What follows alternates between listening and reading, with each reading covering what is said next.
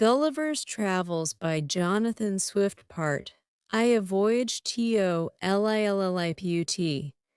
Chapter I. The author gives some account of himself and family. His first inducements to travel. He is shipwrecked and swims for his life. Gets safe on shore in the country of Lilliput. Is made a prisoner and carried up the country. My father had a small estate in Nottinghamshire. I was the third of 5 sons. He sent me to Emmanuel College in Cambridge at 14 years old, where I resided 3 years, and applied myself close to my studies. But the charge of maintaining me, although I had a very scanty allowance, being too great for a narrow fortune, I was bound apprentice to Mr. James Bates, an eminent surgeon in London, with whom I continued 4 years. My father now and then sending me small sums of money. I laid them out in learning navigation and other parts of the mathematics, useful to those who intend to travel, as I always believed it would be, some time or other, my fortune to do. When I left Mr. Bates, I went down to my father, where, by the assistance of him and my Uncle John, and some other relations, I got £40, and a promise of £30 a year to maintain me at Leyden. There I studied physic 2 years and 7 months, knowing it would be useful in long voyages. Soon after my return from Leyden, I was recommended by my good master, Mr. Bates, to be surgeon to the Swallow, Captain Abraham Pannell, commander, with whom I continued 3 years and a half, making a voyage or 2 into the Levant, and some other parts. When I came back, I resolved to settle in London, to which Mr. Bates, my master, encouraged me, and by him I was recommended to several patients. I took part of a small house in the Old Jewry, and being advised to alter my condition, I married Mrs. Mary Burton, second daughter to Mr. Edmund Burton, hosier in Newgate Street, with whom I received £400 for a portion. But my good master Bates dying in 2 years after, and I having few friends, my business began to fail, for my conscience would not suffer me to imitate the bad practice of too many among my brethren. Having therefore consulted with my wife, and some of my acquaintance, I determined to go again to sea. I was surgeon successively in 2 ships, and made several voyages. For 6 years, to the East and West Indies, by which I got some addition to my fortune. My hours of leisure I spent in reading the best authors, ancient and modern, being always provided with a good number of books. And when I was ashore, in observing the manners and dispositions of the people, as well as learning their language, wherein I had a great facility, by the strength of my memory. The last of these voyages not proving very fortunate, I grew weary of the sea, and intended to stay at home with my wife and family. I removed from the Old Jewry to Fetter Lane, and from thence to Wapping, hoping to get business among the sailors, but it would not turn to account. After 3 years' expectation that things would mend, I accepted an advantageous offer from Captain William Pritchard, master of the Antelope, who was making a voyage to the South Sea. We set sail from Bristol, May 4, 1699, and our voyage was at first very prosperous.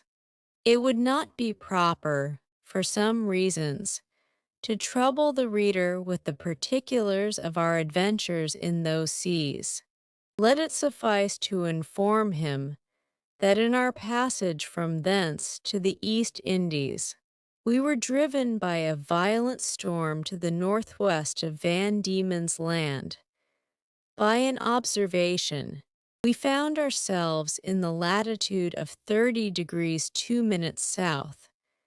12 of our crew were dead by immoderate labor and ill food. The rest were in a very weak condition.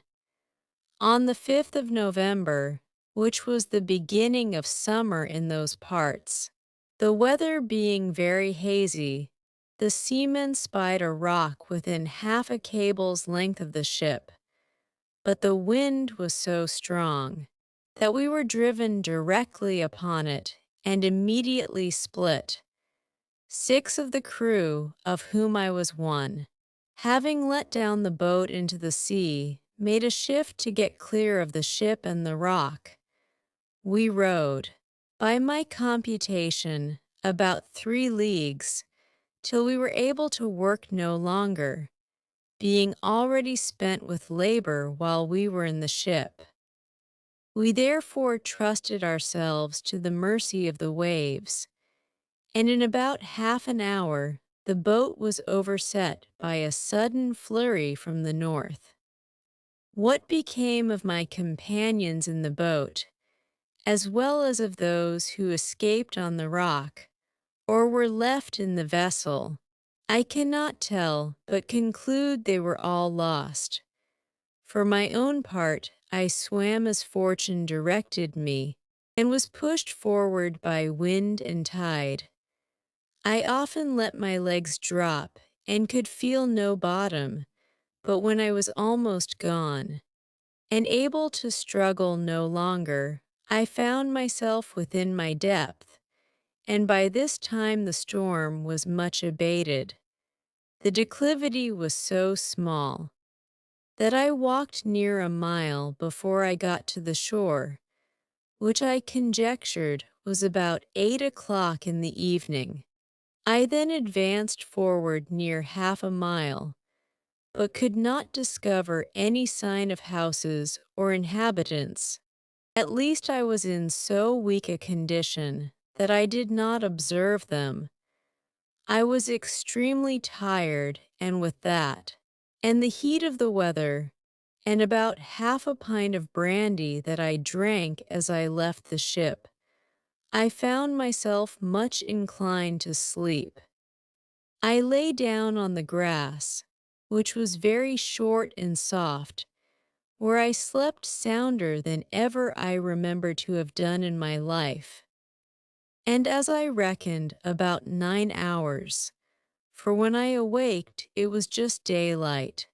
I attempted to rise, but was not able to stir, for as I happened to lie on my back, I found my arms and legs were strongly fastened on each side to the ground, and my hair, which was long and thick, tied down in the same manner. I likewise felt several slender ligatures across my body, from my armpits to my thighs. I could only look upwards.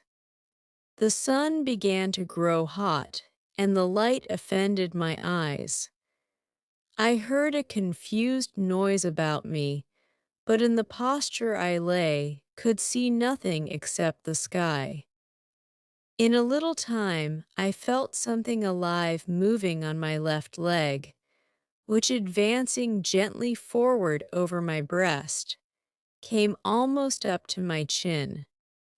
When bending my eyes downwards as much as I could, I perceived it to be a human creature not 6 inches high, with a bow and arrow in his hands and a quiver at his back. In the meantime, I felt at least 40 more of the same kind, as I conjectured, following the first. I was in the utmost astonishment, and roared so loud that they all ran back in a fright, and some of them, as I was afterwards told, were hurt with the falls they got by leaping from my sides upon the ground. However, they soon returned, and one of them, who ventured so far as to get a full sight of my face, lifting up his hands and eyes by way of admiration, cried out in a shrill but distinct voice, Hekinahgul. The others repeated the same words several times, but then I knew not what they meant. I lay all this while, as the reader may believe, in great uneasiness. At length, struggling to get loose, I had the fortune to break the strings and wrench out the pegs that fastened my left arm to the ground, for, by lifting it up to my face, I discovered the methods they had taken to bind me, and at the same time with a violent pull, which gave me excessive pain, I a little loosened the strings that tied down my hair on the left side, so that I was just able to turn my head about 2 inches. But the creatures ran off a second time before I could seize them, whereupon there was a great shout in a very shrill accent, and after it ceased, I heard one of them cry aloud Tolgophnac, when in an instant I felt above 100 arrows discharged on my left hand, which pricked me like so many needles, and besides, they shot another flight into the air, as we do bombs in Europe, whereof many, I suppose, fell on my body, though I felt them not, and some on my face, which I immediately covered with my left hand. When this shower of arrows was over, I fell a groaning with grief and pain, and then striving again to get loose, they discharged another volley larger than the first, and some of them attempted with spears to stick me in the sides. But by good luck I had on a buff jerkin, which they could not pierce. I thought it the most prudent method to lie still, and my design was to continue so till night, when, my left hand being already loose, I could easily free myself. And as for the inhabitants, I had reason to believe I might be a match for the greatest army they could bring against me, if they were all of the same size with him that I saw. But fortune disposed otherwise of me. When the people observed I was quiet, they discharged no more arrows, but by the noise I heard, I knew their numbers increased, and about 4 yards from me, over against my right ear, I heard a knocking for above an hour, like that of people at work. When turning my head that way, as well as the pegs and strings would permit me, I saw a stage erected about 1.5 feet from the ground, capable of holding 4 of the inhabitants, with 2 or 3 ladders to mount it, from whence one of them, who seemed to be a person of quality, made me a long speech, whereof I understood not one syllable. But I should have mentioned that before the principal person began his oration, he cried out 3 times, Elangiro dhul san. These words and the former were afterwards repeated and explained to me, whereupon, immediately, about 50 of the inhabitants came and cut the strings that fastened the left side of my head, which gave me the liberty of turning it to the right, and of observing the person and gesture of him that was to speak. He appeared to be of a middle age, and taller than any of the other 3 who attended him, whereof one was a page that held up his train, and seemed to be somewhat longer than my middle finger. The other two stood one on each side to support him. He acted every part of an orator, and I could observe many periods of threatenings, and others of promises, pity, and kindness. I answered in a few words, but in the most submissive manner, lifting up my left hand and both my eyes to the sun, as calling him for a witness, and being almost famished with hunger, having not eaten a morsel for some hours before I left the ship. I found the demands of nature so strong upon me that I could not forbear showing my impatience, perhaps against the strict rules of decency, by putting my finger frequently to my mouth, to signify that I wanted food. The Hurgo, for so they call a great lord, as I afterwards learnt, understood me very well. He descended from the stage, and commanded that several ladders should be applied to my sides, on which above 100 of the inhabitants mounted and walked towards my mouth, laden with baskets full of meat, which had been provided and sent thither by the king's orders, upon the first intelligence he received of me. I observed there was the flesh of several animals, but could not distinguish them by the taste. There were shoulders, legs, and loins, shaped like those of mutton, and very well dressed, but smaller than the wings of a lark. I ate them by 2 or 3 at a mouthful, and took 3 loaves at a time, about the bigness of musket bullets. They supplied me as fast as they could, showing 1,000 marks of wonder and astonishment at my bulk and appetite. I then made another sign that I wanted drink. They found by my eating that a small quantity would not suffice me, and being a most ingenious people, they slung up with great dexterity one of their largest hogsheads, then rolled it towards my hand and beat out the top.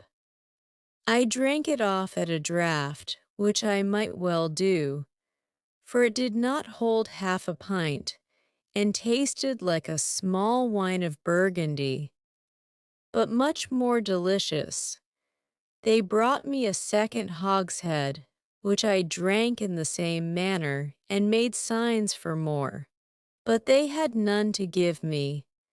When I had performed these wonders, they shouted for joy and danced upon my breast, repeating several times, as they did at first, Hekinahgul. They made me a sign that I should throw down the 2 hogsheads, but first warning the people below to stand out of the way, crying aloud, Borachmevolah. And when they saw the vessels in the air, there was a universal shout of Hekinahgul. I confess I was often tempted, while they were passing backwards and forwards on my body, to seize 40 or 50 of the first that came in my reach, and dash them against the ground. But the remembrance of what I had felt, which probably might not be the worst they could do, and the promise of honor I made them for, so I interpreted my submissive behavior soon drove out these imaginations. Besides, I now considered myself as bound by the laws of hospitality to a people who had treated me with so much expense and magnificence. However, in my thoughts, I could not sufficiently wonder at the intrepidity of these diminutive mortals, who durst venture to mount and walk upon my body, while one of my hands was at liberty, without trembling at the very sight of so prodigious a creature as I must appear to them. After some time, when they observed that I made no more demands for meat, there appeared before me a person of high rank from His Imperial Majesty.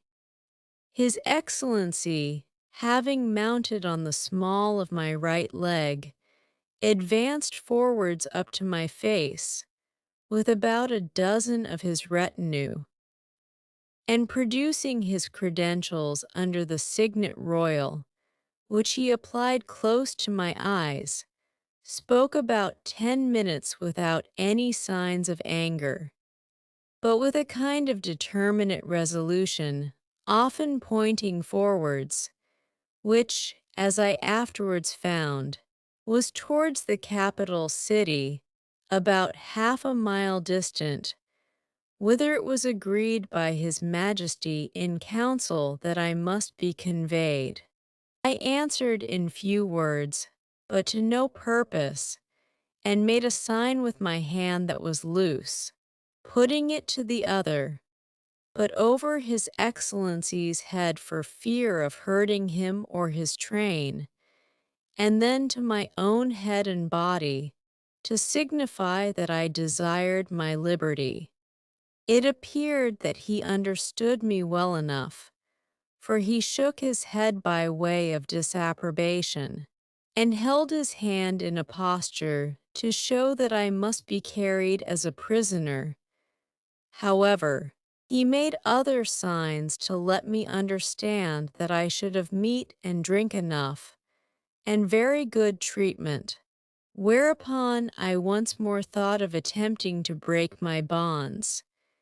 But again, when I felt the smart of their arrows upon my face and hands, which were all in blisters, and many of the darts still sticking in them, and observing likewise that the number of my enemies increased, I gave tokens to let them know that they might do with me what they pleased. Upon this, the HURGO and his train withdrew, with much civility and cheerful countenances.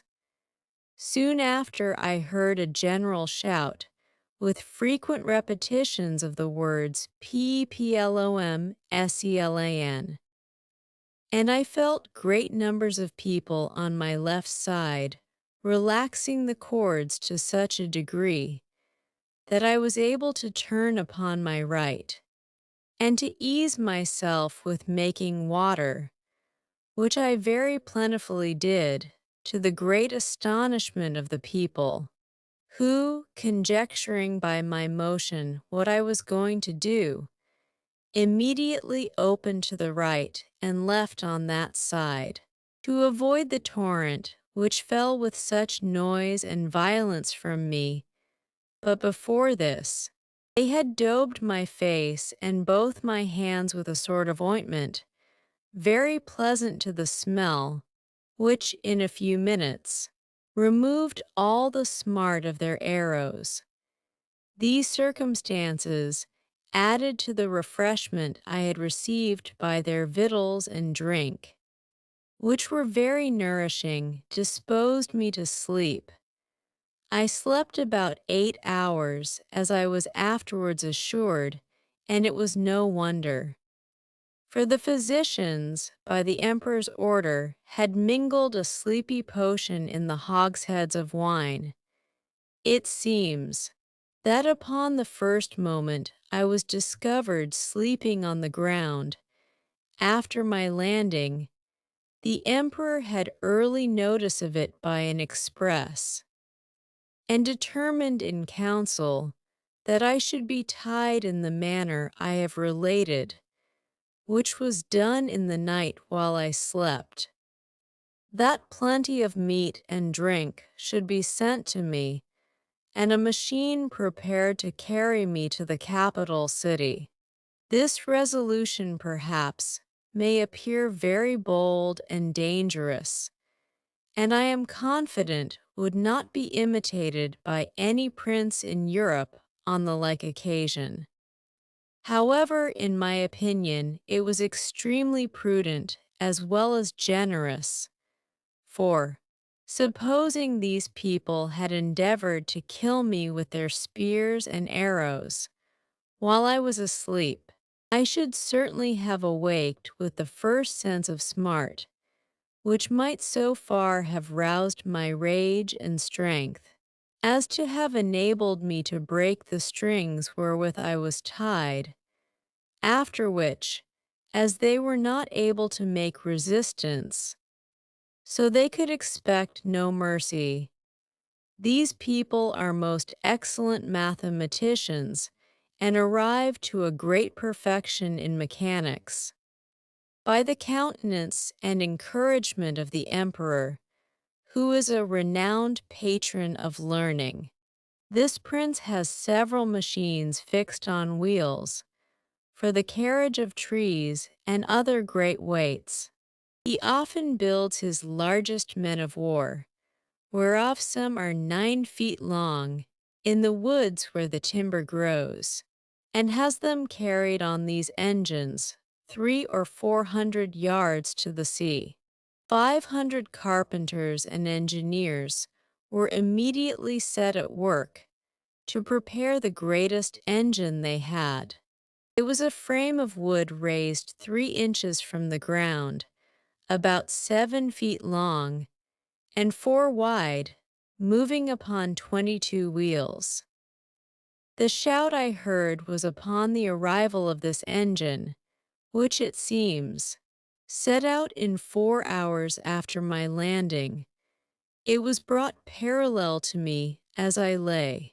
But the principal difficulty was to raise and place me in this vehicle. 80 poles, each of 1 foot high, were erected for this purpose, and very strong cords, of the bigness of packthread, were fastened by hooks to many bandages, which the workmen had girt round my neck, my hands, my body, and my legs.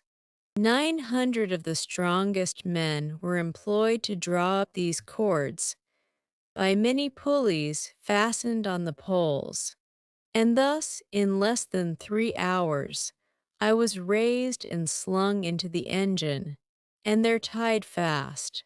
All this I was told, for while the operation was performing, I lay in a profound sleep.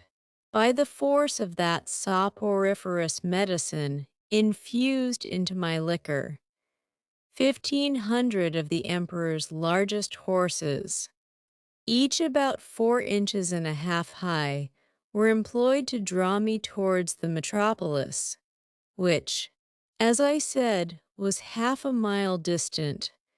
About 4 hours after we began our journey, I awaked by a very ridiculous accident, for the carriage being stopped a while, to adjust something that was out of order. 2 or 3 of the young natives had the curiosity to see how I looked when I was asleep. They climbed up into the engine, and advancing very softly to my face, one of them, an officer in the guards, put the sharp end of his half-pike a good way up into my left nostril, which tickled my nose like a straw, and made me sneeze violently, whereupon they stole off unperceived, and it was 3 weeks before I knew the cause of my waking so suddenly. We made a long march the remaining part of the day, and rested at night with 500 guards on each side of me, half with torches and half with bows and arrows, ready to shoot me if I should offer to stir. The next morning at sunrise we continued our march, and arrived within 200 yards of the city gates about noon. The emperor and all his court came out to meet us, but his great officers would by no means suffer his majesty to endanger his person by mounting on my body. At the place where the carriage stopped there stood an ancient temple, esteemed to be the largest in the whole kingdom, which, having been polluted some years before by an unnatural murder, was, according to the zeal of those people, looked upon as profane, and therefore had been applied to common use, and all the ornaments and furniture carried away. In this edifice it was determined I should lodge. The great gate fronting to the north was about 4 feet high and almost 2 feet wide, through which I could easily creep. On each side of the gate was a small window, not above 6 inches from the ground. Into that on the left side, the king's smith conveyed 81 chains, like those that hang to a lady's watch in Europe, and almost as large, which were locked to my left leg with 36 padlocks. Over against this temple, on the other side of the great highway, at 20 feet distance, there was a turret at least 5 feet high. Here the emperor ascended, with many principal lords of his court, to have an opportunity of viewing me, as I was told, for I could not see them. It was reckoned that above 100,000 inhabitants came out of the town upon the same errand. And in spite of my guards, I believe there could not be fewer than 10,000 at several times, who mounted my body by the help of ladders. But a proclamation was soon issued to forbid it upon pain of death. When the workmen found it was impossible for me to break loose, they cut all the strings that bound me, whereupon I rose up, with as melancholy a disposition as ever I had in my life. But the noise and astonishment of the people at seeing me rise and walk are not to be expressed. The chains that held my left leg were about 2 yards long, and gave me not only the liberty of walking backwards and forwards in a semicircle, but, being fixed within 4 inches of the gate, allowed me to creep in and lie at my full length in the temple. Chapter II. The Emperor of Lilliput, attended by several of the nobility, comes to see the author in his confinement. The emperor's person and habit described. Learned men appointed to teach the author their language. He gains favor by his mild disposition. His pockets are searched, and his sword and pistols taken from him. When I found myself on my feet, I looked about me, and must confess I never beheld a more entertaining prospect. The country around appeared like a continued garden, and the enclosed fields, which were generally 40 feet square, resembled so many beds of flowers. These fields were intermingled with woods of half a stang, one and the tallest trees, as I could judge, appeared to be 7 feet high. I viewed the town on my left hand, which looked like the painted scene of a city in a theater. I had been for some hours extremely pressed by the necessities of nature, which was no wonder, it being almost 2 days since I had last disburdened myself. I was under great difficulties between urgency and shame. The best expedient I could think of was to creep into my house, which I accordingly did, and shutting the gate after me, I went as far as the length of my chain would suffer, and discharged my body of that uneasy load. But this was the only time I was ever guilty of so uncleanly an action, for which I cannot but hope the candid reader will give some allowance, after he has maturely and impartially considered my case, and the distress I was in. From this time my constant practice was, as soon as I rose, to perform that business in open air, at the full extent of my chain, and due care was taken every morning before company came, that the offensive matter should be carried off in wheelbarrows, by 2 servants appointed for that purpose. I would not have dwelt so long upon a circumstance that, perhaps, at first sight, may appear not very momentous, if I had not thought it necessary to justify my character in point of cleanliness to the world, which, I am told, some of my maligners have been pleased, upon this and other occasions, to call in question. When this adventure was at an end, I came back out of my house, having occasion for fresh air. The emperor was already descended from the tower, and advancing on horseback towards me, which had like to have cost him dear.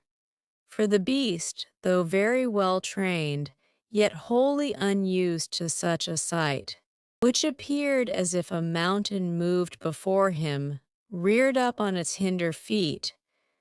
But that prince, who is an excellent horseman, kept his seat till his attendants ran in, and held the bridle, while his majesty had time to dismount. When he alighted, he surveyed me round with great admiration, but kept beyond the length of my chain.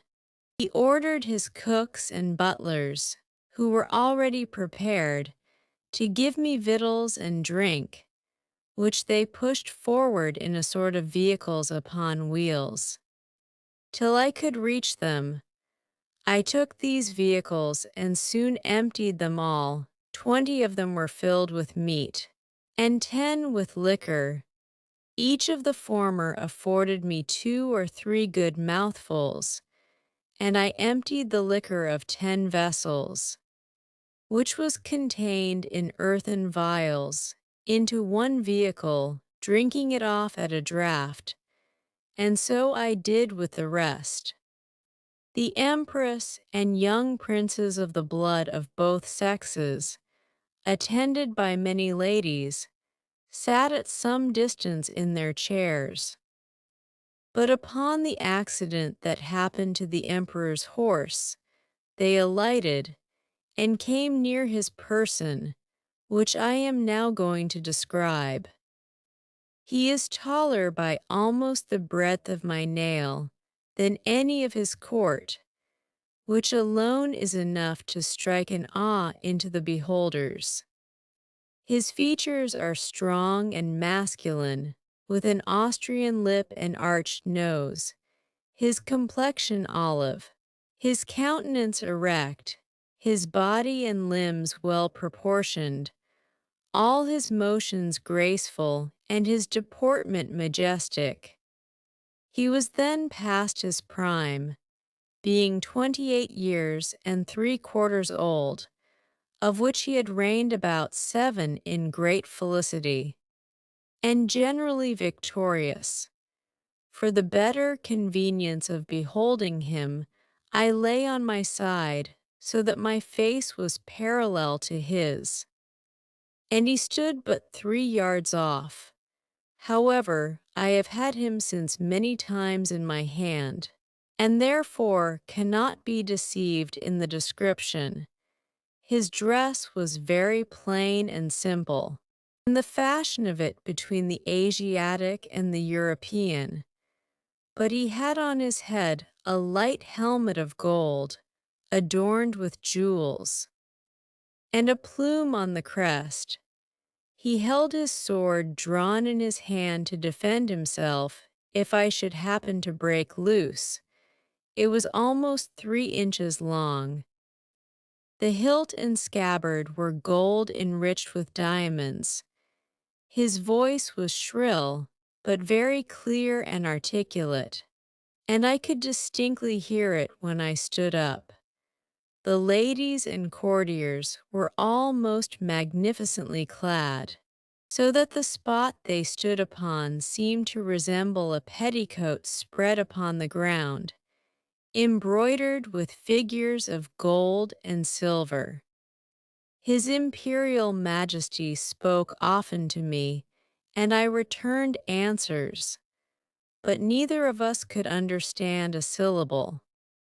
There were several of his priests and lawyers present, as I conjectured by their habits, who were commanded to address themselves to me, and I spoke to them in as many languages as I had the least smattering of, which were High and Low Dutch, Latin, French, Spanish, Italian, and lingua franca, but all to no purpose.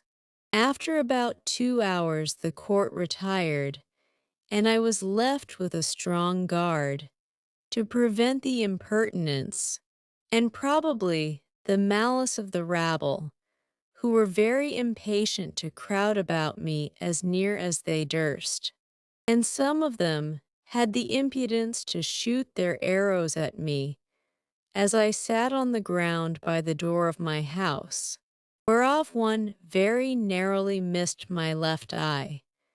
But the colonel ordered 6 of the ringleaders to be seized, and thought no punishment so proper as to deliver them bound into my hands, which some of his soldiers accordingly did, pushing them forward with the butt ends of their pikes into my reach. I took them all in my right hand, put 5 of them into my coat pocket, and as to the 6th, I made a countenance as if I would eat him alive. The poor man squalled terribly, and the colonel and his officers were in much pain, especially when they saw me take out my penknife. But I soon put them out of fear, for looking mildly, and immediately cutting the strings he was bound with, I set him gently on the ground, and away he ran. I treated the rest in the same manner, taking them one by one out of my pocket, and I observed both the soldiers and people were highly delighted at this mark of my clemency, which was represented very much to my advantage at court.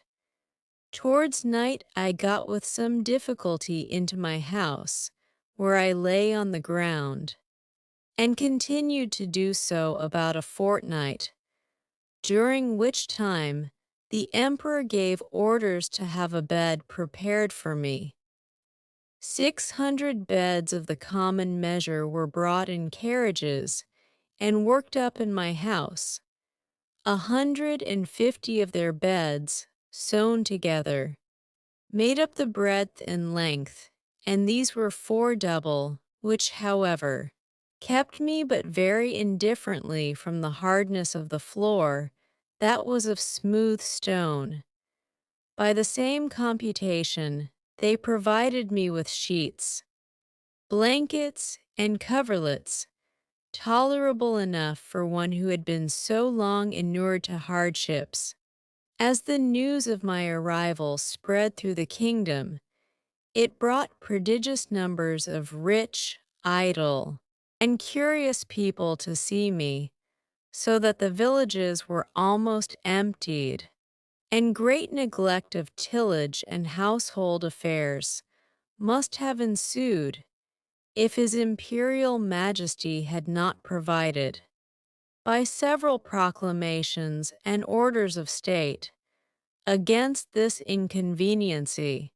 He directed that those who had already beheld me should return home, and not presume to come within 50 yards of my house, without license from the court, whereby the secretaries of state got considerable fees.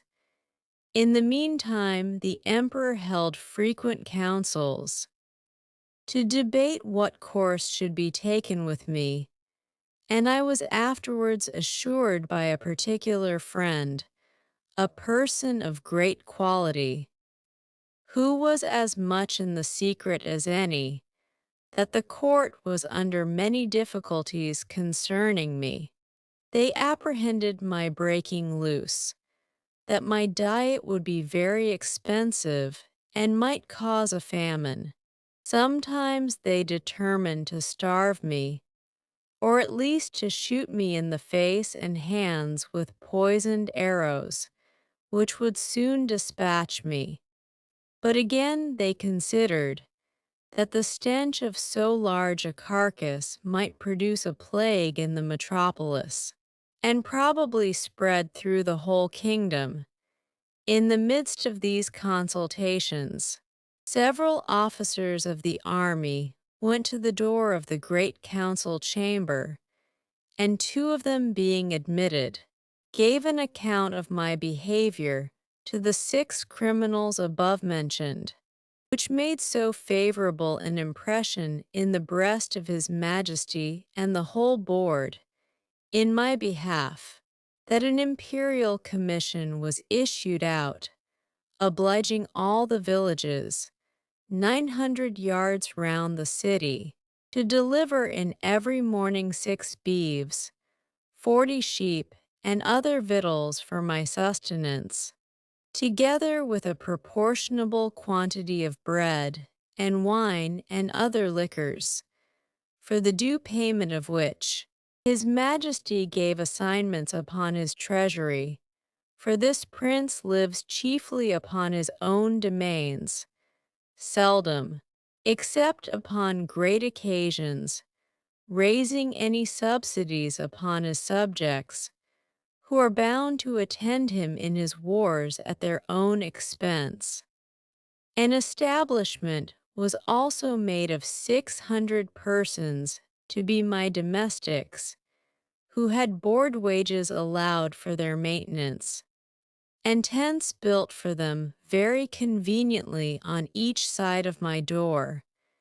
It was likewise ordered that 300 tailors should make me a suit of clothes, after the fashion of the country, that 6 of His Majesty's greatest scholars should be employed to instruct me in their language, and lastly, that the Emperor's horses, and those of the nobility and troops of guards, should be frequently exercised in my sight, to accustom themselves to me. All these orders were duly put in execution, and in about 3 weeks I made a great progress in learning their language, during which time the Emperor frequently honored me with his visits, and was pleased to assist my masters in teaching me. We began already to converse together in some sort, and the first words I learnt were to express my desire that he would please give me my liberty, which I every day repeated on my knees.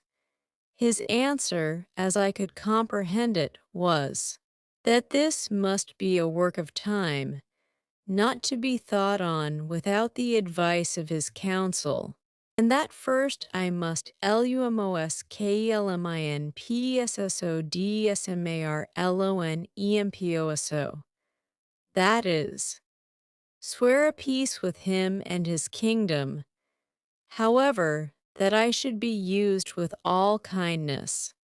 And he advised me to acquire, by my patience and discreet behavior, the good opinion of himself and his subjects.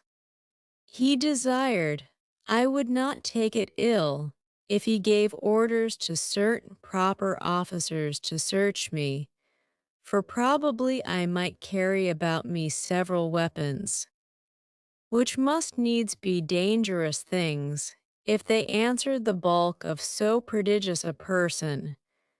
I said, His Majesty should be satisfied, for I was ready to strip myself and turn up my pockets before him.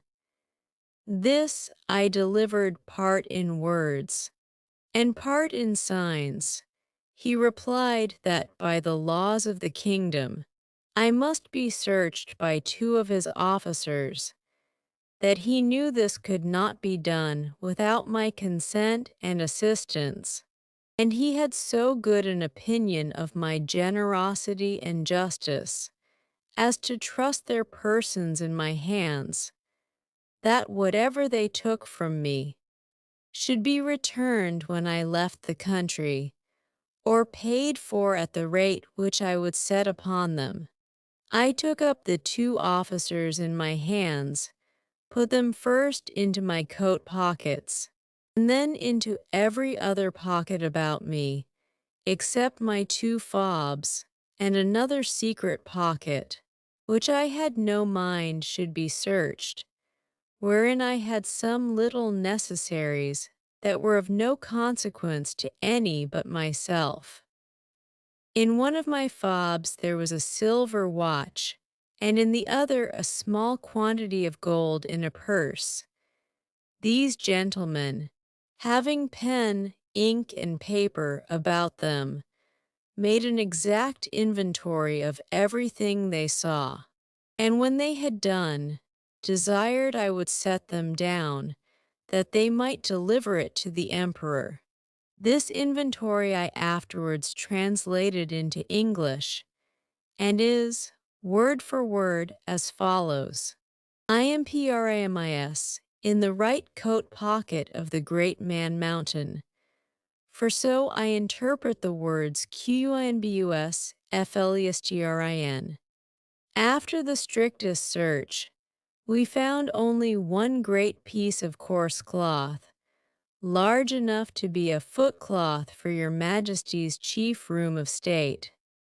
In the left pocket we saw a huge silver chest, with a cover of the same metal which we, the searchers, were not able to lift. We desired it should be opened, and one of us stepping into it found himself up to the mid-leg in a sort of dust, some part whereof flying up to our faces set us both a-sneezing for several times together.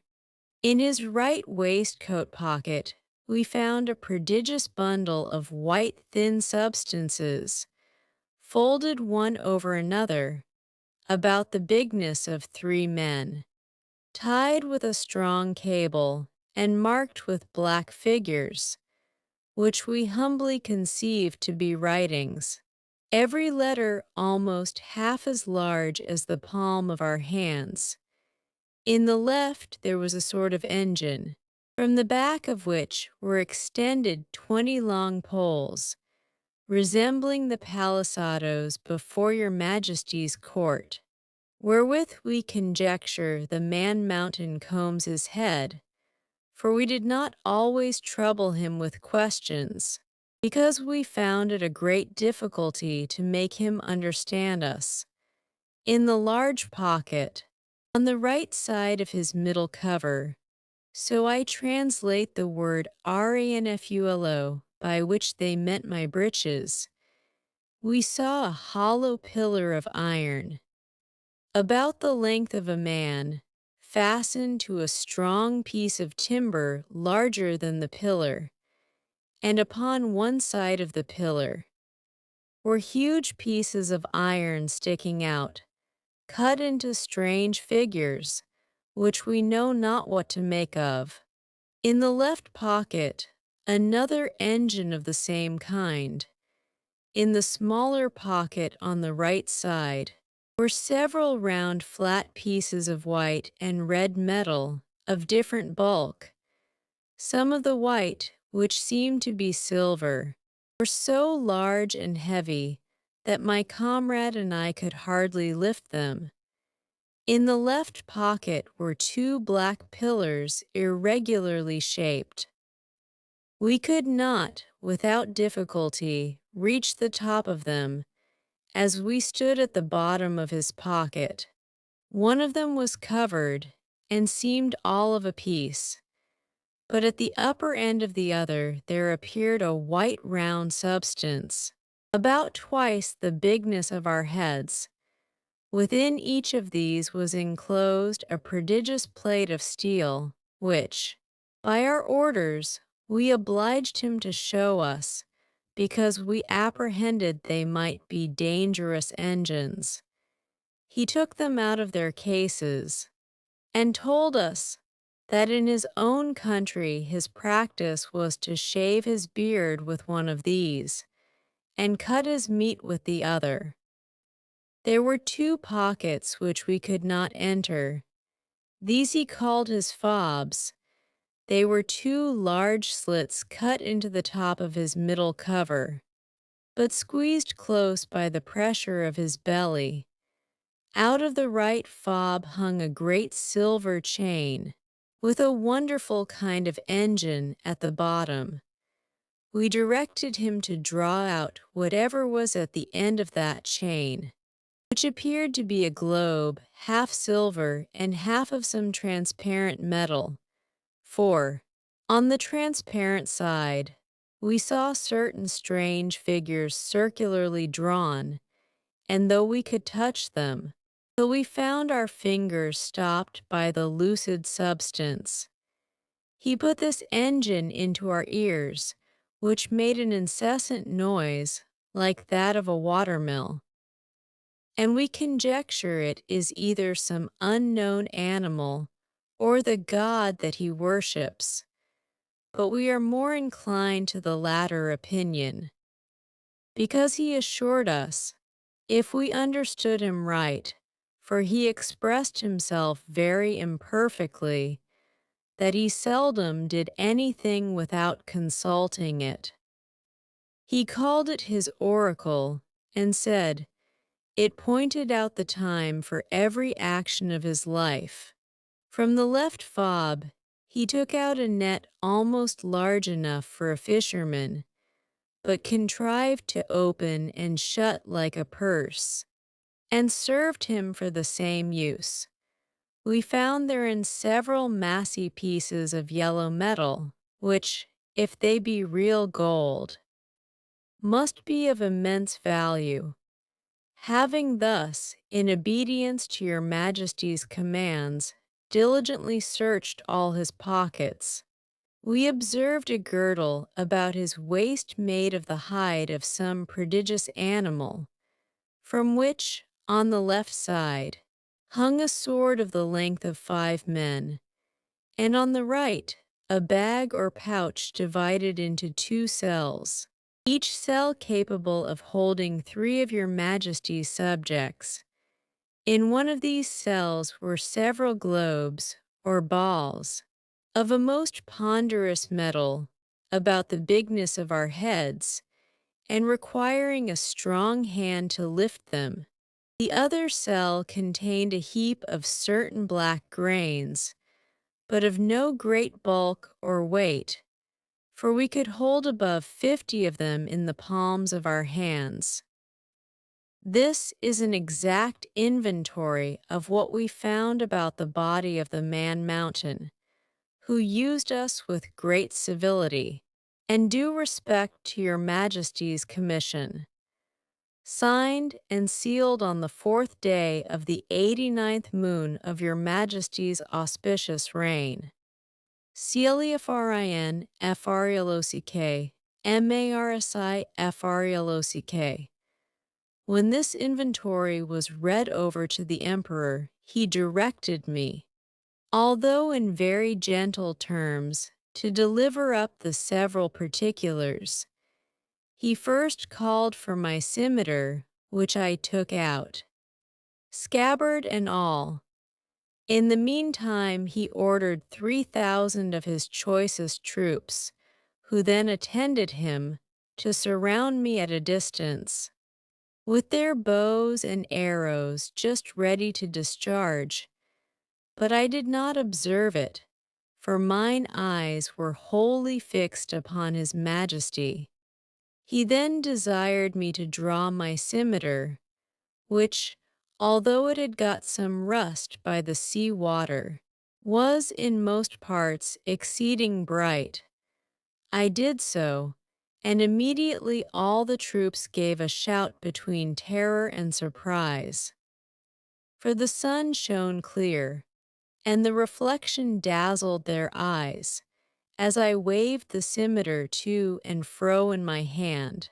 His Majesty, who is a most magnanimous prince, was less daunted than I could expect. He ordered me to return it into the scabbard and cast it on the ground as gently as I could, about 6 feet from the end of my chain. The next thing he demanded was one of the hollow iron pillars, by which he meant my pocket pistols.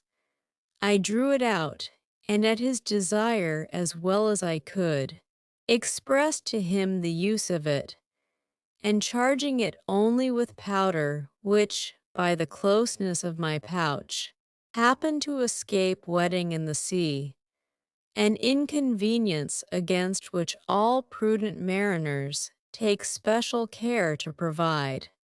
I first cautioned the emperor not to be afraid, and then I let it off in the air. The astonishment here was much greater than at the sight of my scimitar. Hundreds fell down as if they had been struck dead, and even the emperor, although he stood his ground, could not recover himself for some time.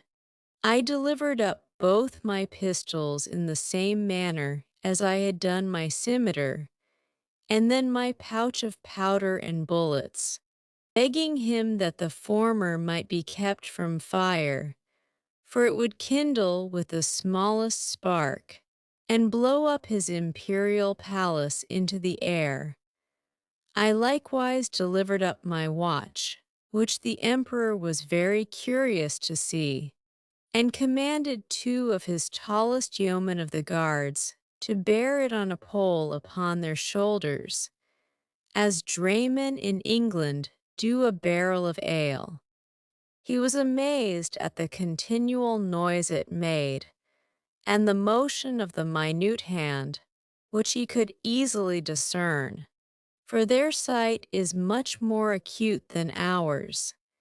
He asked the opinions of his learned men about it, which were various and remote, as the reader may well imagine without my repeating, although indeed I could not very perfectly understand them. I then gave up my silver and copper money, my purse, with 9 large pieces of gold, and some smaller ones, my knife and razor, my comb and silver snuff-box, my handkerchief and journal book, my scimitar, pistols, and pouch were conveyed in carriages to His Majesty's stores, but the rest of my goods were returned me. I had, as I before observed, one private pocket which escaped their search, wherein there was a pair of spectacles, which I sometimes use for the weakness of mine eyes, a pocket perspective, and some other little conveniences, which, being of no consequence to the emperor, I did not think myself bound in honor to discover, and I apprehended they might be lost or spoiled if I ventured them out of my possession. Chapter III. The author diverts the emperor and his nobility of both sexes in a very uncommon manner. The diversions of the court of Lilliput described. The author has his liberty granted him upon certain conditions. My gentleness and good behavior had gained so far on the emperor and his court, and indeed upon the army and people in general, that I began to conceive hopes of getting my liberty in a short time. I took all possible methods to cultivate this favorable disposition. The natives came, by degrees, to be less apprehensive of any danger from me. I would sometimes lie down and let 5 or 6 of them dance on my hand, and at last the boys and girls would venture to come and play at hide-and-seek in my hair. I had now made a good progress in understanding and speaking the language. The emperor had a mind one day to entertain me with several of the country shows, wherein they exceed all nations I have known, both for dexterity and magnificence. I was diverted with none so much as that of the rope dancers, performed upon a slender white thread, extended about 2 feet and 12 inches from the ground, upon which I shall desire liberty, with the reader's patience, to enlarge a little. This diversion is only practiced by those persons who are candidates for great employments and high favor at court. They are trained in this art from their youth, and are not always of noble birth or liberal education. When a great office is vacant, either by death or disgrace, which often happens, 5 or 6 of those candidates petition the emperor to entertain his majesty and the court with a dance on the rope, and whoever jumps the highest without falling succeeds in the office. Very often the chief ministers themselves are commanded to show their skill, and to convince the emperor that they have not lost their faculty. Flimnap, the treasurer, is allowed to cut a caper on the straight rope, at least an inch higher than any other lord in the whole empire. I have seen him do the somerset several times together, upon a trencher fixed on a rope which is no thicker than a common pack-thread in England. My friend Rildrezel, principal secretary for private affairs, is, in my opinion, if I am not partial, the second after the treasurer. The rest of the great officers are much upon a par. These diversions are often attended with fatal accidents, whereof great numbers are on record. I myself have seen 2 or 3 candidates break a limb, but the danger is much greater when the ministers themselves are commanded to show their dexterity, for, by contending to excel themselves and their fellows, they strain so far that there is hardly one of them who has not received a fall, and some of them 2 or 3. I was assured that, a year or 2 before my arrival, Flimnap would infallibly have broke his neck. If one of the king's cushions that accidentally lay on the ground had not weakened the force of his fall, there is likewise another diversion, which is only shown before the emperor and empress and first minister upon particular occasions. The emperor lays on the table 3 fine silken threads of 6 inches long. One is blue, the other red, and the third green. These threads are proposed as prizes for those persons whom the emperor has a mind to distinguish by a peculiar mark of his favor. The ceremony is performed in His Majesty's great chamber of state, where the candidates are to undergo a trial of dexterity very different from the former, and such as I have not observed the least resemblance of in any other country of the New or Old World.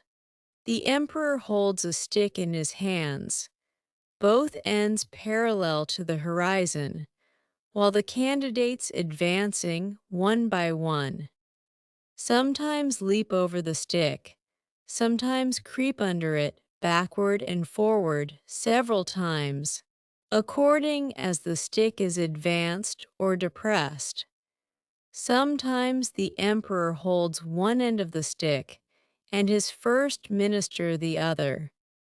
Sometimes the minister has it entirely to himself. Whoever performs his part with most agility and holds out the longest in leaping and creeping is rewarded with the blue-colored silk.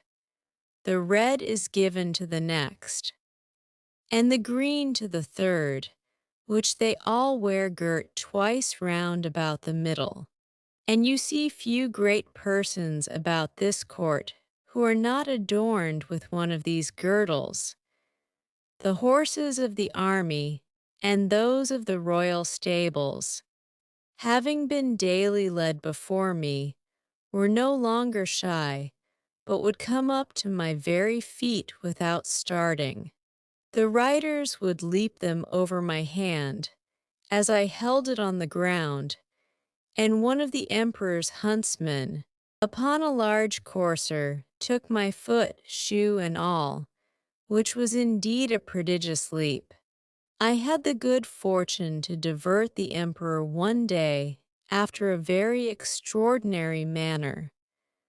I desired he would order several sticks of 2 feet high, and the thickness of an ordinary cane, to be brought me, whereupon his majesty commanded the master of his woods to give directions accordingly. And the next morning 6 woodmen arrived with as many carriages, drawn by 8 horses to each. I took 9 of these sticks, and fixing them firmly in the ground in a quadrangular figure, 2 feet and a half square, I took 4 other sticks, and tied them parallel at each corner, about 2 feet from the ground. Then I fastened my handkerchief to the 9 sticks that stood erect, and extended it on all sides, till it was tight as the top of a drum, and the 4 parallel sticks, rising about 5 inches higher than the handkerchief, served as ledges on each side. When I had finished my work, I desired the emperor to let a troop of his best horses, 24 in number, come and exercise upon this plain. His majesty approved of the proposal, and I took them up, one by one, in my hands, ready mounted and armed, with the proper officers to exercise them. As soon as they got into order, they divided into 2 parties, performed mock skirmishes, discharged blunt arrows, drew their swords, fled and pursued, attacked and retired, and in short, discovered the best military discipline I ever beheld. The parallel sticks secured them and their horses from falling over the stage.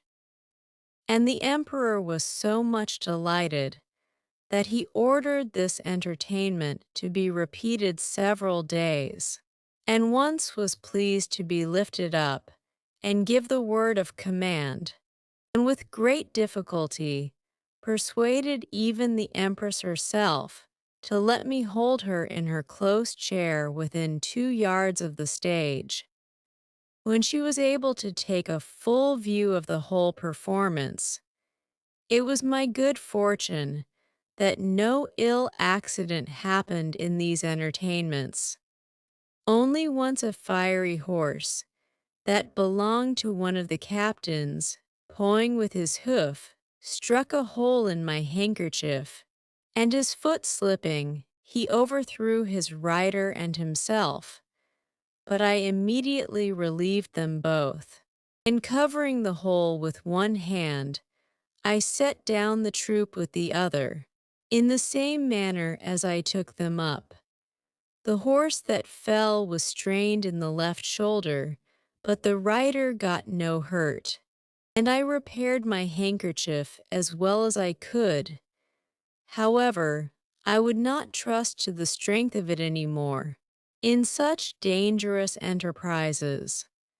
About 2 or 3 days before I was set at liberty, as I was entertaining the court with this kind of feat, there arrived an express to inform His Majesty that some of his subjects, riding near the place where I was first taken up, had seen a great black substance lying on the around, very oddly shaped, extending its edges round, as wide as His Majesty's bedchamber, and rising up in the middle as high as a man, that it was no living creature, as they at first apprehended, for it lay on the grass without motion, and some of them had walked round it several times, that by mounting upon each other's shoulders, they had got to the top, which was flat and even, and stamping upon it, they found that it was hollow within, that they humbly conceived it might be something belonging to the man-mountain, and if His Majesty pleased, they would undertake to bring it with only 5 horses. I presently knew what they meant, and was glad at heart to receive this intelligence. It seems, upon my first reaching the shore after our shipwreck, I was in such confusion, that before I came to the place where I went to sleep, my hat, which I had fastened with a string to my head while I was rowing, and had stuck on all the time I was swimming, fell off after I came to land, the string, as I conjecture, breaking by some accident which I never observed, but thought my hat had been lost at sea. I entreated His Imperial Majesty to give orders it might be brought to me as soon as possible, describing to him the use and the nature of it. And the next day the wagoners arrived with it, but not in a very good condition. They had bored 2 holes in the brim, within 1.5 inches of the edge, and fastened 2 hooks in the holes. These hooks were tied by a long cord to the harness, and thus my hat was dragged along for above half an English mile. But, the ground in that country being extremely smooth and level, it received less damage than I expected.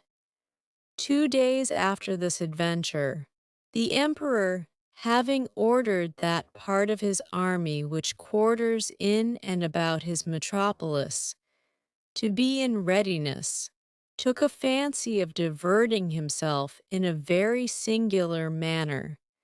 He desired I would stand like a colossus, with my legs as far asunder as I conveniently could.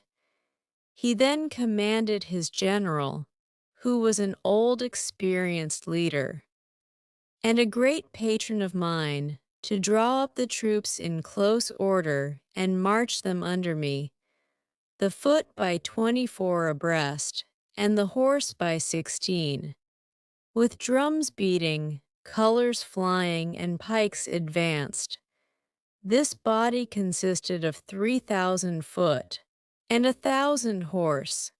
His Majesty gave orders, upon pain of death, that every soldier in his march should observe the strictest decency with regard to my person, which however could not prevent some of the younger officers from turning up their eyes as they passed under me, and, to confess the truth, my breeches were at that time in so ill a condition that they afforded some opportunities for laughter and admiration.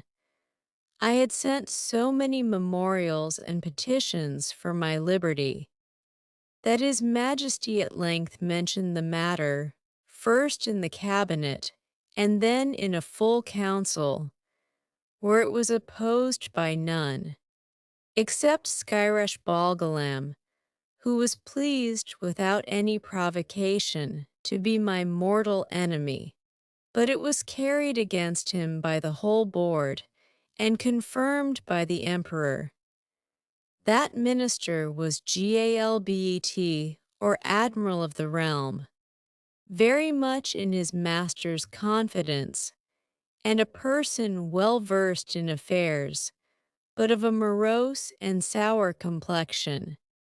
However, he was at length persuaded to comply, but prevailed that the articles and conditions upon which I should be set free, and to which I must swear, should be drawn up by himself.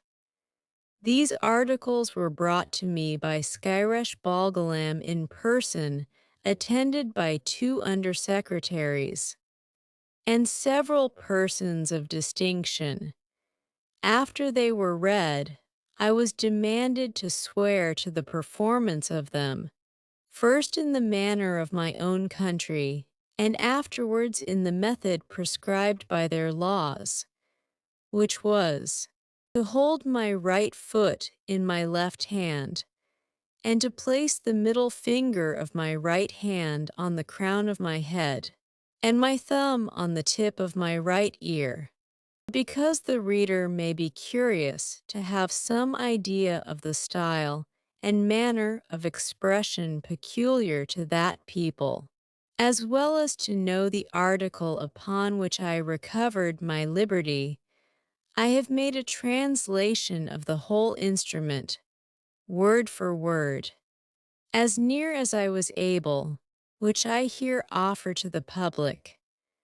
Gulbasto Mamirm Evlaim Gerdillo Shefin Mully Uli, most mighty emperor of Lilliput, delight and terror of the universe, whose dominions extend 5,000 BLUSDRUGS, about 12 miles in circumference, to the extremities of the globe.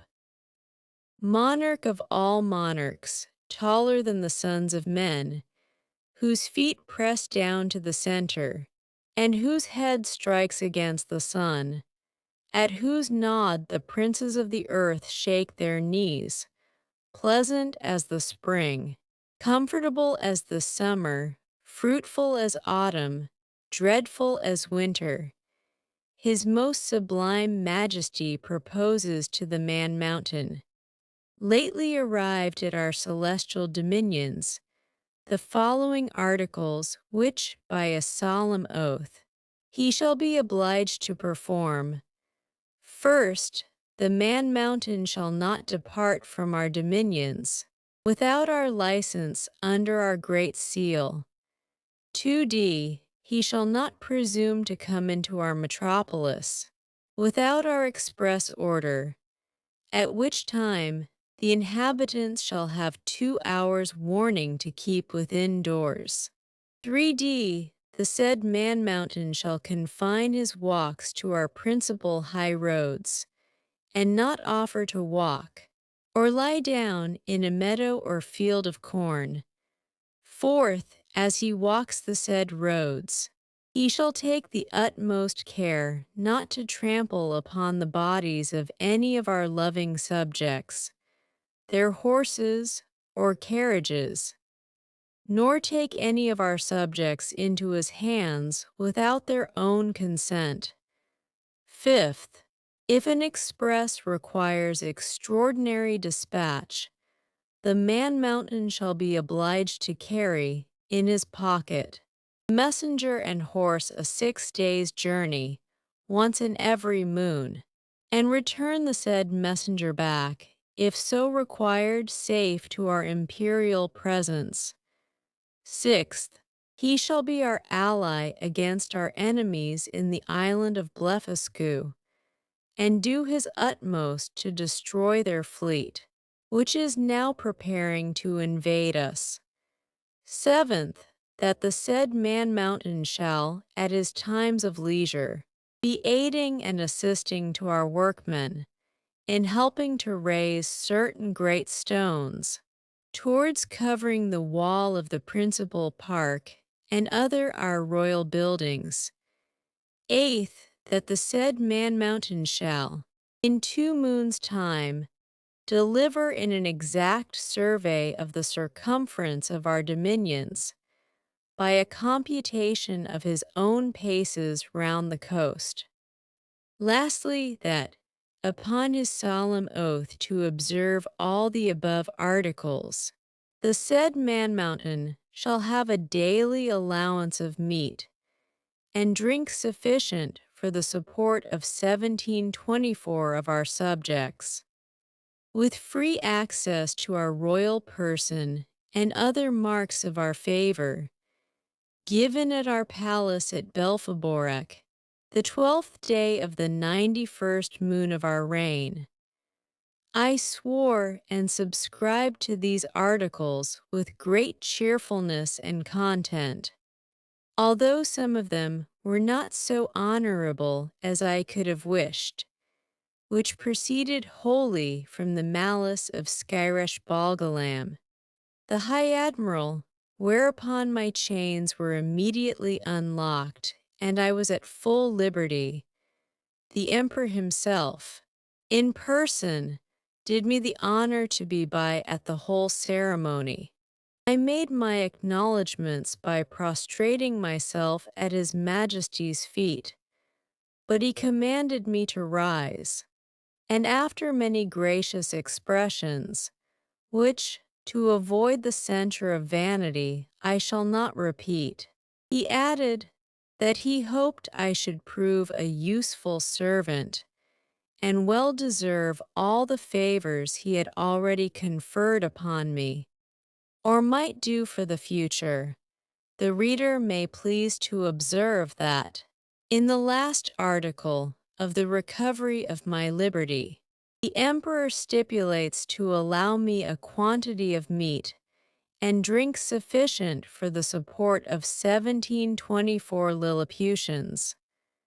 Some time after, asking a friend at court how they came to fix on that determinate number, he told me that His Majesty's mathematicians, having taken the height of my body by the help of a quadrant, and finding it to exceed theirs in the proportion of 12 to 1, they concluded from the similarity of their bodies that mine must contain at least 1724 of theirs, and consequently would require as much food as was necessary to support that number of Lilliputians, by which the reader may conceive an idea of the ingenuity of that people, as well as the prudent and exact economy of so great a prince. Chapter IV. Mildendo, the metropolis of Lilliput, described together with the Emperor's palace. A conversation between the author and a principal secretary concerning the affairs of that empire. The author's offers to serve the emperor in his wars. The first request I made, after I had obtained my liberty, was that I might have license to see Mildendo, the metropolis, which the emperor easily granted me, but with a special charge to do no hurt either to the inhabitants or their houses. The people had notice, by proclamation, of my design to visit the town. The wall which encompassed it is 2.5 feet high, and at least 11 inches broad, so that a coach and horses may be driven very safely round it, and it is flanked with strong towers at 10 feet distance. I stepped over the great western gate and passed very gently and sidling through the two principal streets, only in my short waistcoat, for fear of damaging the roofs and eaves of the houses with the skirts of my coat. I walked with the utmost circumspection, to avoid treading on any stragglers who might remain in the streets, although the orders were very strict that all people should keep in their houses at their own peril. The garret windows and tops of houses were so crowded with spectators that I thought in all my travels I had not seen a more populous place. The city is an exact square, each side of the wall being 500 feet long. The two great streets, which run across and divide it into four quarters, are 5 feet wide.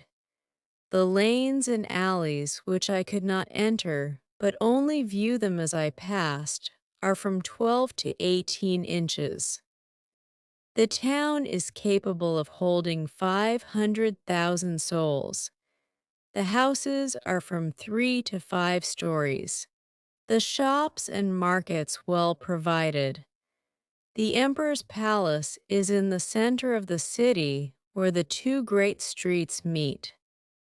It is enclosed by a wall of 2 feet high and 20 feet distance from the buildings. I had His Majesty's permission to step over this wall, and the space being so wide between that and the palace, I could easily view it on every side. The outward court is a square of 40 feet and includes two other courts. In the inmost are the royal apartments, which I was very desirous to see, but found it extremely difficult, for the great gates, from one square into another, were but 18 inches high and 7 inches wide. Now the buildings of the outer court were at least 5 feet high, and it was impossible for me to stride over them without infinite damage to the pile, though the walls were strongly built of hewn stone, and 4 inches thick. At the same time, the emperor had a great desire that I should see the magnificence of his palace. But this I was not able to do till 3 days after, which I spent in cutting down with my knife some of the largest trees in the royal park. About 100 yards distant from the city, of these trees I made 2 stools, each about 3 feet high, and strong enough to bear my weight. The people having received notice a second time, I went again through the city to the palace with my 2 stools in my hands. When I came to the side of the outer court, I stood upon one stool and took the other in my hand. This I lifted over the roof, and gently set it down on the space between the first and second court, which was 8 feet wide. I then stepped over the building very conveniently from one stool to the other, and drew up the first after me with a hooked stick. By this contrivance I got into the inmost court, and lying down upon my side, I applied my face to the windows of the middle stories, which were left open on purpose, and discovered the most splendid apartments that can be imagined. There I saw the Empress and the young princes, in their several lodgings, with their chief attendants about them. Her Imperial Majesty was pleased to smile very graciously upon me, and gave me out of the window her hand to kiss. But I shall not anticipate the reader with further descriptions of this kind, because I reserve them for a greater work, which is now almost ready for the press, containing a general description of this empire from its first erection through a long series of princes, with a particular account of their wars and politics, laws, learning, and religion, their plants and animals, their peculiar manners and customs, with other matters very curious and useful. My chief design at present being only to relate such events and transactions as happen to the public, or to myself, during a residence of about 9 months in that empire. One morning, About a fortnight after I had obtained my liberty, Rildrezel, principal secretary, as they style him for private affairs, came to my house attended only by one servant. He ordered his coach to wait at a distance, and desired I would give him an hour's audience, which I readily consented to, on account of his quality and personal merits, as well as of the many good offices he had done me during my solicitations at court. I offered to lie down, that he might the more conveniently reach my ear, but he chose rather to let me hold him in my hand during our conversation.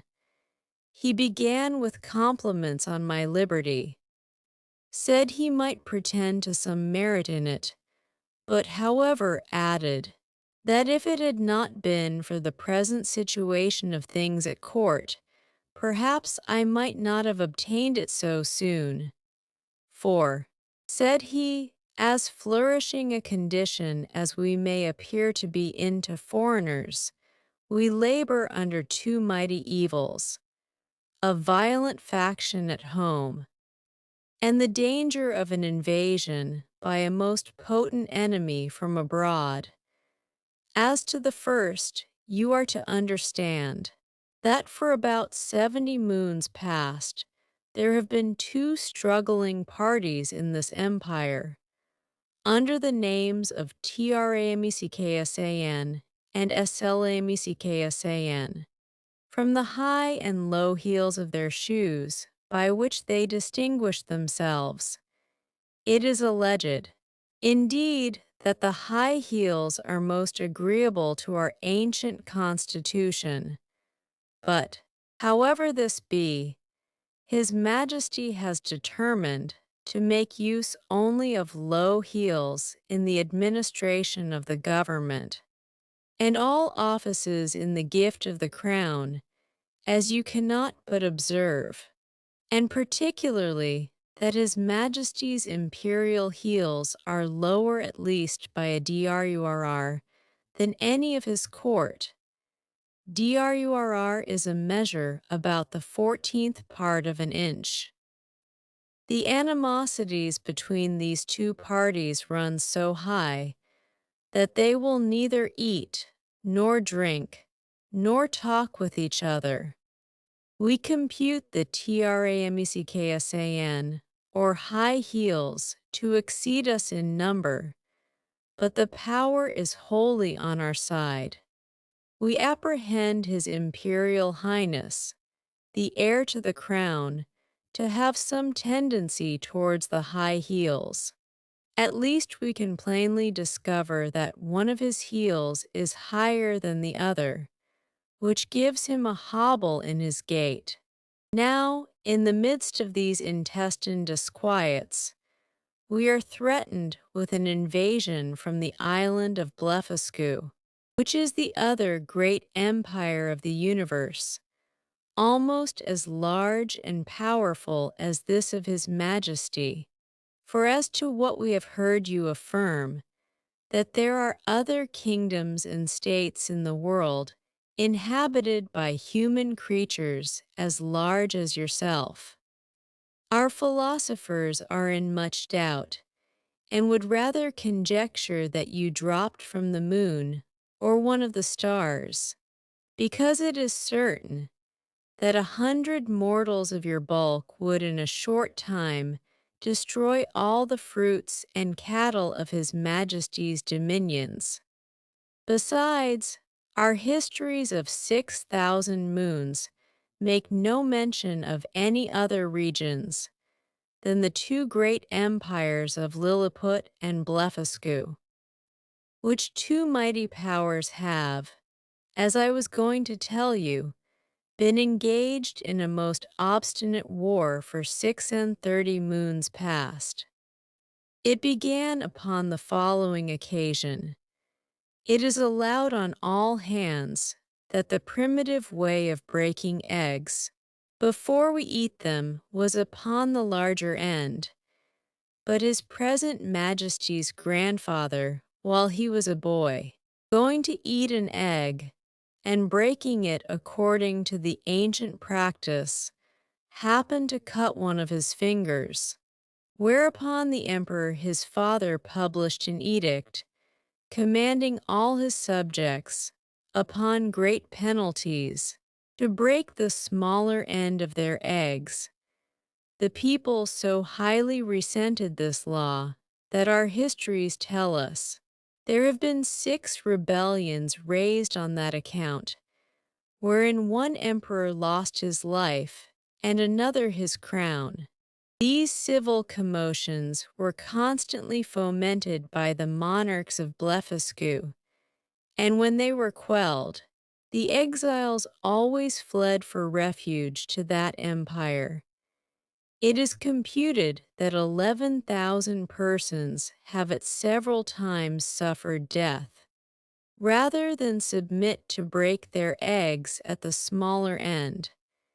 Many hundred large volumes have been published upon this controversy, but the books of the Burgundians have been long forbidden, and the whole party rendered incapable by law of holding employments. During the course of these troubles, the emperors of Blefusca did frequently expostulate by their ambassadors, accusing us of making a schism in religion by offending against a fundamental doctrine of our great prophet Lustrog. In the 54th chapter of the Blundecrol, which is their Alcoran, this, however, is thought to be a mere strain upon the text, for the words are these, that all true believers break their eggs at the convenient end. And which is the convenient end, seems, in my humble opinion, to be left to every man's conscience, or at least in the power of the chief magistrate to determine. Now, the Burgundian exiles have found so much credit in the Emperor of Blefuscu's court, and so much private assistance and encouragement from their party here at home, that a bloody war has been carried on between the two empires for 36 moons, with various success, during which time we have lost 40 capital ships, and a much greater number of smaller vessels, together with 30,000 of our best seamen and soldiers, and the damage received by the enemy is reckoned to be somewhat greater than ours. However, they have now equipped a numerous fleet, and are just preparing to make a descent upon us, and His Imperial Majesty, placing great confidence in your valor and strength, has commanded me to lay this account of his affairs before you. I desired the secretary to present my humble duty to the emperor, and to let him know that I thought it would not become me, who was a foreigner, to interfere with parties, but I was ready, with the hazard of my life, to defend his person and state against all invaders. Chapter V. The author, by an extraordinary stratagem, prevents an invasion. A high title of honor is conferred upon him. Ambassadors arrive from the Emperor of Blefuscu, and sue for peace. The Empress's apartment on fire by an accident, the author instrumental in saving the rest of the palace. The Empire of Blefuscu is an island situated to the northeast of Lilliput, from which it is parted only by a channel of 800 yards wide. I had not yet seen it, and upon this notice of an intended invasion, I avoided appearing on that side of the coast, for fear of being discovered by some of the enemy's ships, who had received no intelligence of me. all intercourse between the two empires having been strictly forbidden during the war, upon pain of death, and an embargo laid by our emperor upon all vessels whatsoever. I communicated to His Majesty a project I had formed of seizing the enemy's whole fleet, which, as our scouts assured us, lay at anchor in the harbor, ready to sail with the first fair wind. I consulted the most experienced seamen upon the depth of the channel, which they had often plumbed, who told me that in the middle, at high water, it was 70 GLUMGLUFFS deep, which is about 6 feet of European measure, and the rest of it 50 GLUMGLUFFS at most.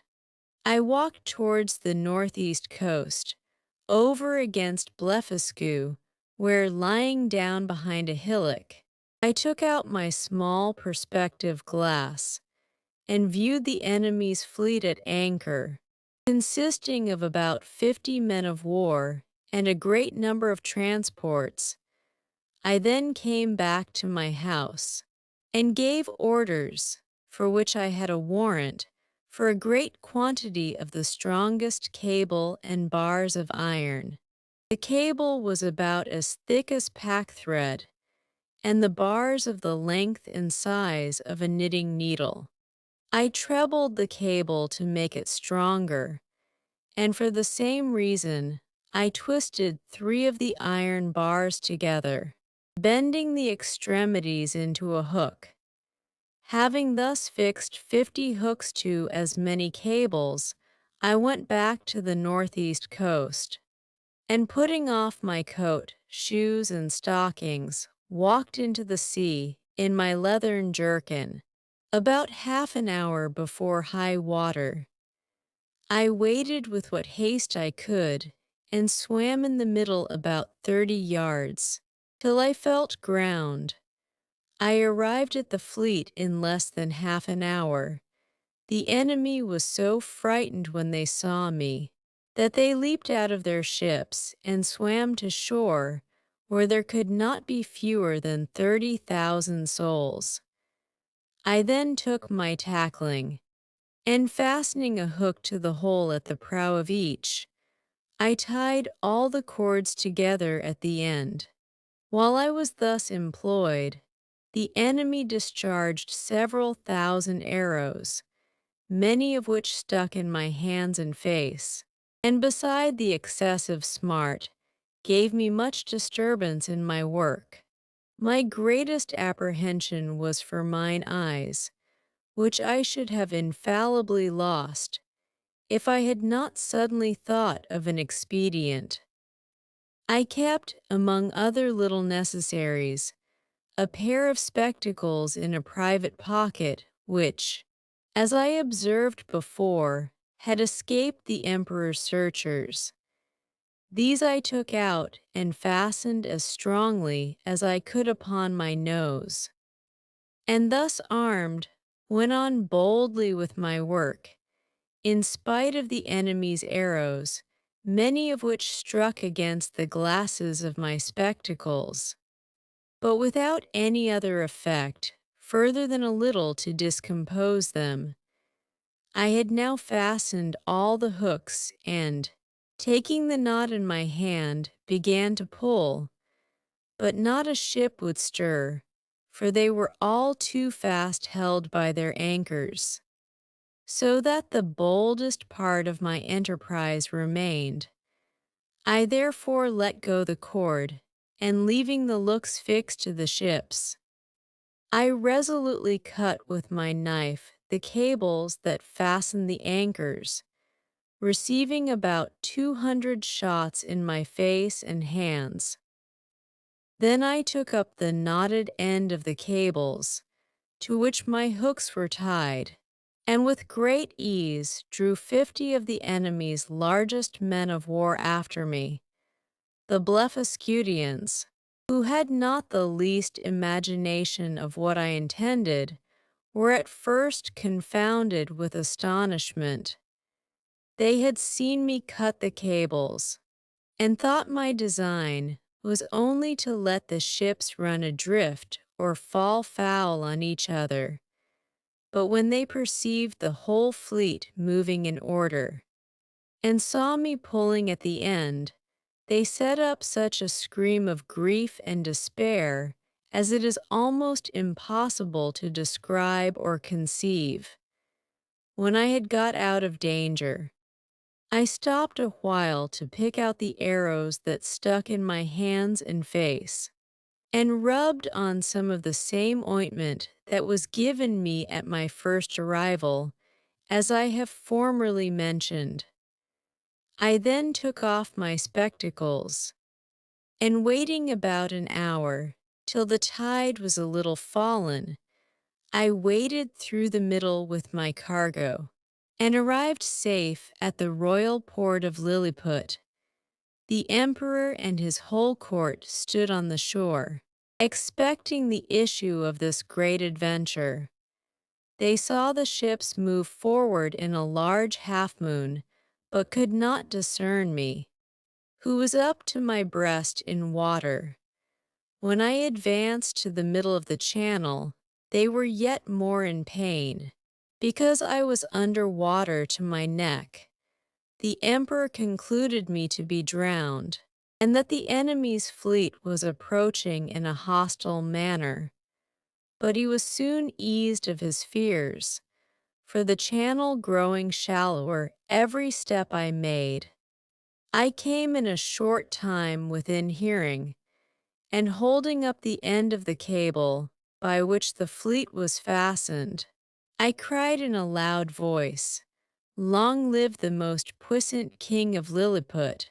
This great prince received me at my landing with all possible encomiums, and created me a Nardac upon the spot, which is the highest title of honor among them.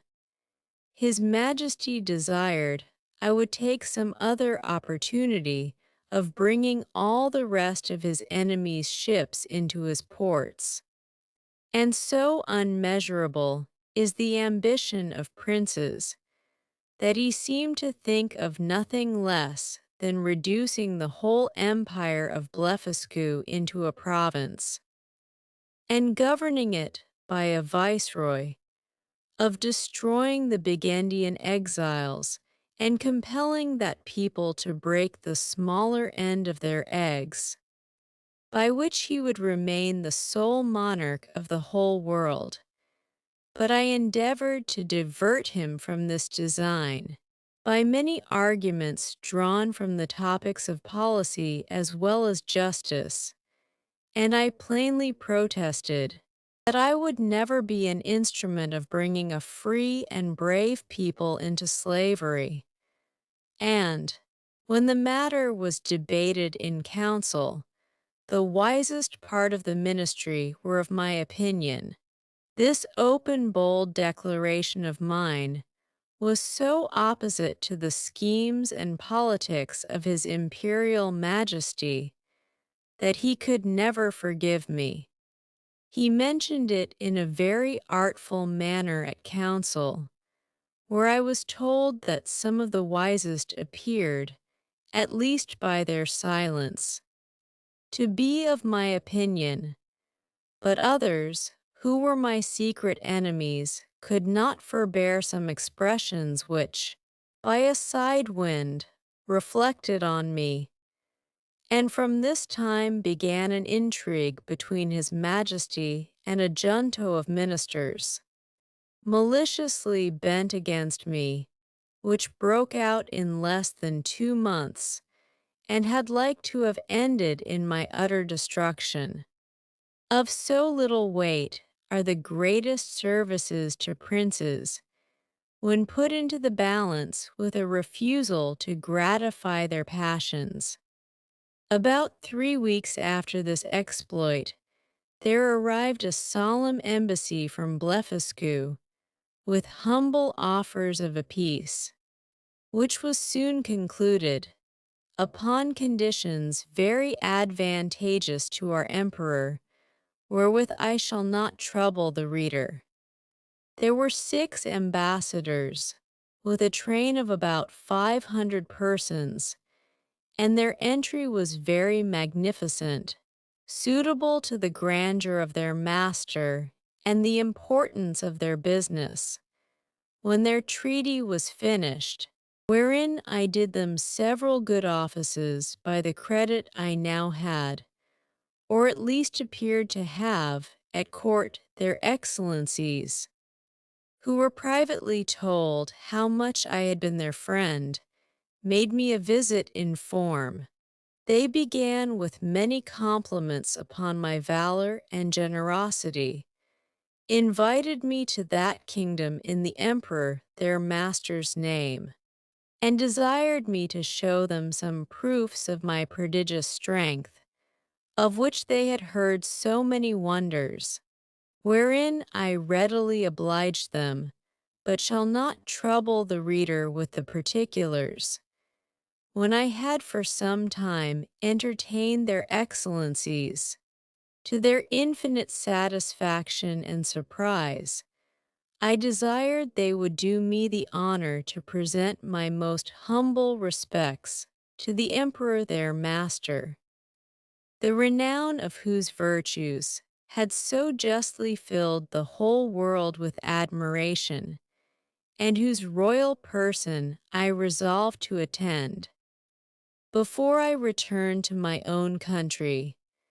Accordingly, the next time I had the honor to see our emperor, I desired his general license to wait on the Blefuscudian monarch, which he was pleased to grant me, as I could perceive, in a very cold manner, but could not guess the reason, till I had a whisper from a certain person, that Flimnap and Bolgolam had represented my intercourse with those ambassadors as a mark of disaffection, from which I am sure my heart was wholly free. And this was the first time I began to conceive some imperfect idea of courts and ministers. It is to be observed that these ambassadors spoke to me by an interpreter, the languages of both empires differing as much from each other as any two in Europe, and each nation priding itself upon the antiquity, beauty, and energy of their own tongue, with an avowed contempt for that of their neighbor.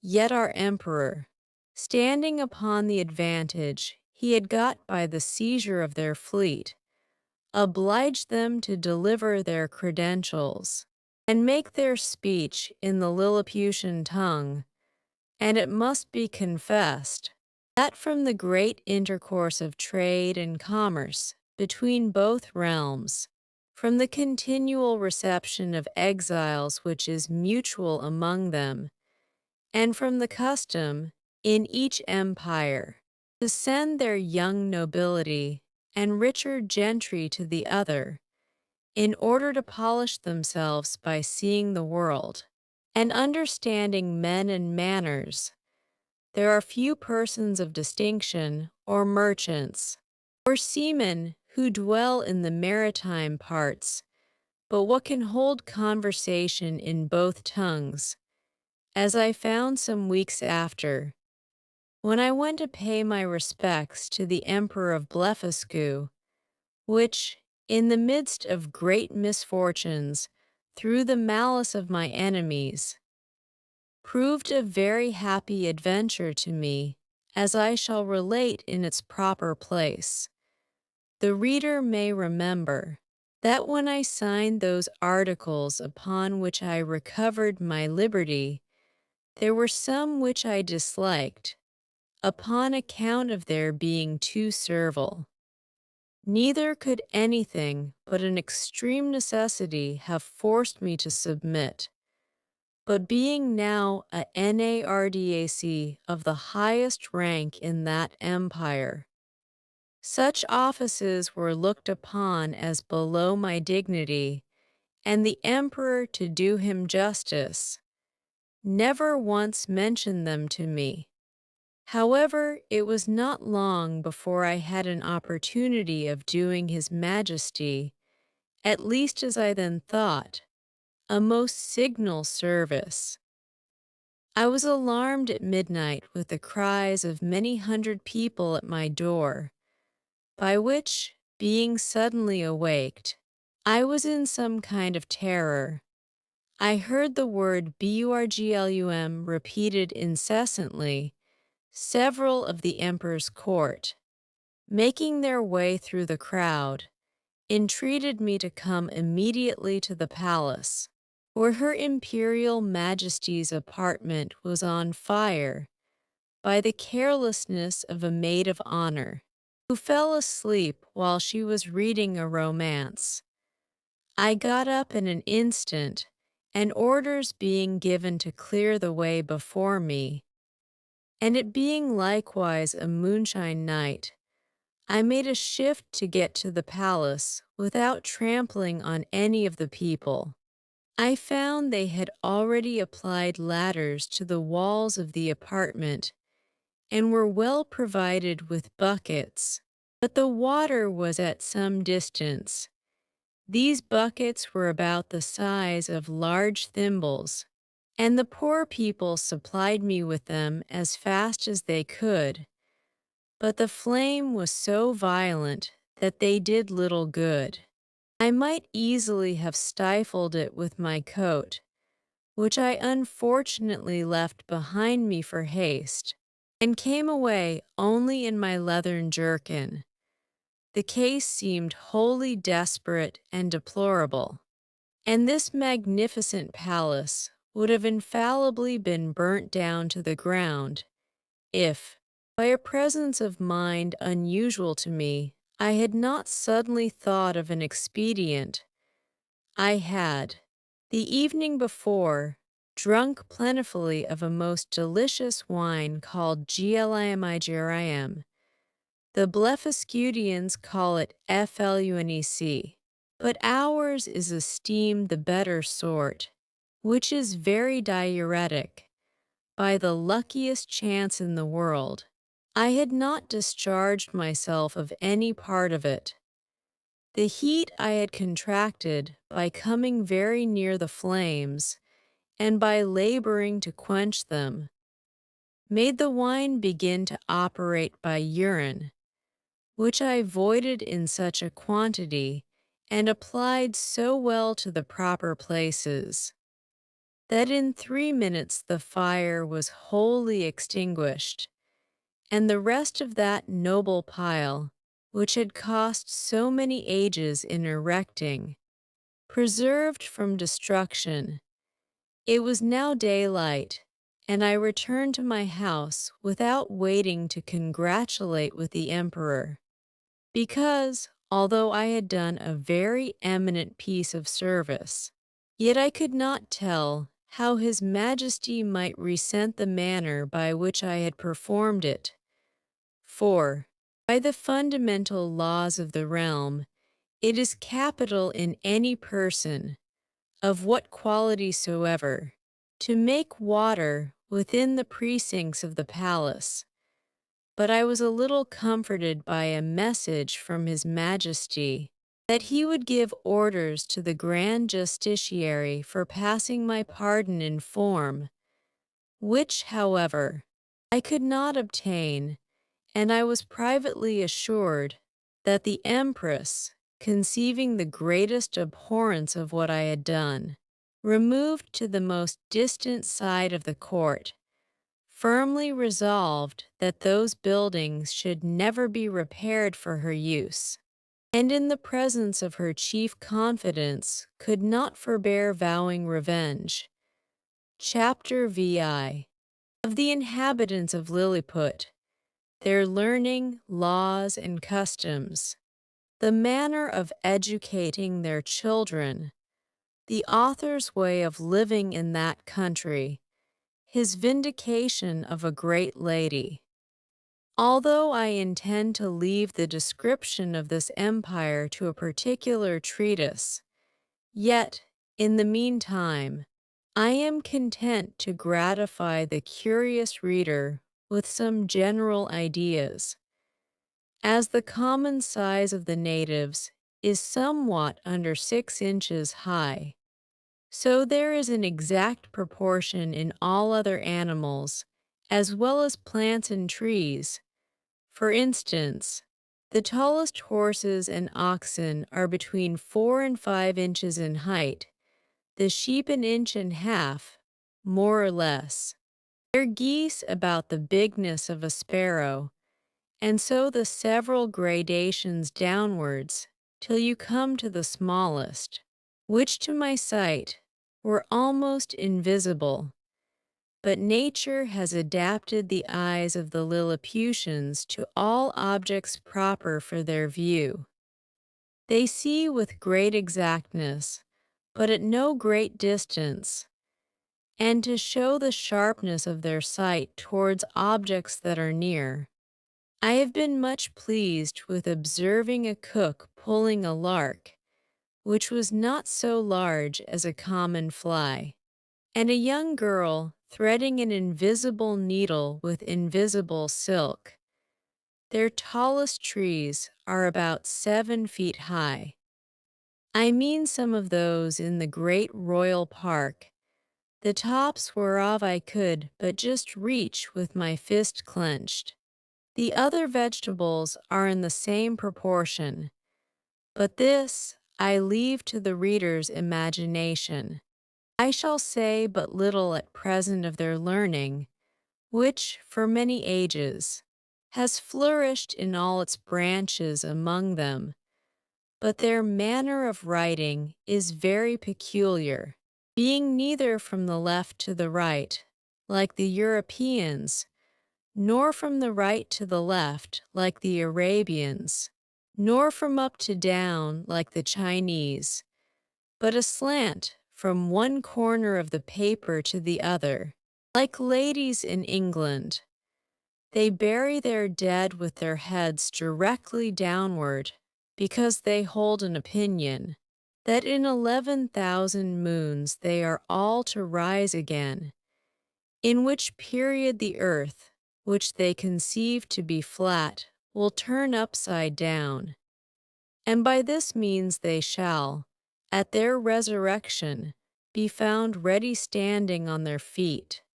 The learned among them confess the absurdity of this doctrine, but the practice still continues, in compliance to the vulgar. There are some laws and customs in this empire very peculiar, and if they were not so directly contrary to those of my own dear country, I should be tempted to say a little in their justification. It is only to be wished they were as well executed. The first I shall mention relates to informers.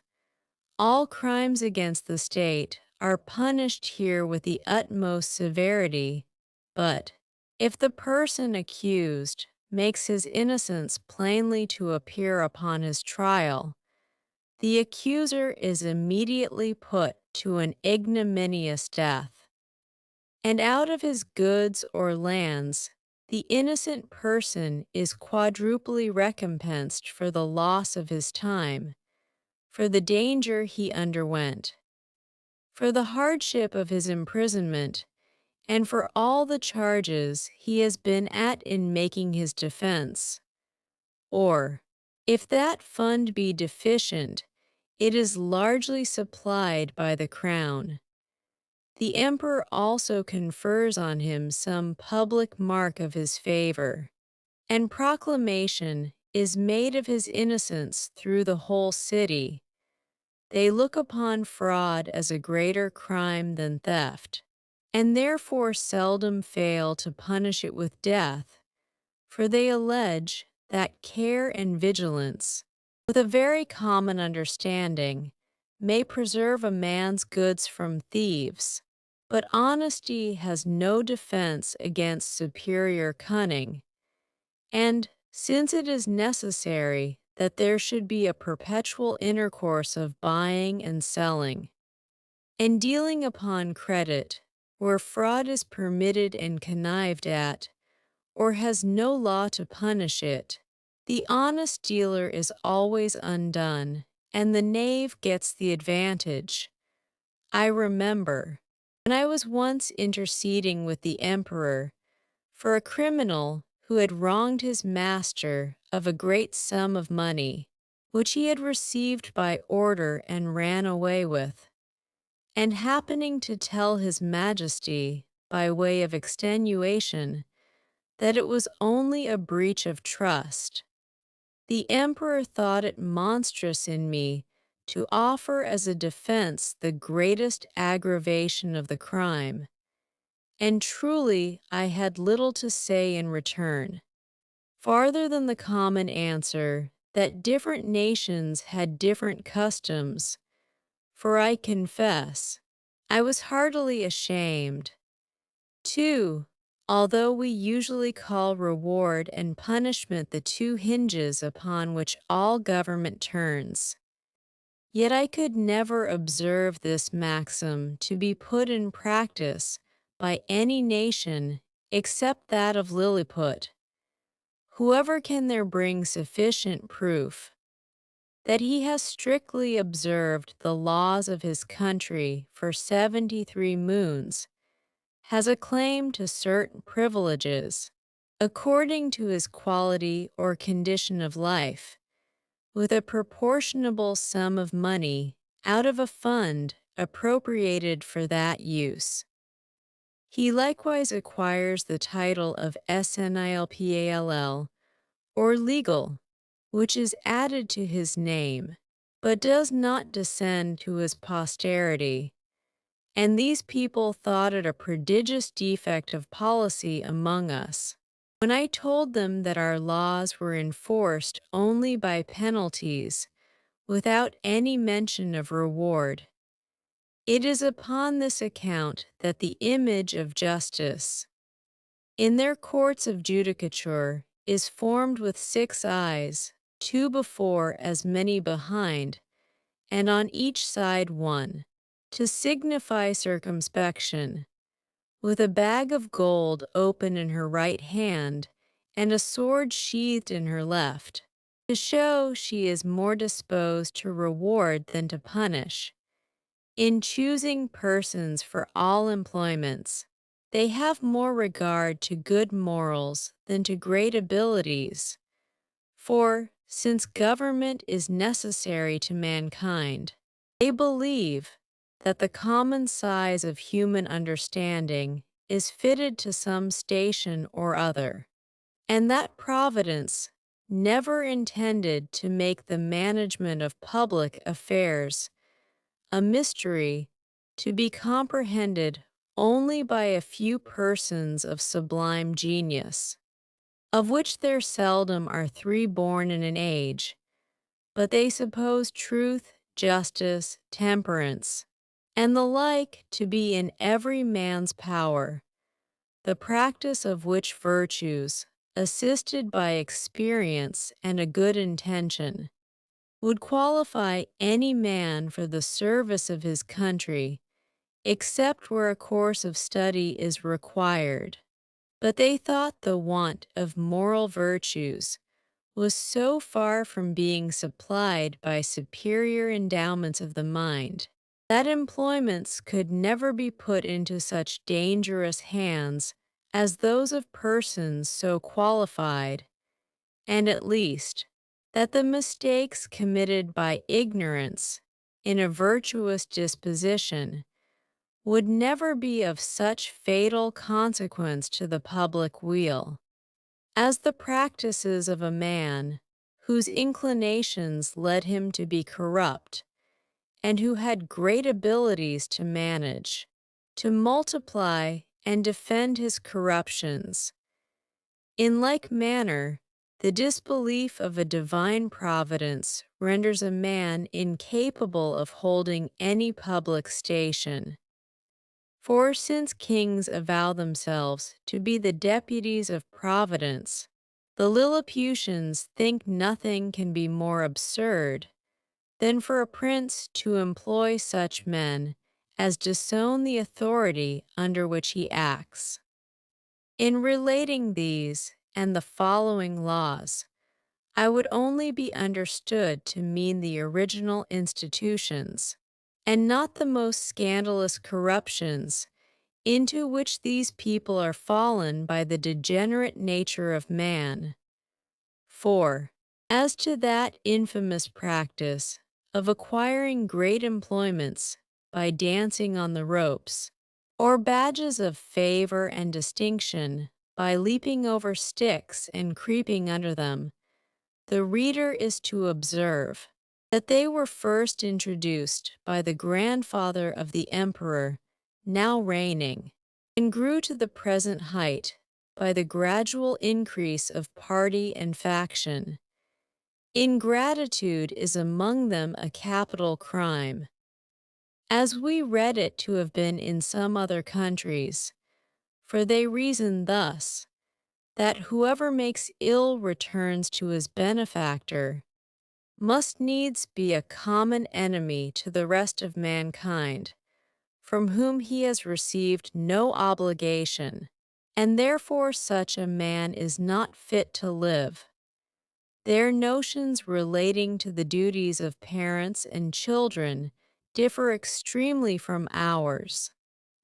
For, since the conjunction of male and female is founded upon the great law of nature, in order to propagate and continue the species, the Lilliputians will needs have it that men and women are joined together, like other animals, by the motives of concupiscence, and that their tenderness towards their young proceeds from the like natural principle, for which reason they will never allow that a child is under any obligation to his father for begetting him, or to his mother for bringing him into the world, which, considering the miseries of human life, was neither a benefit in itself, nor intended so by his parents, whose thoughts in their love encounters were otherwise employed.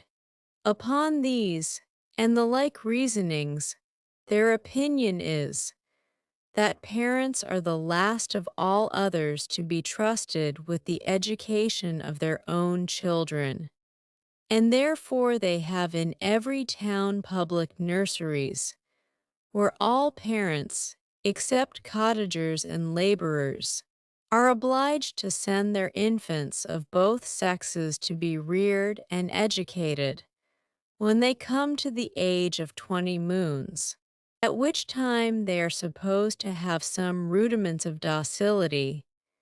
These schools are of several kinds, suited to different qualities and both sexes. They have certain professors well skilled in preparing children for such a condition of life as befits the rank of their parents and their own capacities, as well as inclinations. I shall first say something of the male nurseries, and then of the female. The nurseries for males of noble or eminent birth are provided with grave and learned professors, and their several deputies. The clothes and food of the children are plain and simple. They are bred up in the principles of honor, justice, courage, modesty, clemency, religion, and love of their country. They are always employed in some business, except in the times of eating and sleeping, which are very short, and 2 hours for diversions consisting of bodily exercises. They are dressed by men till 4 years of age, and then are obliged to dress themselves, although their quality be ever so great, and the women attendant, who are aged proportionably to ours at 50, perform only the most menial offices. They are never suffered to converse with servants, but go together in smaller or greater numbers to take their diversions, and always in the presence of a professor, or one of his deputies, whereby they avoid those early bad impressions of folly and vice to which our children are subject. Their parents are suffered to see them only twice a year. The visit is to last but an hour. They are allowed to kiss the child at meeting and parting. But a professor, who always stands by on those occasions, will not suffer them to whisper or use any fondling expressions, or bring any presents of toys, sweetmeats, and the like. The pension from each family for the education and entertainment of a child, upon failure of due payment, is levied by the emperor's officers. The nurseries for children of ordinary gentlemen, merchants, traders, and handicrafts are managed proportionably after the same manner. Only those designed for trades are put out apprentices at 11 years old, whereas those of persons of quality continue in their exercises till 15, which answers to 21 with us.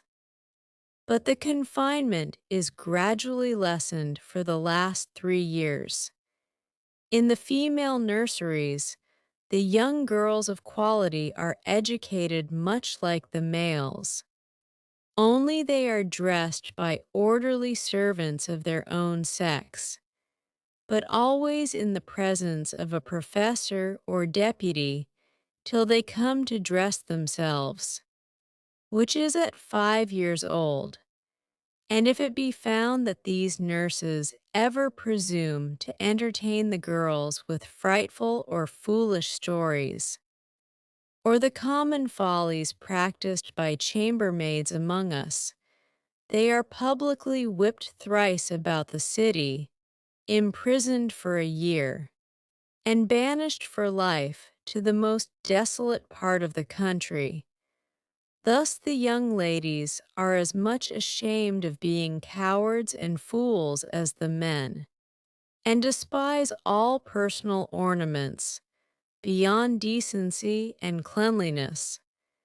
Neither did I perceive any difference in their education made by their difference of sex, only that the exercises of the females were not altogether so robust, and that some rules were given them relating to domestic life, and a smaller compass of learning was enjoined them, for their maxim is, that among peoples of quality, a wife should be always a reasonable and agreeable companion, because she cannot always be young.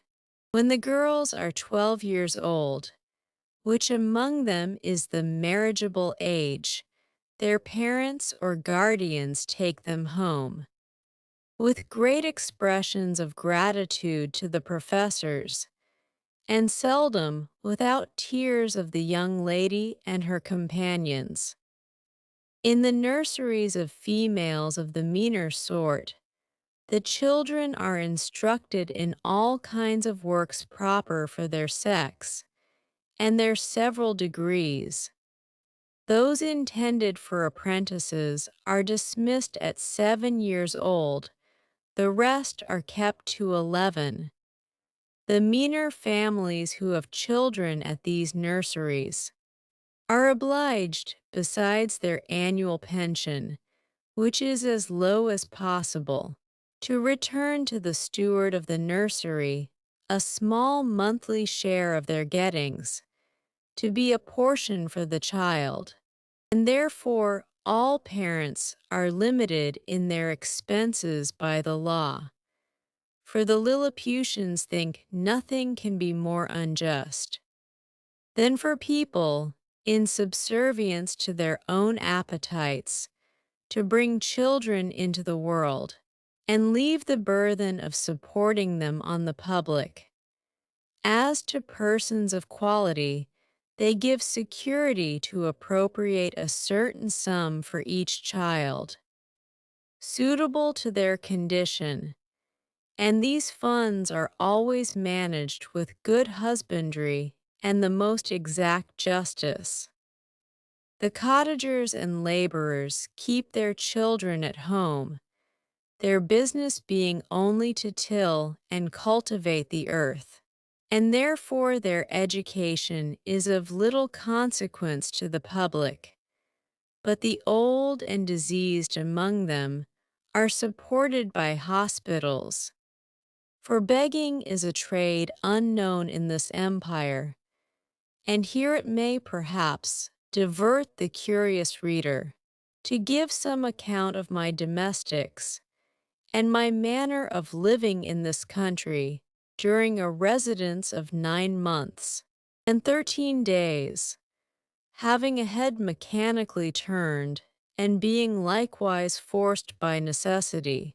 I had made for myself a table and chair convenient enough out of the largest trees in the royal park.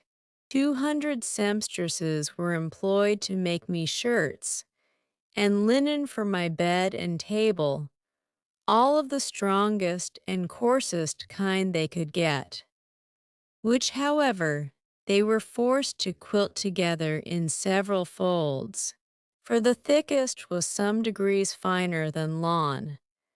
Their linen is usually 3 inches wide, and 3 feet make a piece.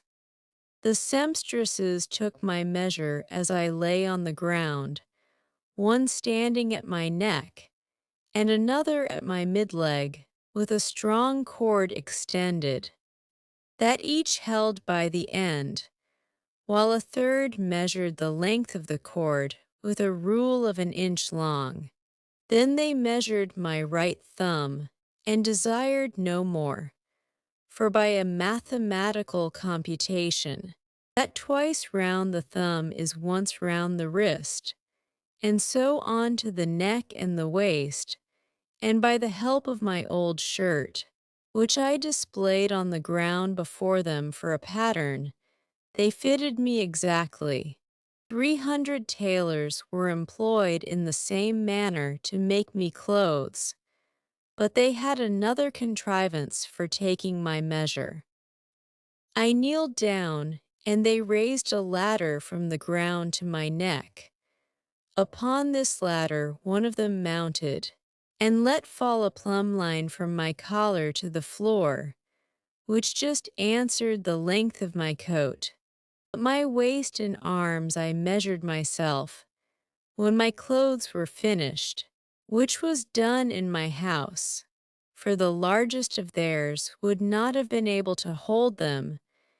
They looked like the patchwork made by the ladies in England, only that mine were all of a color. I had 300 cooks to dress my victuals in little convenient huts built about my house, where they and their families lived, and prepared me 2 dishes apiece. I took up 20 waiters in my hand, and placed them on the table. 100 more attended below on the ground, some with dishes of meat, and some with barrels of wine and other liquors slung on their shoulders, all which the waiters above drew up, as I wanted, in a very ingenious manner, by certain cords, as we draw the bucket up a well in Europe. A dish of their meat was a good mouthful, and a barrel of their liquor a reasonable draught. Their mutton yields to ours, but their beef is excellent. I have had a sirloin so large that I have been forced to make 3 bites of it, but this is rare. My servants were astonished to see me eat it, bones and all, as in our country we do the leg of a lark. Their geese and turkeys I usually ate at a mouthful, and I confess they far exceed ours. Of their smaller fowl, I could take up 20 or 30 at the end of my knife. One day His Imperial Majesty, being informed of my way of living, desired that himself and his royal consort with the young princes of the blood of both sexes, might have the happiness, as he was pleased to call it, of dining with me. They came accordingly, and I placed them in chairs of state. Upon my table, just over against me, with their guards about them, Flimnap, the Lord High Treasurer, attended there likewise with his white staff, and I observed he often looked on me with a sour countenance, which I would not seem to regard, but ate more than usual, in honor to my dear country, as well as to fill the court with admiration. I have some private reasons to believe that this visit from His Majesty gave Flimnap an opportunity of doing me ill offices to his master. That minister had always been my secret enemy, though he outwardly caressed me more than was usual to the moroseness of his nature.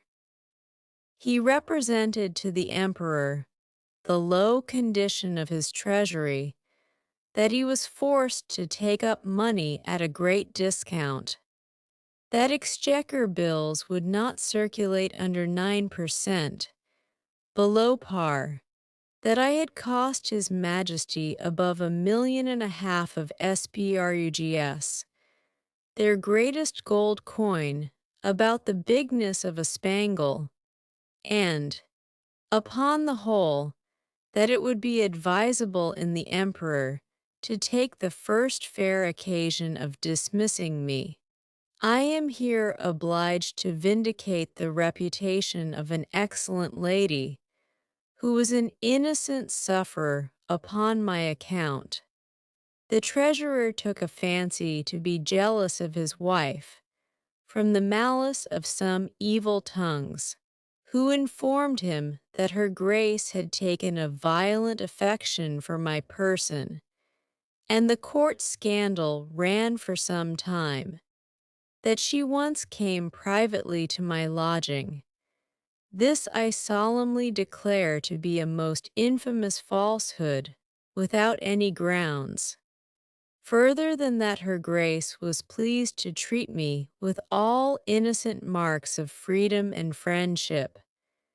I own she came often to my house, but always publicly, nor ever without 3 more in the coach, who were usually her sister and young daughter, and some particular acquaintance, but this was common to many other ladies of the court, and I still appeal to my servants round, whether they at any time saw a coach at my door, without knowing what persons were in it. On those occasions, when a servant had given me notice, my custom was to go immediately to the door and, after paying my respects, to take up the coach and 2 horses very carefully in my hands, for, if there were 6 horses, the postilion always unharnessed 4, and placed them on a table, where I had fixed a movable rim quite round, of 5 inches high, to prevent accidents, and I have often had 4 coaches and horses at once on my table, full of company, while I sat in my chair, leaning my face towards them, and when I was engaged with one set, the coachman would gently drive the others round my table. I have passed many an afternoon very agreeably in these conversations. But I defy the treasurer or his 2 informers, I will name them, and let them make the best of it, Clustrel and Drunlow, to prove that any person ever came to me incognito, except the secretary Roldrezel, who was sent by express command of His Imperial Majesty. As I have before related, I should not have dwelt so long upon this particular, if it had not been a point wherein the reputation of a great lady is so nearly concerned, to say nothing of my own.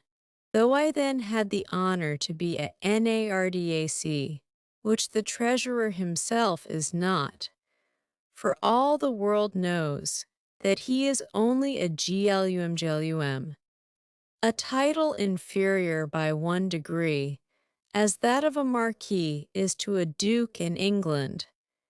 Yet I allow he preceded me in right of his post.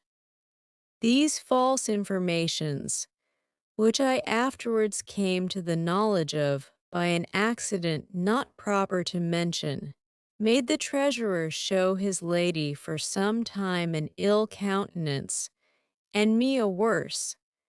And although he was at last undeceived and reconciled to her, yet I lost all credit with him, and found my interest decline very fast with the emperor himself, who was, indeed, too much governed by that favorite, chapter VII, the author, being informed of a design to accuse him of high treason, makes his escape to Blefuscu. His reception there. Before I proceed to give an account of my leaving this kingdom, it may be proper to inform the reader of a private intrigue which had been for 2 months forming against me. I had been hitherto, all my life, a stranger to courts, for which I was unqualified by the meanness of my condition. I had indeed heard and read enough of the dispositions of great princes and ministers, but never expected to have found such terrible effects of them. In so remote a country, governed, as I thought, by very different maxims from those in Europe, when I was just preparing to pay my attendance on the Emperor of Blefuscu, a considerable person at court, to whom I had been very serviceable, at a time when he lay under the highest displeasure of his imperial majesty, came to my house very privately at night, in a close chair, and without sending his name desired admittance.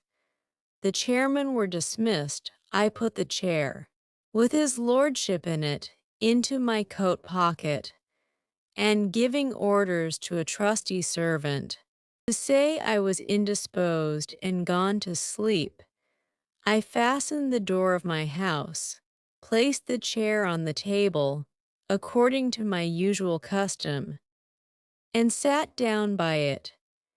After the common salutations were over, observing his lordship's countenance full of concern, and inquiring into the reason, he desired I would hear him with patience in a matter that highly concerned my honor and my life. His speech was to the following effect, for I took notes of it as soon as he left me. You are to know, said he, that several committees of council have been lately called, in the most private manner, on your account, and it is but 2 days since His Majesty came to a full resolution. You are very sensible that Skyresh Balgalam, GALBET, or High Admiral, has been your mortal enemy almost ever since your arrival.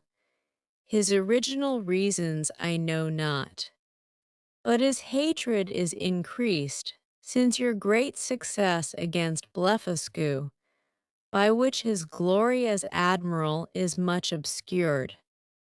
This lord, in conjunction with Flimnap the High Treasurer, whose enmity against you is notorious on account of his lady, Limtok the General, Lalkin the Chamberlain, and Bamoth the Grand Justiciary, have prepared articles of impeachment against you, for treason and other capital crimes. This preface made me so impatient, being conscious of my own merits and innocence, that I was going to interrupt him, when he entreated me to be silent, and thus proceeded. Out of gratitude for the favors you have done me, I procured information of the whole proceedings, and a copy of the articles, wherein I venture my head for your service. Articles of impeachment against Quinbus Fleistrin, the Man Mountain.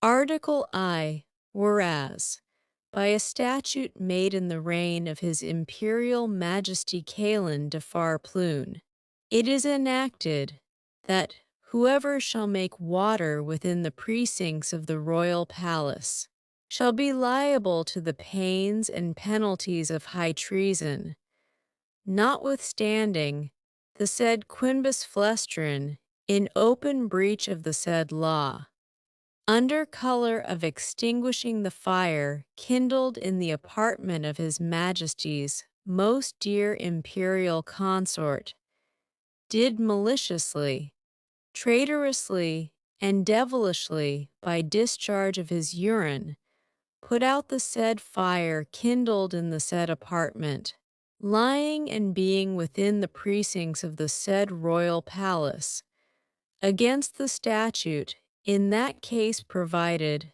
etc. Against the duty, etc. Article II, that the said Quinbus Flestrin, having brought the imperial fleet of Blefuscu into the royal port, and being afterwards commanded by His Imperial Majesty to seize all the other ships of the said Empire of Blefuscu, and reduce that empire to a province, to be governed by a viceroy from hence, and to destroy and put to death not only all the Burgundian exiles, but likewise all the people of that empire who would not immediately forsake the Burgundian heresy. He, the said Flestrin, like a false traitor against his most auspicious, serene, imperial majesty, did petition to be excused from the said service, upon pretense of unwillingness to force the consciences, or destroy the liberties and lives of an innocent people. Article III, that, whereas certain ambassadors arrived from the court of Blefuscu to sue for peace in His Majesty's court, he, the said Flestrin, did like a false traitor aid, abet, comfort, and divert the said ambassadors, although he knew them to be servants to a prince who was lately an open enemy to His Imperial Majesty, and in an open war against His said Majesty. Article IV, that the said Quinbus Flestrin, contrary to the duty of a faithful subject, is now preparing to make a voyage to the court and empire of Blefuscu, for which he has received only verbal license from His Imperial Majesty, and, under color of the said license, does falsely and traitorously intend to take the said voyage, and thereby to aid, comfort, and abet the Emperor of Blefuscu, so lately an enemy and in open war with His Imperial Majesty aforesaid. There are some other articles, but these are the most important, of which I have read you an abstract. In the several debates upon this impeachment, it must be confessed that His Majesty gave many marks of his great lenity, often urging the services you had done him, and endeavoring to extenuate your crimes. The treasurer and admiral insisted that you should be put to the most painful and ignominious death by setting fire to your house at night, and the general was to attend with 20,000 men, armed with poisoned arrows, to shoot you on the face and hands. Some of your servants were to have private orders to strew a poisonous juice on your shirts and sheets, which would soon make you tear your own flesh and die in the utmost torture. The general came into the same opinion, so that for a long time there was a majority against you. But his majesty resolving, if possible, to spare your life, at last brought off the chamberlain. Upon this incident, Rildrezel, principal secretary for private affairs, who always approved himself your true friend, was commanded by the emperor to deliver his opinion, which he accordingly did, and therein justified the good thoughts you have of him. He allowed your crimes to be great, but that still there was room for mercy, the most commendable virtue in a prince, and for which his majesty was so justly celebrated. He said, the friendship between you and him was so well known to the world, that perhaps the most honorable board might think him partial. However, in obedience to the command he had received, he would freely offer his sentiments, that if his majesty, in consideration of your services, and pursuant to his own merciful disposition, would please to spare your life, and only give orders to put out both your eyes, he humbly conceived that by this expedient justice might in some measure be satisfied, and all the world would applaud the lenity of the emperor, as well as the fair and generous proceedings of those who have the honor to be his counselors, that the loss of your eyes would be no impediment to your bodily strength, by which you might still be useful to his majesty. That blindness is an addition to courage, by concealing dangers from us, that the fear you had for your eyes was the greatest difficulty in bringing over the enemy's fleet, and it would be sufficient for you to see by the eyes of the ministers, since the greatest princes do no more. This proposal was received with the utmost disapprobation by the whole board. Bolgolam the admiral could not preserve his temper, but rising up in fury, said he wondered how the secretary durst presume to give his opinion for preserving the life of a traitor, that the services you had performed were, by all true reasons of state, the great aggravation of your crimes, that you, who were able to extinguish the fire by discharge of urine in Her Majesty's apartment, which he mentioned with horrors, might at another time raise an inundation by the same means, to drown the whole palace, and the same strength which enabled you to bring over the enemy's fleet might serve, upon the first discontent, to carry it back, that he had good reasons to think you were a Bigendian in your heart, and, as treason begins in the heart, before it appears in overt acts, so he accused you as a traitor on that account, and therefore insisted you should be put to death. The treasurer was of the same opinion. He showed to what straits his majesty's revenue was reduced by the charge of maintaining you, which would soon grow insupportable, that the secretary's expedient of putting out your eyes was so far from being a remedy against this evil, that it would probably increase it, as is manifest from the common practice of blinding some kind of fowls, after which they fed the faster, and grew sooner fat. that his sacred majesty and the council, who are your judges, were in their own consciences fully convinced of your guilt, which was a sufficient argument to condemn you to death, without the formal proofs required by the strict letter of the law. But His Imperial Majesty, fully determined against capital punishment, was graciously pleased to say that since the council thought the loss of your eyes too easy a censure, some other way may be inflicted hereafter.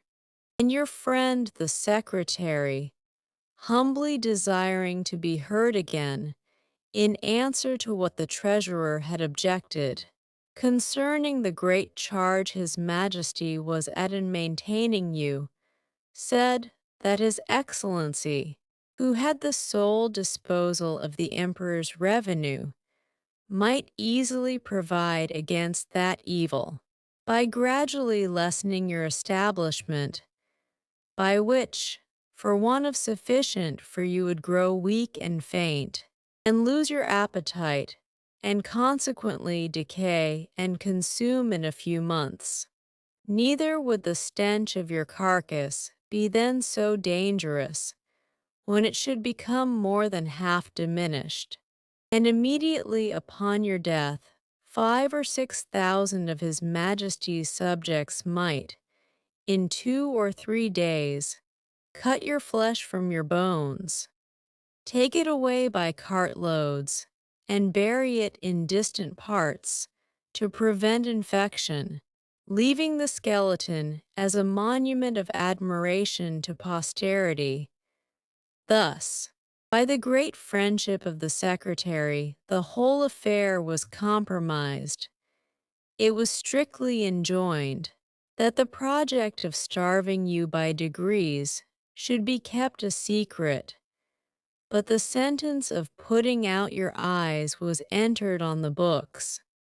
None dissenting, except Balgalam the admiral, who, being a creature of the Empress, was perpetually instigated by Her Majesty to insist upon your death, she having borne perpetual malice against you.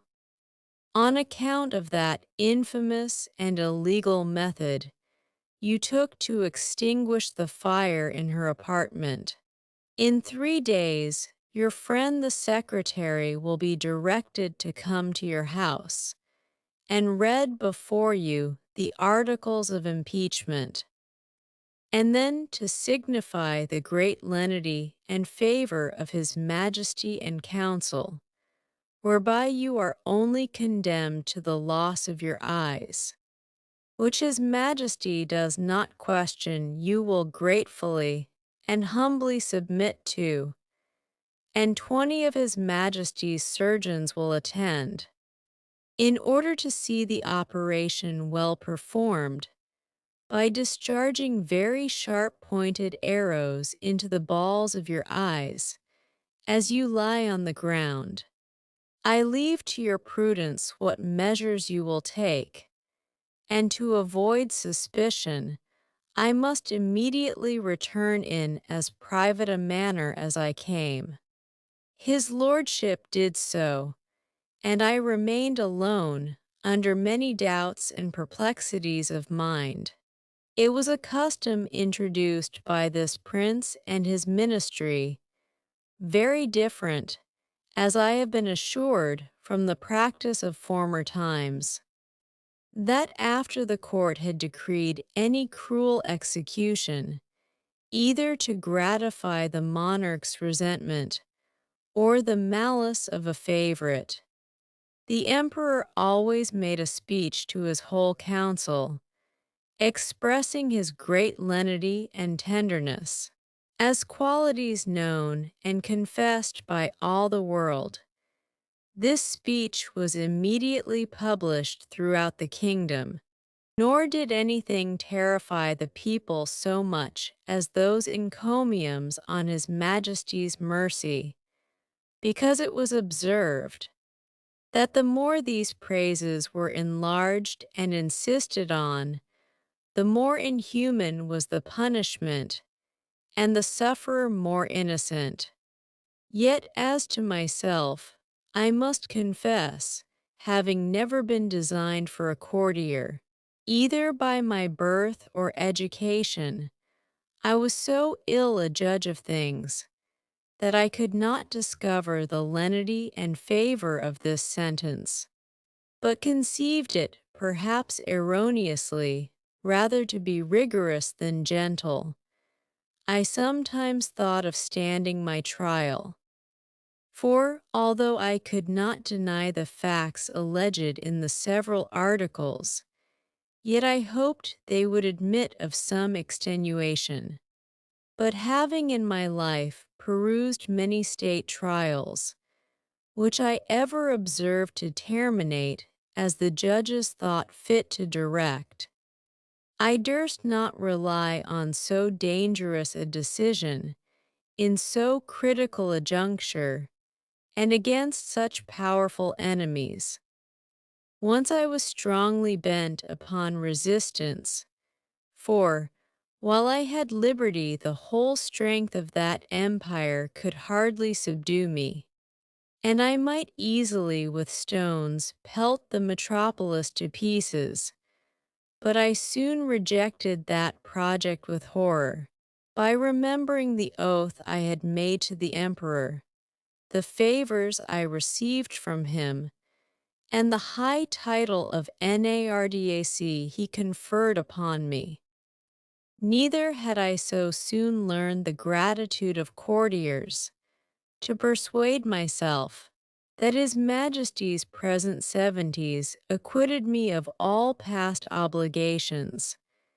At last, I fixed upon a resolution, for which it is probable I may incur some censure, and not unjustly, for I confess I owe the preserving of mine eyes, and consequently my liberty, to my own great rashness and want of experience, because, if I had then known the nature of princes and ministers, which I have since observed in many other courts, and their methods of treating criminals less obnoxious than myself, I should, with great alacrity and readiness, have submitted to so easy a punishment, but hurried on by the precipitancy of youth, and having His Imperial Majesty's license to pay my attendance upon the Emperor of Blefuscu, I took this opportunity,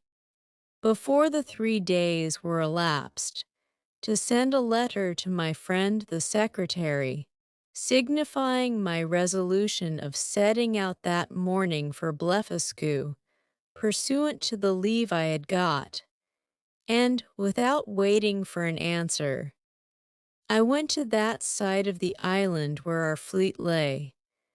I seized a large man of war, tied a cable to the prow, and, lifting up the anchors, I stripped myself, put my clothes together with my coverlet, which I carried under my arm, into the vessel, and drawing it after me, between wading and swimming, arrived at the royal port of Blefuscu, where the people had long expected me. They lent me 2 guides to direct me to the capital city, which is of the same name.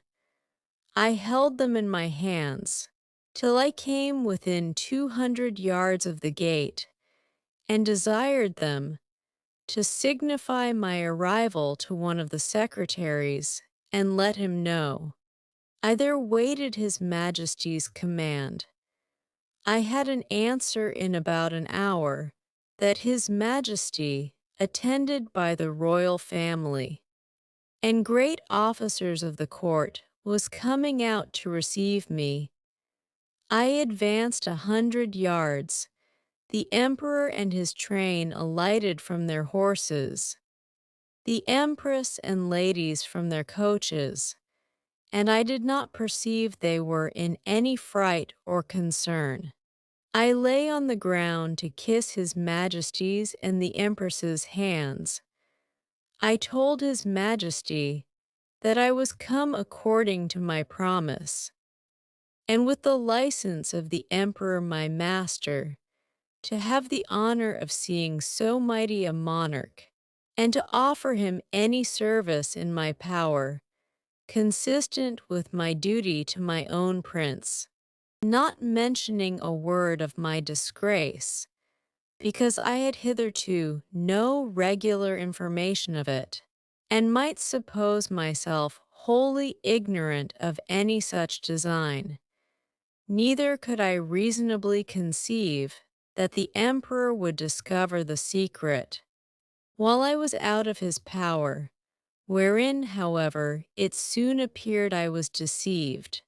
I shall not trouble the reader with the particular account of my reception at this court, which was suitable to the generosity of so great a prince, nor of the difficulties I was in for want of a house and bed, being forced to lie on the ground, wrapped up in my coverlet. Chapter VII. The author, by a lucky accident, finds means to leave Blefuscu, and after some difficulties, returns safe to his native country. 3 days after my arrival, walking out of curiosity to the northeast coast of the island, I observed, about half a league off in the sea, somewhat that looked like a boat overturned. I pulled off my shoes and stockings, and whaling 200 or 300 yards, I found the object to approach nearer by force of the tide, and then plainly saw it to be a real boat, which I supposed might by some tempest have been driven from a ship. Whereupon I returned immediately towards the city, and desired His Imperial Majesty to lend me 20 of the tallest vessels he had left. After the loss of his fleet and 3,000 seamen under the command of his vice-admiral, this fleet sailed round, while I went back the shortest way to the coast, where I first discovered the boat. I found the tide had driven it still nearer. The seamen were all provided with cordage, which I had beforehand twisted to a sufficient strength. When the ships came up, I stripped myself and waited till I came within 100 yards off the boat, after which I was forced to swim till I got up to it. The seamen threw me the end of the cord, which I fastened to a hole in the forepart of the boat, and the other end to a man of war. But I found all my labor to little purpose, for being out of my depth, I was not able to work. In this necessity I was forced to swim behind, and push the boat forward as often as I could with one of my hands. And the tide favoring me, I advanced so far that I could just hold up my chin and feel the ground. I rested 2 or 3 minutes, and then gave the boat another shove, and so on, till the sea was no higher than my armpits. And now, the most laborious part being over, I took out my other cables, which were stowed in one of the ships, and fastened them first to the boat, and then to 9 of the vessels which attended me, the wind being favorable. The seamen towed, and I shoved until we arrived within 40 yards of the shore, and, waiting till the tide was out, I got dry to the boat, and by the assistance of 2,000 men, with ropes and engines, I made a shift to turn it on its bottom, and found it was but little damaged. I shall not trouble the reader with the difficulties I was under, by the help of certain paddles, which cost me 10 days making, to get my boat to the royal port of Blefuscu, where a mighty concourse of people appeared upon my arrival. Full of wonder at the sight of so prodigious a vessel, I told the emperor that my good fortune had thrown this boat in my way, to carry me to some place whence I might return into my native country, and begged His Majesty's orders for getting materials to fit it up, together with his license to depart, which, after some kind expostulations, he was pleased to grant. I did very much wonder, in all this time, not to have heard of any express relating to me from our emperor to the court of Blefuscu. But I was afterward given privately to understand that His Imperial Majesty, never imagining I had the least notice of his designs, believed I was only gone to Blefuscu in performance of my promise, according to the license he had given me, which was well known at our court, and would return in a few days, when the ceremony was ended. But he was at last in pain at my long absence, and after consulting with the treasurer and the rest of that cabal, a person of quality was dispatched with a copy of the articles against me. This envoy had instructions to represent to the monarch of Blefuscu the great lenity of his master, who was content to punish me no farther than with the loss of mine eyes, that I had fled from justice, and if I did not return in 2 hours, I should be deprived of my title of Nardac and declared a traitor. The envoy further added that in order to maintain the peace and amity between both empires, his master expected that his brother of Blefuscu would give orders to have me sent back to Lilliput, bound hand and foot, to be punished as a traitor. The Emperor of Blefuscu, having taken 3 days to consult, returned an answer consisting of many civilities and excuses. He said that as for sending me bound, his brother knew it was impossible, that, although I had deprived him of his fleet, yet he owed great obligations to me for many good offices I had done him in making the peace. That, however, both their majesties would soon be made easy, for I had found a prodigious vessel on the shore, able to carry me on the sea, which he had given orders to fit up, with my own assistance and direction, and he hoped in a few weeks both empires would be freed from so insupportable an encumbrance.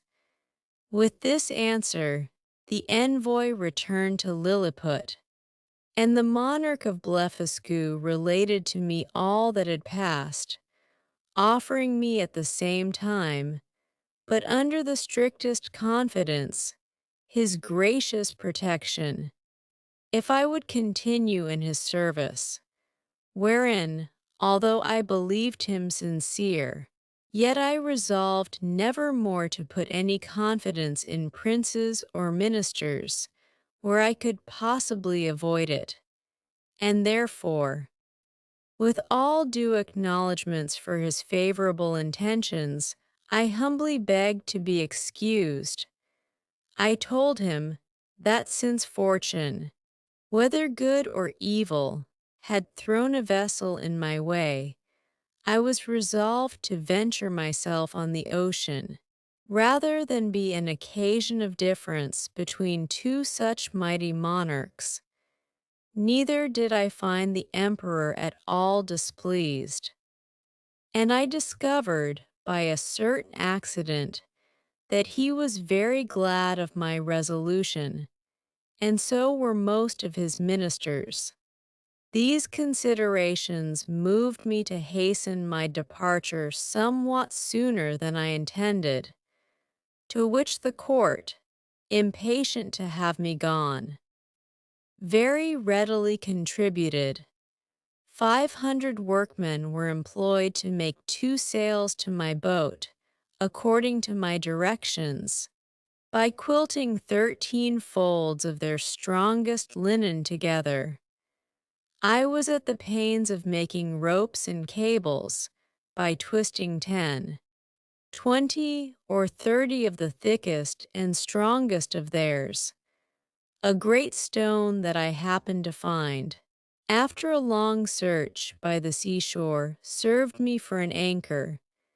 I had the tallow of 300 cows for greasing my boat and other uses. I was at incredible pains in cutting down some of the largest timber trees for oars and masts, wherein I was, however, much assisted by His Majesty's ship carpenters, who helped me in smoothing them after I had done the rough work. In about a month, when all was prepared, I sent to receive His Majesty's commands and to take my leave. The emperor and royal family came out of the palace. I lay down on my face to kiss his hand, which he very graciously gave me. So did the empress and young princes of the blood. His Majesty presented me with 50 purses of 200 sprugs apiece, together with his picture at full length, which I put immediately into one of my gloves, to keep it from being hurt. The ceremonies at my departure were too many to trouble the reader with at this time. I stored the boat with the carcasses of 100 oxen and 300 sheep, with bread and drink proportionable, and as much meat ready dressed as 400 cooks could provide. I took with me 6 cows and 2 bulls alive, with as many ewes and rams, intending to carry them into my own country, and propagate the breed, and to feed them on board. I had a good bundle of hay and a bag of corn. I would gladly have taken a dozen of the natives, but this was a thing the emperor would by no means permit, and, besides a diligent search into my pockets, His Majesty engaged my honor not to carry away any of his subjects, although with their own consent and desire. Having thus prepared all things as well as I was able, I set sail on the 24th day of September 1701 at 6 in the morning, and when I had gone about 4 leagues to the northward, the wind being at southeast, at 6 in the evening I descried a small island about half a league to the northwest. I advanced forward and cast anchor on the lee side of the island, which seemed to be uninhabited. I then took some refreshment and went to my rest. I slept well, and as I conjectured at least 6 hours, for I found the day broke in 2 hours after I awaked. It was a clear night. I ate my breakfast before the sun was up, and heaving anchor, the wind being favorable, I steered the same course that I had done the day before, wherein I was directed by my pocket compass. My intention was to reach, if possible, one of those islands, which I had reason to believe lay to the northeast of Van Diemen's Land. I discovered nothing all that day, but upon the next, about 3 in the afternoon, when I had by my computation made 24 leagues from Blefuscu, I descried a sail steering to the southeast. My course was due east. I hailed her but could get no answer. Yet I found I gained upon her, for the wind slackened.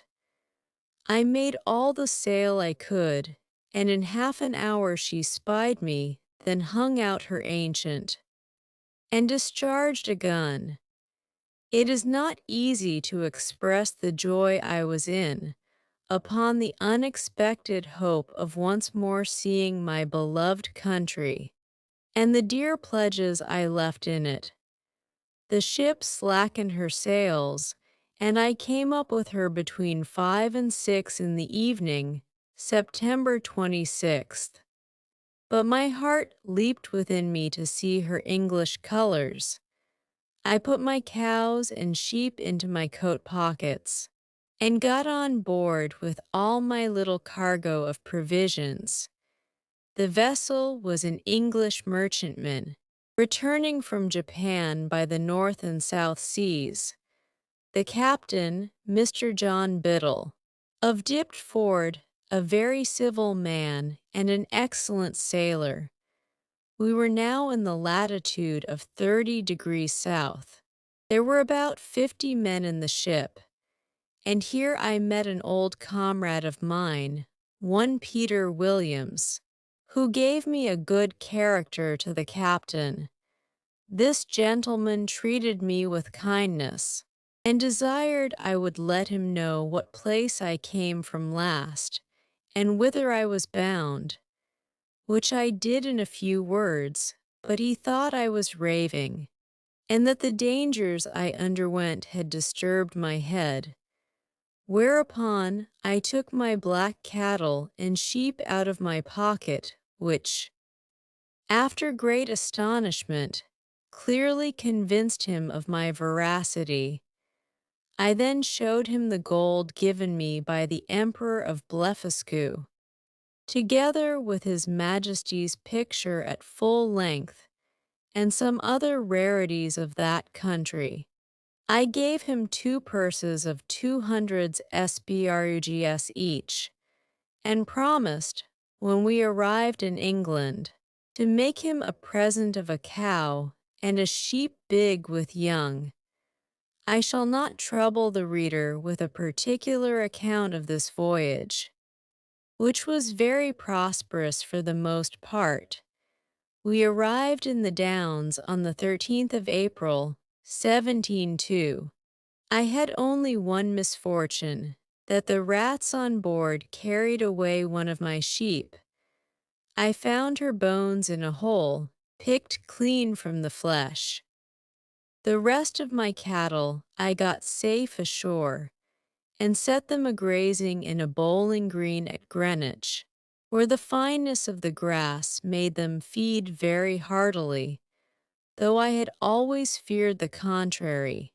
Neither could I possibly have preserved them in so long a voyage, if the captain had not allowed me some of his best biscuit, which, rubbed to powder and mingled with water, was their constant food.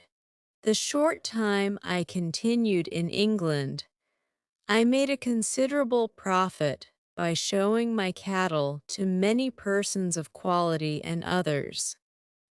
And before I began my second voyage, I sold them for £600. Since my last return, I find the breed is considerably increased, especially the sheep, which I hope will prove much to the advantage of the woolen manufacture, by the fineness of the fleeces. I stayed but 2 months with my wife and family, for my insatiable desire of seeing foreign countries would suffer me to continue no longer. I left £1,500 with my wife, and fixed her in a good house at Redriff. My remaining stock I carried with me, part in money and part in goods, in hopes to improve my fortunes. My eldest uncle John had left me an estate in land, near Epping, of about £30 a year, and I had a long lease of the Black Bull in Fetter Lane, which yielded me as much more. so that I was not in any danger of leaving my family upon the parish. My son Johnny, named so after his uncle, was at the grammar school and a towardly child. My daughter Betty, who is now well married and has children, was then at her needlework. I took leave of my wife, and boy and girl, with tears on both sides, and went on board the Adventure, a merchant ship of 300 tons, bound for Surat. Captain John Nicholas, of Liverpool, commander. But my account of this voyage must be referred to the second part of my travels. Part II, A Voyage to Brobdngnag. Chapter I. A great storm described, the long boat sent to fetch water. The author goes with it to discover the country. He is left on shore, is seized by one of the natives, and carried to a farmer's house. His reception, with several accidents that happened there, a description of the inhabitants, having been condemned, by nature and fortune, to active and restless life.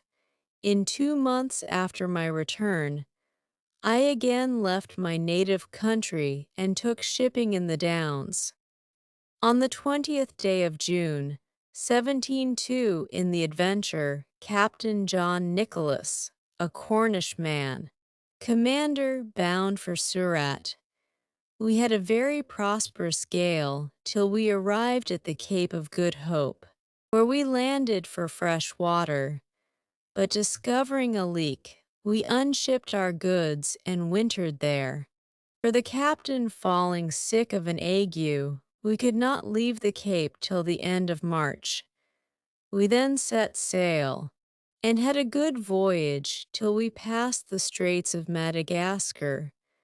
But having got northward of that island, and to about 5 degrees south latitude, the winds, which in those seas are observed to blow a constant equal gale between the north and west, from the beginning of December to the beginning of May, on the 19th of April, began to blow with much greater violence, and more westerly than usual, continuing so for 20 days together, during which time we were driven a little to the east of the Molucca Islands, and about 3 degrees northward of the line, as our captain found by an observation he took the 2nd of May, at which time the wind ceased, and it was a perfect calm, whereat I was not a little rejoiced.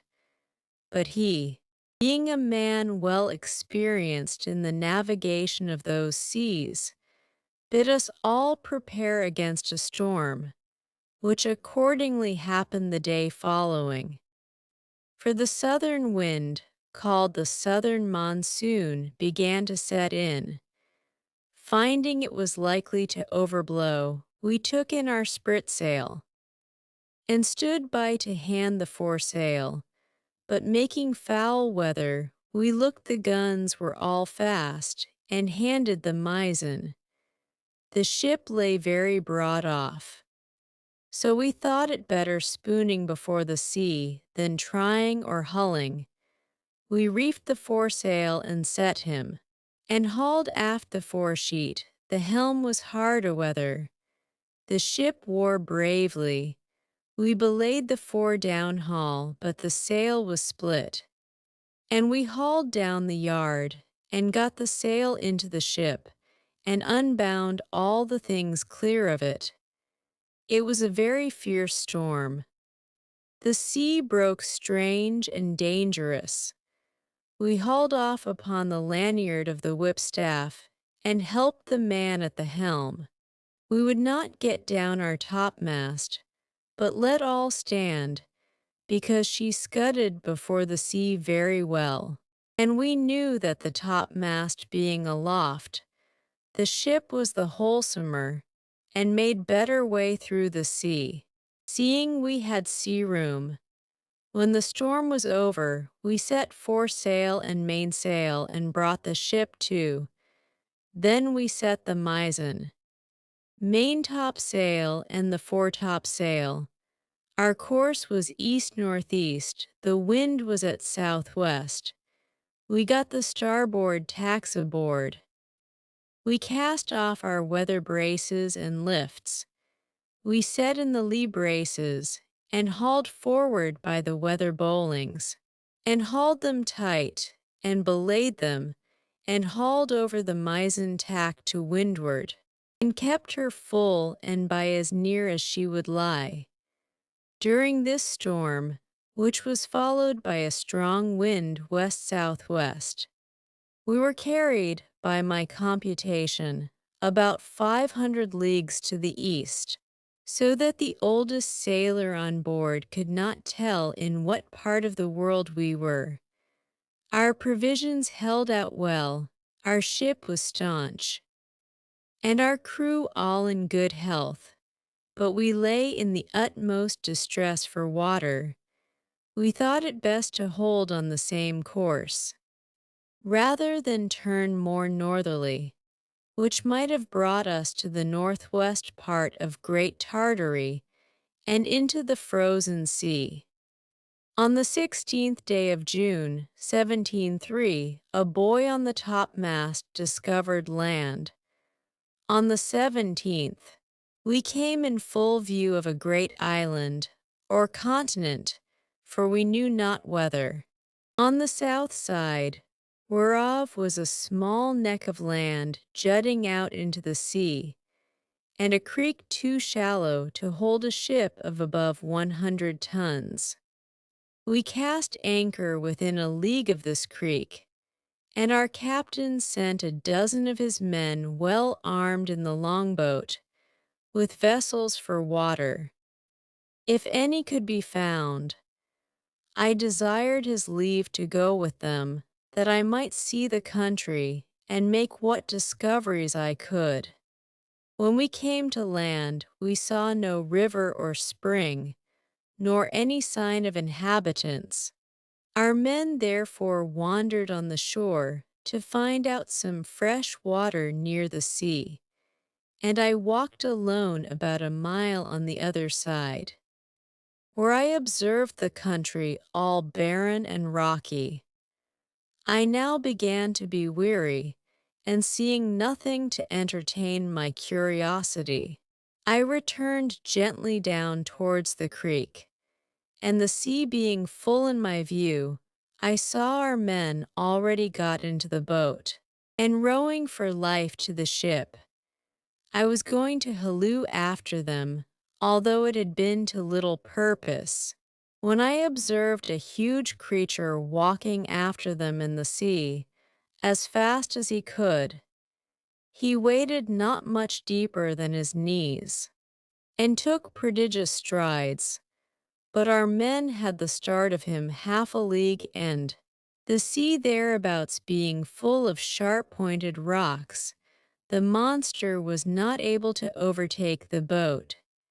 This I was afterwards told, for I durst not stay to see the issue of the adventure, but ran as fast as I could the way I first went, and then climbed up a steep hill, which gave me some prospect of the country. I found it fully cultivated, but that which first surprised me was the length of the grass, which in those grounds that seemed to be kept for hay was about 20 feet high. I fell into a high road, for so I took it to be, though it served to the inhabitants only as a footpath through a field of barley.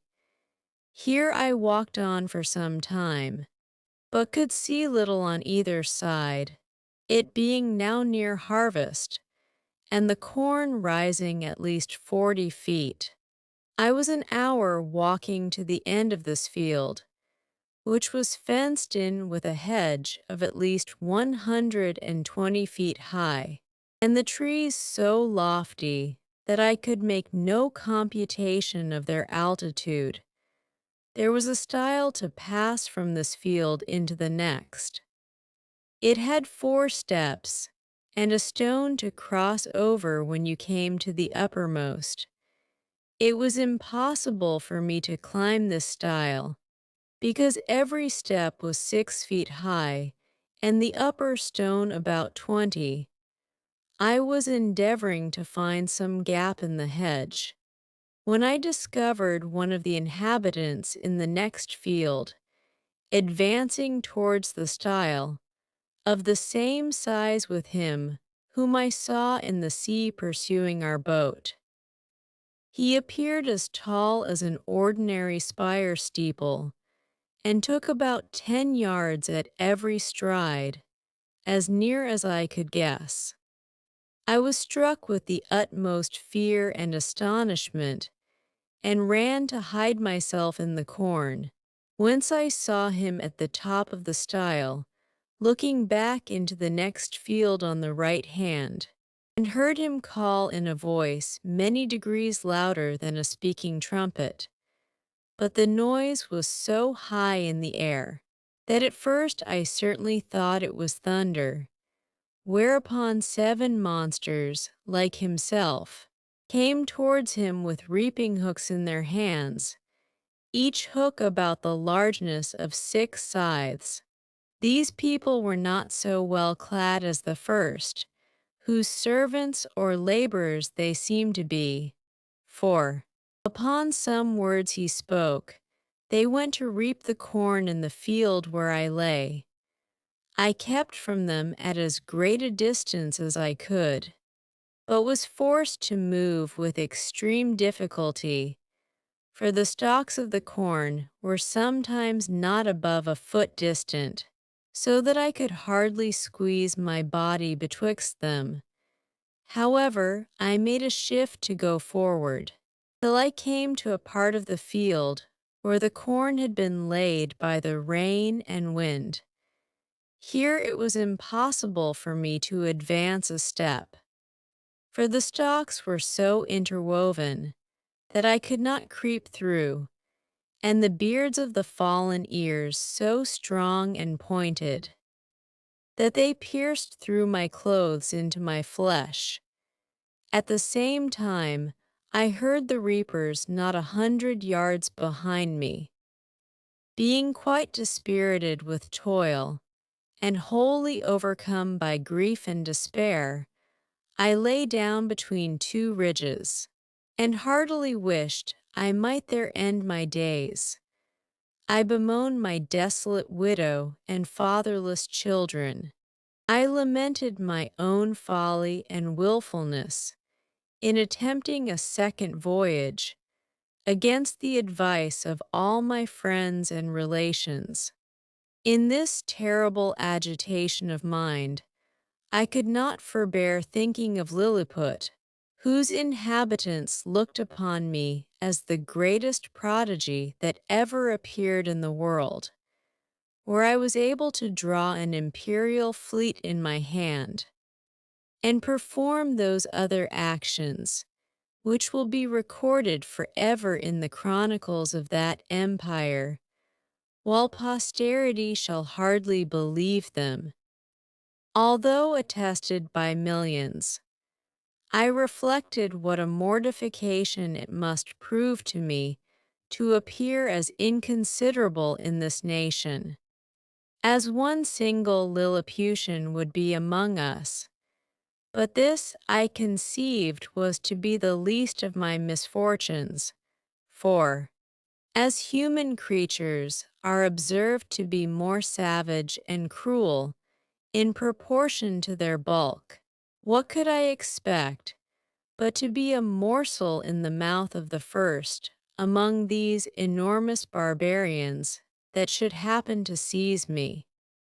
Undoubtedly philosophers are in the right when they tell us that nothing is great or little otherwise than by comparison. It might have pleased fortune to have let the Lilliputians find some nation where the people were as diminutive with respect to them as they were to me, And who knows but that even this prodigious race of mortals might be equally overmatched in some distant part of the world, whereof we have yet no discovery. Scared and confounded as I was, I could not forbear going on with these reflections, when one of the reapers, approaching within 10 yards of the ridge where I lay, made me apprehend that with the next step I should be squashed to death under his foot, or cut in two with his reaping hook, and therefore, when he was again about to move, I screamed as loud as fear could make me, whereupon the huge creature trod short and, looking round about under him for some time, at last espied me as I lay on the ground. He considered a while, with the caution of one who endeavors to lay hold on a small dangerous animal in such a manner that it shall not be able either to scratch or bite him, as I myself have sometimes done with a weasel in England. At length he ventured to take me behind by the middle, between his forefinger and thumb, and brought me within 3 yards of his eyes, that he might behold my shape more perfectly.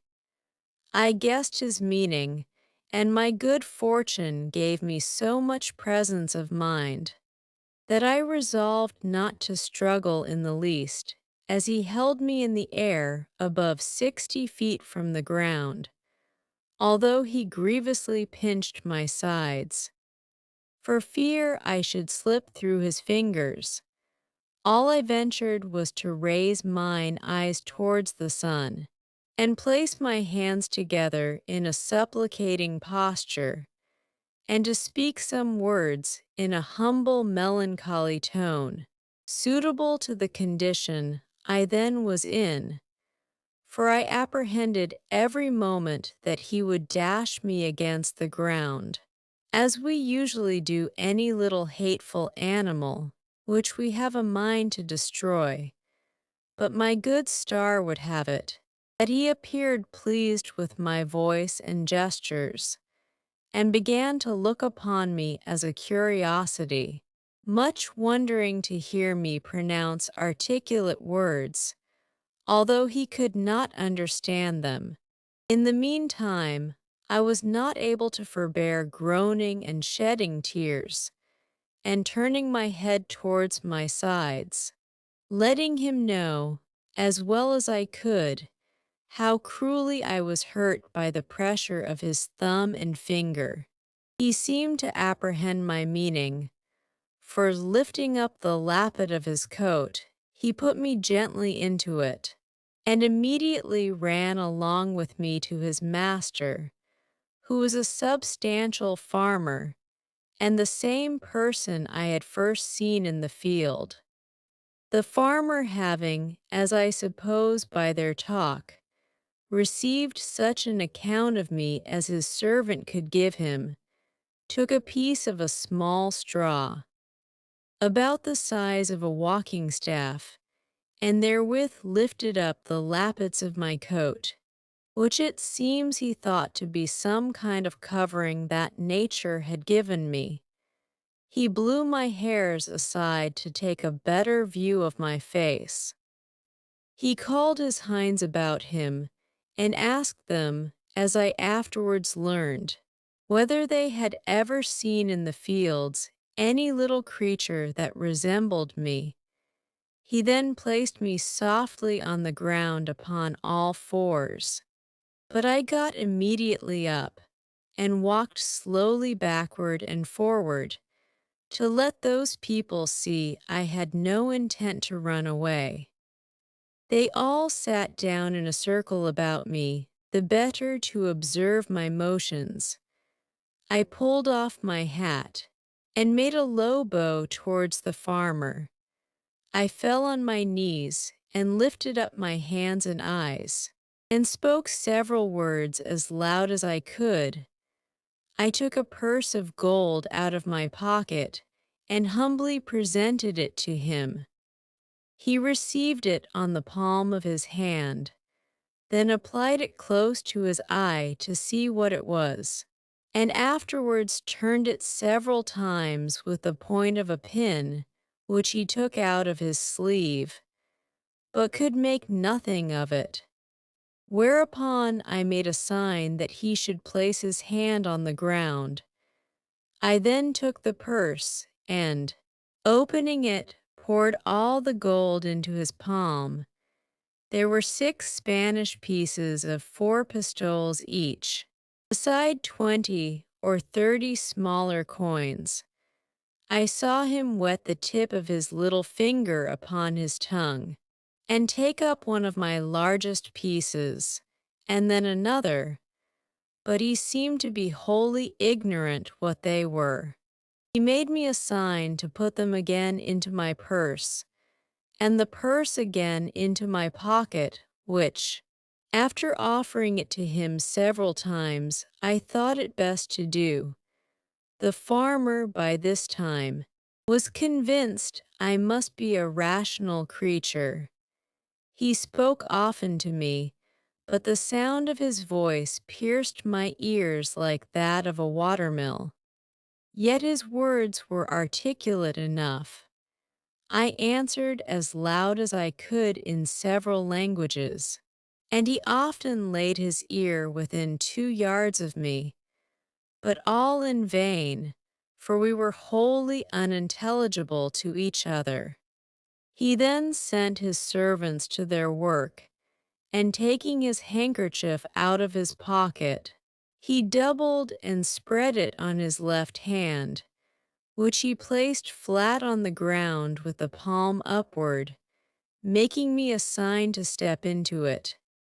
As I could easily do, for it was not above a foot in thickness, I thought it my part to obey, and, for fear of falling, laid myself at full length upon the handkerchief, with the remainder of which he lapped me up to the head for further security, and in this manner carried me home to his house.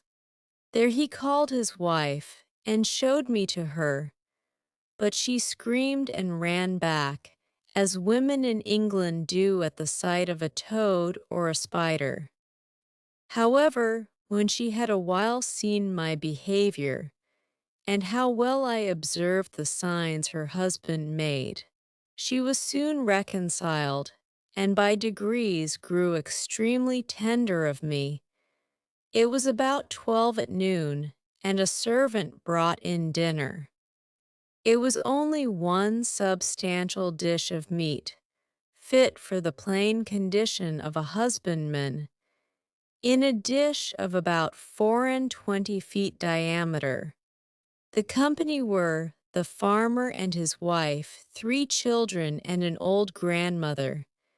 When they were sat down, the farmer placed me at some distance from him on the table, which was 30 feet high from the floor. I was in a terrible fright, and kept as far as I could from the edge, for fear of falling. The wife minced a bit of meat, then crumbled some bread on a trencher, and placed it before me. I made her a low bow, took out my knife and fork, and fell to eat, which gave them exceeding delight. The mistress sent her maid for a small dram cup, which held about 2 gallons, and filled it with drink. I took up the vessel with much difficulty in both hands, and in a most respectful manner drank to her ladyship's health, expressing the words as loud as I could in English, which made the company laugh so heartily that I was almost deafened with the noise. This liquor tasted like a small cider, and was not unpleasant. Then the master made me a sign to come to his trencher's side, but as I walked on the table, being in great surprise all the time, as the indulgent reader will easily conceive and excuse, I happened to stumble against a crust and fell flat on my face, but received no hurt. I got up immediately, and observing the good people to be in much concern, I took my hat, which I held under my arm out of good manners, and waving it over my head, made 3 huzzas, to show I had got no mischief by my fall, but advancing forward towards my master, as I shall henceforth call him, his youngest son, who sat next to him, an arch boy of about 10 years old, took me up by the legs and held me so high in the air that I trembled every limb. But his father snatched me from him, and at the same time gave him such a box on the left ear as would have felled an European troop of horse to the earth, ordering him to be taken from the table. But being afraid the boy might owe me a spite, and well remembering how mischievous all children among us naturally are to sparrows, rabbits, young kittens, and puppy dogs, I fell on my knees and pointing to the boy, made my master to understand, as well as I could, that I desired his son might be pardoned. The father complied, and the lad took his seat again, whereupon I went to him and kissed his hand, which my master took, and made him stroke me gently with it. In the midst of dinner, my mistress's favorite cat leaped into her lap. I heard a noise behind me like that of a dozen stocking weavers at work, and turning my head, I found it proceeded from the purring of that animal, who seemed to be 3 times larger than an ox, as I computed by the view of her head, and one of her paws, while her mistress was feeding and stroking her. The fierceness of this creature's countenance altogether discomposed me, though I stood at the farther end of the table, above 50 feet off, and although my mistress held her fast, for fear she might give a spring and seize me in her talons. But it happened there was no danger, for the cat took not the least notice of me when my master placed me within 3 yards of her. And as I have been always told, and found true by experience in my travels, that flying or discovering fear before a fierce animal is a certain way to make it pursue or attack you, so I resolved, in this dangerous juncture, to show no manner of concern. I walked with intrepidity 5 or 6 times before the very head of the cat, and came within half a yard of her, whereupon she drew herself back, as if she were more afraid of me. I had less apprehension concerning the dogs, whereof 3 or 4 came into the room, as it is usual in farmers' houses, one of which was a mastiff, equal in bulk to 4 elephants, and another a greyhound, somewhat taller than the mastiff, but not so large. When dinner was almost done, the nurse came in with a child of a year old in her arms, who immediately spied me, and began a squall that you might have heard from London Bridge to Chelsea, after the usual oratory of infants, to get me for a plaything. The mother, out of pure indulgence, took me up and put me towards the child, who presently seized me by the middle, and got my head into his mouth, where I roared so loud that the urchin was frighted, and let me drop, and I should infallibly have broke my neck, if the mother had not held her apron under me.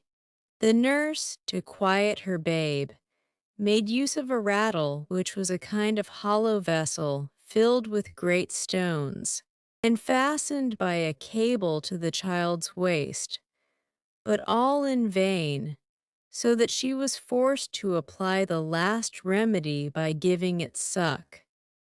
I must confess no object ever disgusted me so much as the sight of her monstrous breast, which I cannot tell what to compare with, so as to give the curious reader an idea of its bulk, shape, and color. It stood prominent 6 feet, and could not be less than 16 in circumference. The nipple was about half the bigness of my head, and the hue both of that and the dug, so varied with spots, pimples, and freckles, that nothing could appear more nauseous. For I had a near sight of her, she sitting down, the more conveniently to give suck, and I standing on the table. This made me reflect upon the fair skins of our English ladies, who appear so beautiful to us, only because they are of our own size, and their defects not to be seen but through a magnifying glass, where we find by experiment that the smoothest and whitest skins look rough, and coarse, and ill-colored. I remember when I was at Lilliput, the complexion of those diminutive people appeared to me the fairest in the world, and talking upon this subject with a person of learning there, who was an intimate friend of mine, he said that my face appeared much fairer and smoother when he looked on me from the ground than it did upon a nearer view. When I took him up in my hand, and brought him close, which he confessed was at first a very shocking sight, he said, he could discover great holes in my skin, that the stumps of my beard were 10 times stronger than the bristles of a boar, and my complexion made up of several colors altogether disagreeable, although I must beg leave to say for myself, that I am as fair as most of my sex and country, and very little sunburnt by all my travels. On the other side, discoursing of the ladies in that emperor's court, he used to tell me, one had freckles, another too wide a mouth, a third too large a nose, nothing of which I was able to distinguish.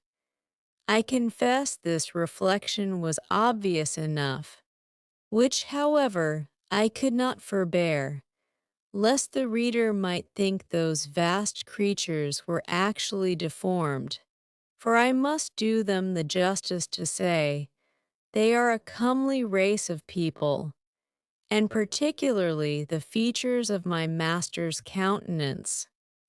Although he was but a farmer, when I beheld him from the height of 60 feet, appeared very well proportioned. When dinner was done, my master went out to his laborers, and, as I could discover by his voice and gesture, gave his wife strict charge to take care of me. I was very much tired and disposed to sleep, which my mistress perceiving, she put me on her own bed, and covered me with a clean white handkerchief, but larger and coarser than the mainsail of a man-o'-war. I slept about 2 hours, and dreamt I was at home with my wife and children, which aggravated my sorrows when I awaked, and found myself alone in a vast room, between 200 and 300 feet wide, and above 200 high, lying in a bed 20 yards wide. My mistress was gone about her household affairs, and had locked me in. The bed was 8 yards from the floor. Some natural necessities required me to get down. I durst not presume to call, and if I had, it would have been in vain, with such a voice as mine. at so great a distance from the room where I lay to the kitchen where the family kept.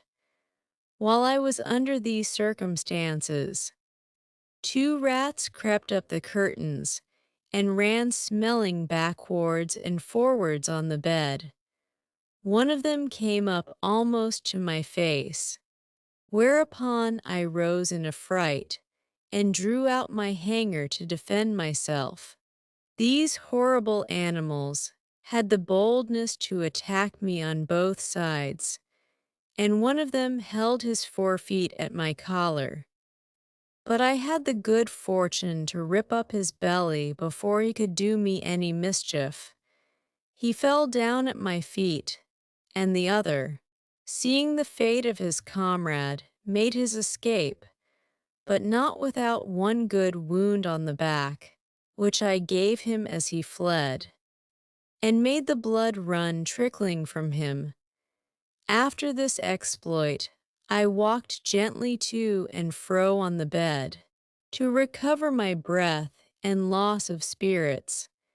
These creatures were of the size of a large mastiff, but infinitely more nimble and fierce, so that if I had taken off my belt before I went to sleep, I must have infallibly been torn to pieces and devoured. I measured the tail of the dead rat and found it to be 2 yards long, wanting an inch. But it went against my stomach to drag the carcass off the bed, where it lay still bleeding.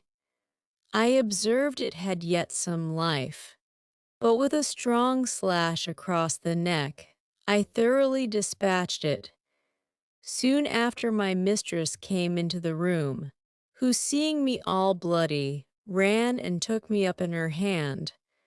I pointed to the dead rat, smiling, and making other signs to show I was not hurt, whereat she was extremely rejoiced.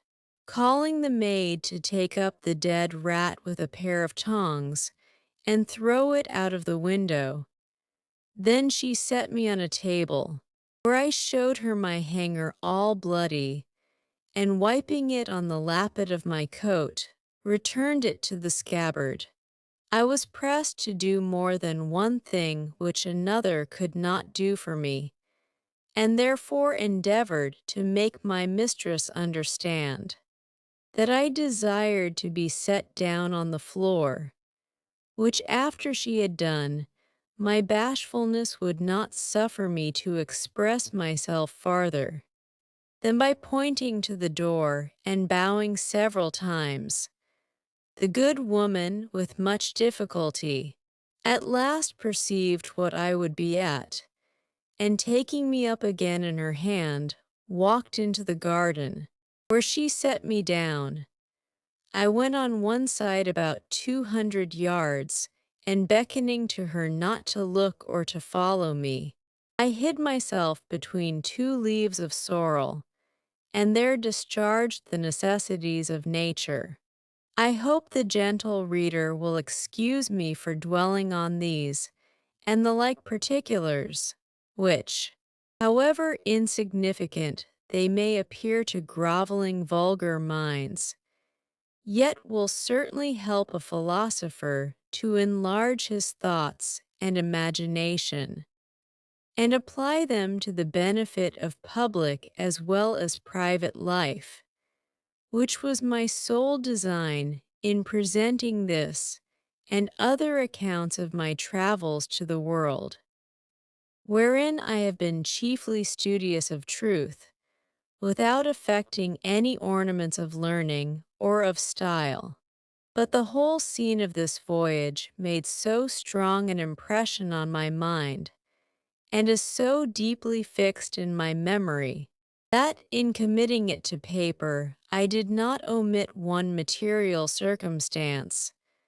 However, upon a strict review, I blotted out several passages, of less moment which were in my first copy, for fear of being censured as tedious and trifling, whereof travelers are often, perhaps not without justice, accused, Chapter II. A description of the farmer's daughter. The author carried to a market town and then to the metropolis. The particulars of his journey. My mistress had a daughter of 9 years old, a child of towardly parts for her age, very dexterous at her needle, and skillful in dressing her baby. Her mother and she contrived to fit up the baby's cradle for me against night.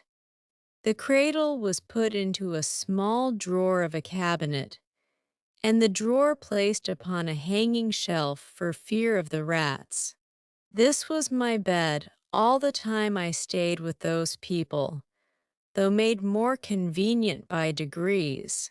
As I began to learn their language and make my wants known, this young girl was so handy that after I had once or twice pulled off my clothes before her, she was able to dress and undress me, though I never gave her that trouble when she would let me do either myself.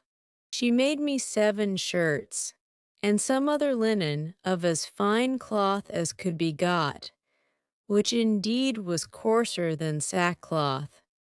And these she constantly washed for me with her own hands. She was likewise my schoolmistress, to teach me the language. When I pointed to anything, she told me the name of it in her own tongue, so that in a few days I was able to call for whatever I had a mind to. She was very good-natured, and not above 40 feet high, being little for her age. She gave me the name of Grildrig, which the family took up, and afterwards the whole kingdom. The word imports what the Latins call nanunculus, the Italians homuncletino, and the English mannikin. To her I chiefly owe my preservation in that country. We never parted while I was there. I called her my glumdlclitch, or little nurse, and should be guilty of great ingratitude if I omitted this honorable mention of her care and affection towards me, which I heartily wish it lay in my power to requite as she deserves. Instead of being the innocent but unhappy instrument of her disgrace, as I have too much reason to fear, it now began to be known and talked of in the neighborhood that my master had found a strange animal in the field, about the bigness of a splacuck, but exactly shaped in every part like a human creature, which it likewise imitated in all its actions, seemed to speak in a little language of its own, had already learned several words of theirs, when erect upon 2 legs, was tame and gentle, would come when it was called, do whatever it was bid, had the finest limbs in the world, and a complexion fairer than a nobleman's daughter of 3 years old. Another farmer, who lived hard by, and was a particular friend of my master, came on a visit on purpose to inquire into the truth of this story. I was immediately produced and placed upon a table, where I walked as I was commanded, drew my hanger, put it up again, made my reverence to my master's guest, asked him in his own language how he did, and told him he was welcome, just as my little nurse had instructed me. This man, who was old and dim-sighted, put on his spectacles to behold me better, at which I could not forbear laughing very heartily, for his eyes appeared like the full moon shining into a chamber at 2 windows. Our people, who discovered the cause of my mirth, bore me company in laughing, at which the old fellow was fool enough to be angry and out of countenance. He had the character of a great miser, and to my misfortune he well deserved it, by the cursed advice he gave my master, to show me as a sight upon a market day in the next town, which was half an hour's riding, about 22 miles from our house. I guessed there was some mischief when I observed my master and his friend whispering together, sometimes pointing at me, and my fears made me fancy that I overheard and understood some of their words. But the next morning Glumdalclitch, my little nurse, told me the whole matter, which she had cunningly picked out from her mother. The poor girl laid me on her bosom, and fell a-weeping with shame and grief. She apprehended some mischief would happen to me from rude vulgar folks, who might squeeze me to death, or break one of my limbs by taking me in their hands. She had also observed how modest I was in my nature, how nicely I regarded my honor, and what an indignity I should conceive it, to be exposed for money as a public spectacle to the meanest of the people. She said her papa and mamma had promised that Grildrig should be hers, but now she found they meant to serve her as they did last year, when they pretended to give her a lamb, and yet, as soon as it was fat, sold it to a butcher. For my own part, I may truly affirm that I was less concerned than my nurse. I had a strong hope, which never left me, that I should one day recover my liberty. And as to the ignominy of being carried about for a monster, I considered myself to be a perfect stranger in the country, and that such a misfortune could never be charged upon me as a reproach. If ever I should return to England, since the King of Great Britain himself, in my condition, must have undergone the same distress, my master, pursuant to the advice of his friend, carried me in a box the next market day to the neighboring town, and took along with him his little daughter, my nurse, upon a pillion behind him. The box was close on every side, with a little door for me to go in and out, and a few gimlet holes to let in air. The girl had been so careful as to put the quilt of her baby's bed into it, for me to lie down on. However, I was terribly shaken and discomposed in this journey, though it was but of half an hour. For the horse went about 40 feet at every step, and trotted so high, that the agitation was equal to the rising and falling of a ship in a great storm, but much more frequent. Our journey was somewhat farther than from London to St. Albans. My master alighted at an inn which he used to frequent, and after consulting a while with the innkeeper, and making some necessary preparations, he hired the Grultrud, or crier, to give notice through the town of a strange creature to be seen at the sign of the Green Eagle, not so big as a splacuck, an animal in that country very finely shaped, about 6 feet long, and in every part of the body resembling a human creature, could speak several words, and perform 100 diverting tricks. I was placed upon a table in the largest room of the inn, which might be near 300 feet square. My little nurse stood on a low stool close to the table to take care of me and direct what I should do. My master, to avoid a crowd, would suffer only 30 people at a time to see me, I walked about on the table as the girl commanded. She asked me questions, as far as she knew my understanding of the language reached, and I answered them as loud as I could.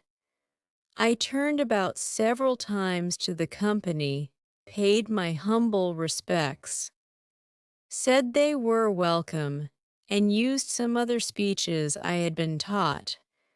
I took up a thimble filled with liquor, which Glumdalclitch had given me for a cup, and drank their health.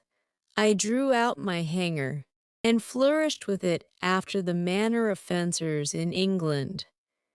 My nurse gave me a part of a straw, which I exercised as a pike, having learnt the art in my youth.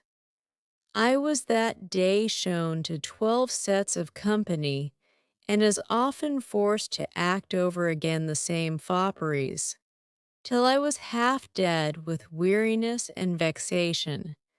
For those who had seen me made such wonderful reports, that the people were ready to break down the doors to come in. My master, for his own interest, would not suffer anyone to touch me except my nurse, and to prevent danger, benches were set round the table at such a distance as to put me out of everybody's reach. However, an unlucky schoolboy aimed a hazel nut directly at my head, which very narrowly missed me. Otherwise it came with so much violence that it would have infallibly knocked out my brains, for it was almost as large as a small pumpkin. But I had the satisfaction to see the young rogue well beaten, and turned out of the room. My master gave public notice that he would show me again the next market day, and in the meantime he prepared a convenient vehicle for me, which he had reason enough to do, for I was so tired with my first journey and with entertaining company for 8 hours together, that I could hardly stand upon my legs or speak a word. It was at least 3 days before I recovered my strength, and that I might have no rest at home, all the neighboring gentlemen from 100 miles round, hearing of my fame, came to see me at my master's own house. There could not be fewer than 30 persons with their wives and children, for the country is very populous, and my master demanded the rate of a full room whenever he showed me at home, although it were only to a single family, so that for some time I had but little ease every day of the week, except Wednesday, which is their Sabbath. Although I were not carried to the town, my master, finding how profitable I was likely to be, resolved to carry me to the most considerable cities of the kingdom. Having therefore provided himself with all things necessary for a long journey, and settled his affairs at home, he took leave of his wife, and upon the 17th of August, 1703, about 2 months after my arrival, we set out for the metropolis, situate near the middle of that empire, and about 3,000 miles distance from our house. My master made his daughter Glumdalclitch ride behind him. She carried me on her lap, in a box tied about her waist. The girl had lined it on all sides with the softest cloth she could get, well quilted underneath, furnished it with her baby's bed, provided me with linen and other necessaries, and made everything as convenient as she could. We had no other company but a boy of the house, who rode after us with the luggage. My master's design was to show me in all the towns by the way, and to step out of the road for 50 or 100 miles to any village or person of quality's house where he might expect custom. We made easy journeys of not above 7 or 8 score miles a day. For Glumdalclitch, on purpose to spare me, complained she was tired with the trotting of the horse. She often took me out of my box, at my own desire to give me air and show me the country, but always held me fast by a leading string. We passed over 5 or 6 rivers, many degrees broader and deeper than the Nile or the Ganges, and there was hardly a rivulet so small as the Thames at London Bridge. We were 10 weeks in our journey, and I was shown in 18 large towns, besides many villages and private families. On the 26th day of October, we arrived at the metropolis, called in their language Lorbrulgrud, or Pride of the Universe. My master took a lodging in the principal street of the city, not far from the royal palace, and put out bills in the usual form, containing an exact description of my person and parts. He hired a large room between 300 and 400 feet wide. He provided a table 60 feet in diameter, upon which I was to act my part, and palisadoed it round 3 feet from the edge, and as many high to prevent my falling over. I was shown 10 times a day, to the wonder and satisfaction of all people. I could now speak the language tolerably well, and perfectly understood every word that was spoken to me. Besides, I had learnt their alphabet, and could make a shift to explain a sentence here and there. For Glumdalclitch had been my instructor while we were at home, and at leisure hours during our journey. She carried a little book in her pocket, not much larger than a Sanson's atlas. It was a common treatise for the use of young girls, giving a short account of their religion. Out of this she taught me my letters and interpreted the words. Chapter III. The author sent for to court. The queen buys him of his master the farmer, and presents him to the king. He disputes with his majesty's great scholars. An apartment at court provided for the author. He is in high favor with the queen. He stands up for the honor of his own country. His quarrels with the queen's dwarf. The frequent labors I underwent every day, made in a few weeks. A very considerable change in my health. The more my master got by me, the more insatiable he grew. I had quite lost my stomach, and was almost reduced to a skeleton. The farmer observed it, and concluding I must soon die, resolved to make as good a hand of me as he could. While he was thus reasoning and resolving with himself, a sardral, or gentleman usher, came from court, commanding my master to carry me immediately thither for the diversion of the queen and her ladies. Some of the latter had already been to see me, and reported strange things of my beauty, behavior, and good sense. Her Majesty and those who attended her were beyond measure delighted with my demeanor. I fell on my knees and begged the honor of kissing her imperial foot, but this gracious princess held out her little finger towards me.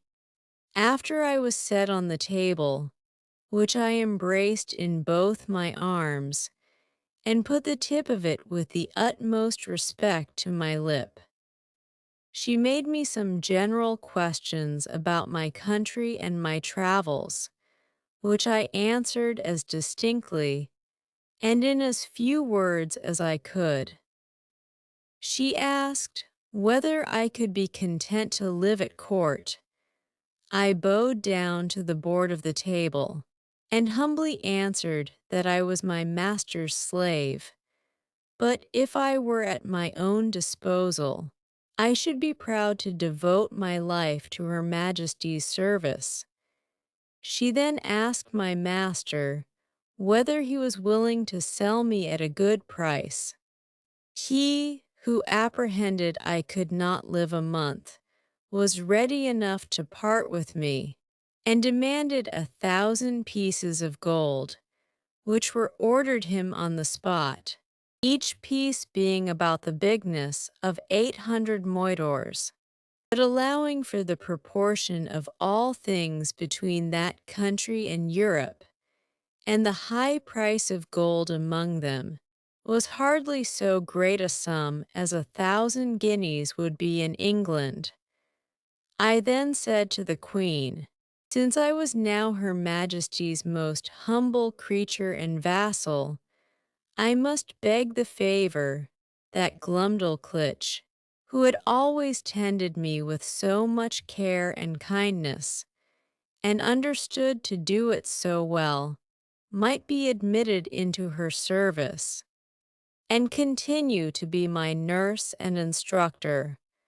Her Majesty agreed to my petition, and easily got the farmer's consent, who was glad enough to have his daughter preferred at court, and the poor girl herself was not able to hide her joy.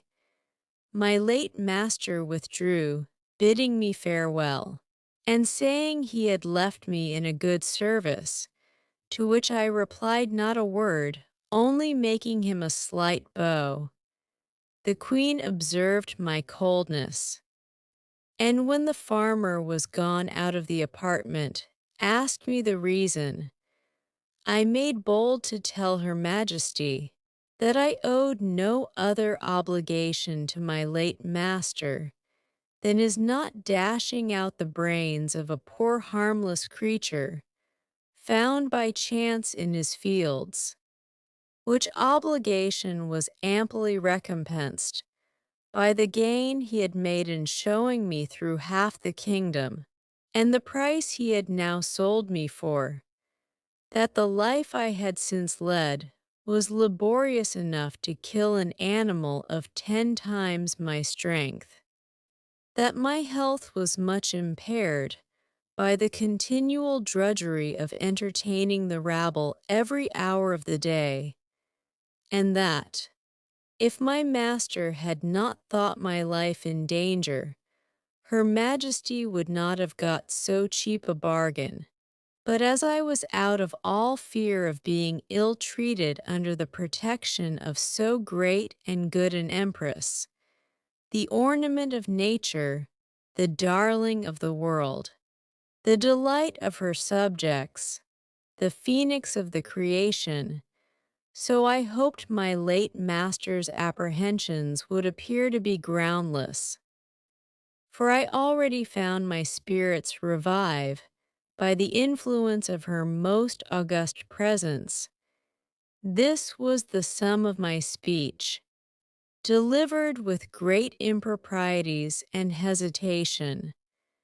The latter part was altogether framed in the style peculiar to that people, whereof I learned some phrases from Glumdalclitch while she was carrying me to court. The Queen, giving great allowance for my defectiveness in speaking, was, however, surprised at so much wit and good sense in so diminutive an animal. She took me in her own hand and carried me to the king, who was then retired to his cabinet. His Majesty, a prince of much gravity and austere countenance, not well observing my shape at first view, asked the Queen after a cold manner how long it was since she grew fond of a splacanuck. For such it seems he took me to be, as I lay upon my breast in her majesty's right hand. But this princess, who has an infinite deal of wit and humor, set me gently on my feet upon the scrutoire, and commanded me to give his majesty an account of myself, which I did in a very few words.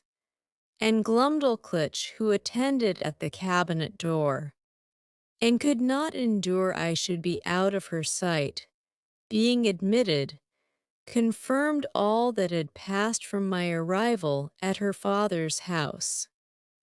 The king, although he be as learned a person as any in his dominions, had been educated in the study of philosophy, and particularly mathematics. Yet when he observed my shape exactly and saw me walk erect before I began to speak, conceived I might be a piece of clockwork, which is in that country arrived to a very great perfection, contrived by some ingenious artist. But when he heard my voice, and found what I delivered to be regular and rational, he could not conceal his astonishment. He was by no means satisfied with the relation I gave him of the manner I came into his kingdom, but thought it a story concerted between Glumdalclitch and her father, who had taught me a set of words to make me sell at a better price.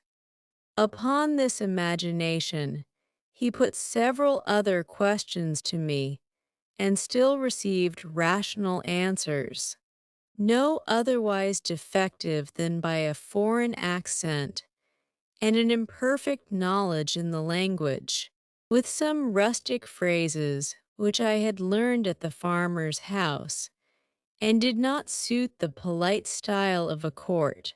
His Majesty sent for 3 great scholars, who were then in their weekly waiting, according to the custom in that country.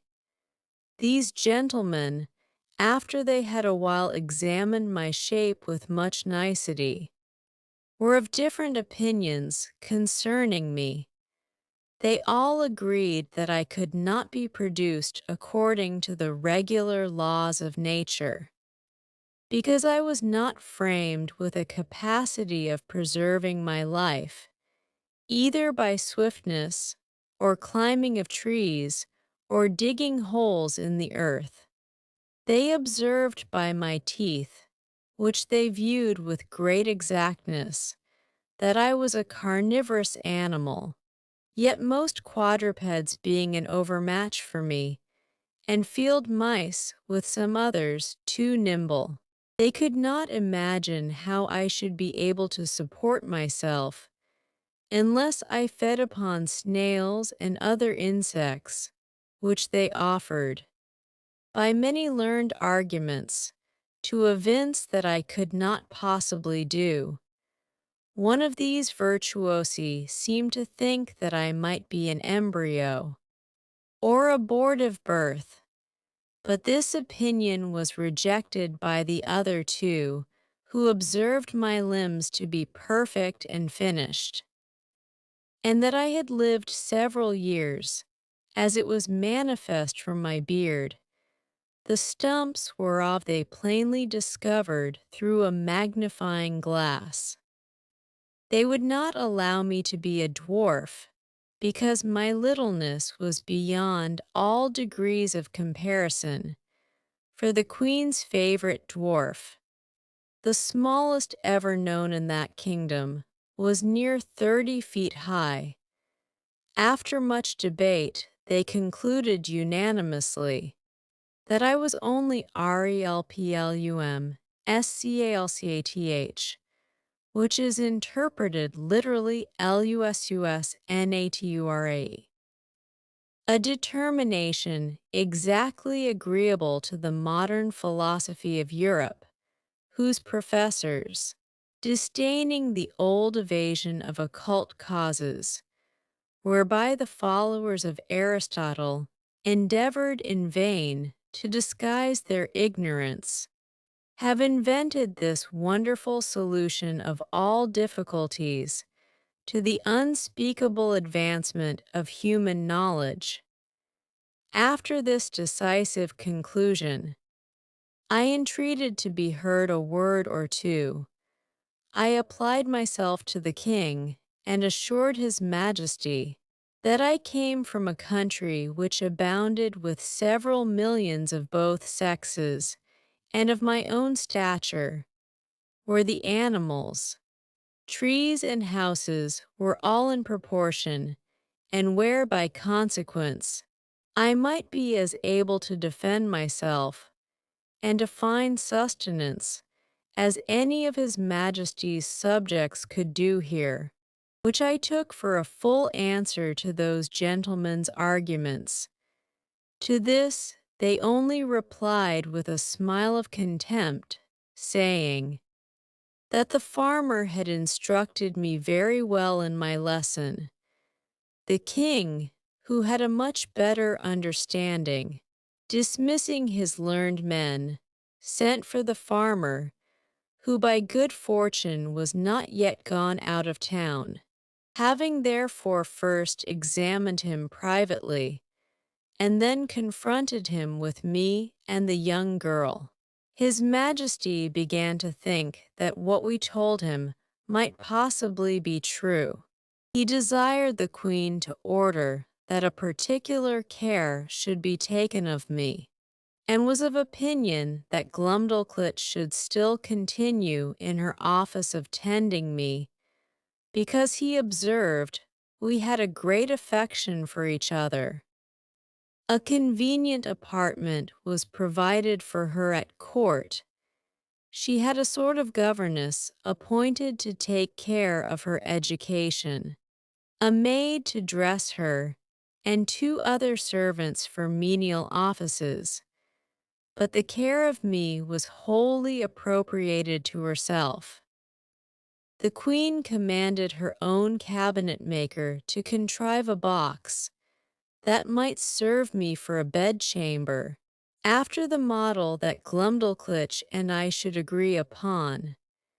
This man was a most ingenious artist, and according to my direction, in 3 weeks finished for me a wooden chamber of 16 feet square, and 12 high with sash windows, a door and 2 closets like a London bedchamber.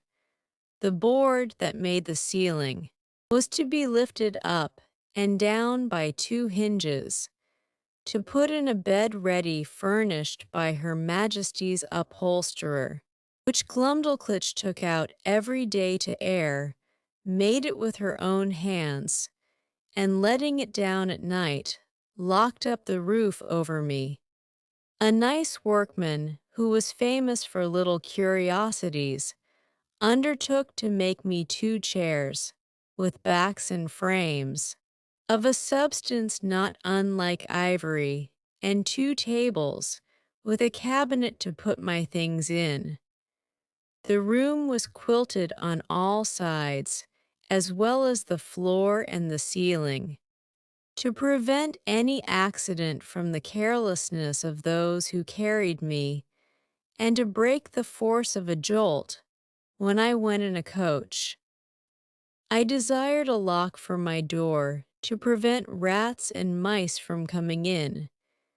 The smith, after several attempts, made the smallest that ever was seen among them, for I have known a larger at the gate of a gentleman's house in England. I made a shift to keep the key in a pocket of my own, fearing Glumdalclitch might lose it. The Queen likewise ordered the thinnest silks that could be gotten, to make me clothes, not much thicker than an English blanket, very cumbersome till I was accustomed to them.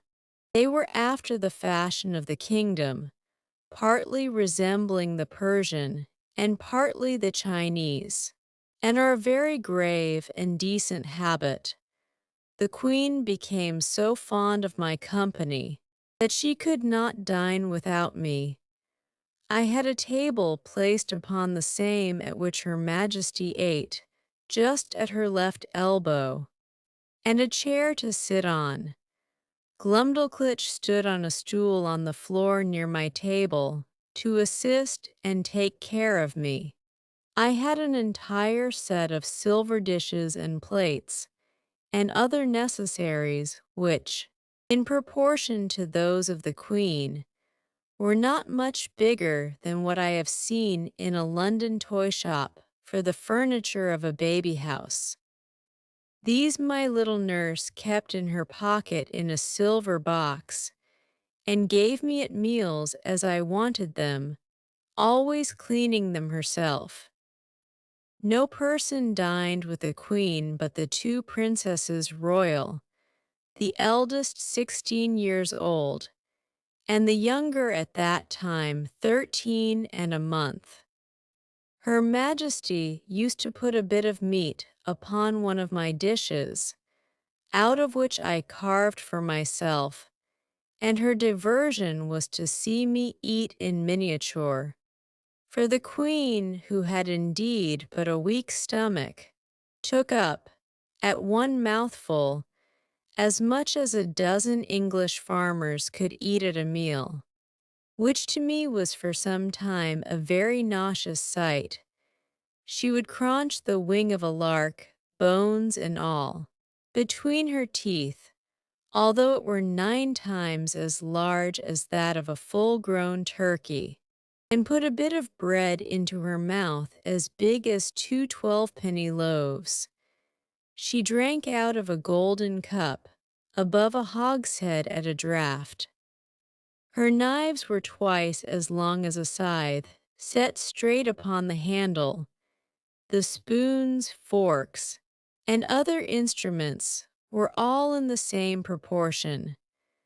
I remember when Glumdalclitch carried me, out of curiosity, to see some of the tables at court, where 10 or a dozen of those enormous knives and forks were lifted up together. I thought I had never till then beheld so terrible a sight. It is the custom that every Wednesday which, as I have observed, is their Sabbath, the king and queen, with the royal issue of both sexes, dine together in the apartment of his majesty, to whom I was now become a great favorite, and at these times my little chair and table were placed at his left hand, before one of the salt cellars. This prince took a pleasure in conversing with me, inquiring into the manners, religion, laws, government, and learning of Europe, wherein I gave him the best account I was able. His apprehension was so clear, and his judgment so exact, that he made very wise reflections and observations upon all I said. But I confess that, after I had been a little too copious in talking of my own beloved country, of our trade and wars by sea and land, of our schisms in religion and parties in the state, the prejudices of his education prevailed so far that he could not forbear taking me up in his right hand, and stroking me gently with the other, after a hearty fit of laughing, asked me whether I was a Whig or Tory. Then turning to his first minister, who waited behind him with a white staff, near as tall as the mainmast of the royal sovereign, he observed how contemptible a thing was human grandeur, which could be mimicked by such diminutive insects as I. And yet, says he, I dare engage these creatures have their titles and distinctions of honor. They contrive little nests and burrows that they call houses and cities. they make a figure in dress and equipage. They love, they fight, they dispute, they cheat, they betray. And thus he continued on, while my color came and went several times with indignation to hear our noble country, the mistress of arts and arms, the scourge of France, the arbitress of Europe, the seat of virtue, piety, honor, and truth, the pride and envy of the world, so contemptuously treated. But as I was not in a condition to resent injuries, so upon mature thoughts I began to doubt whether I was injured or no.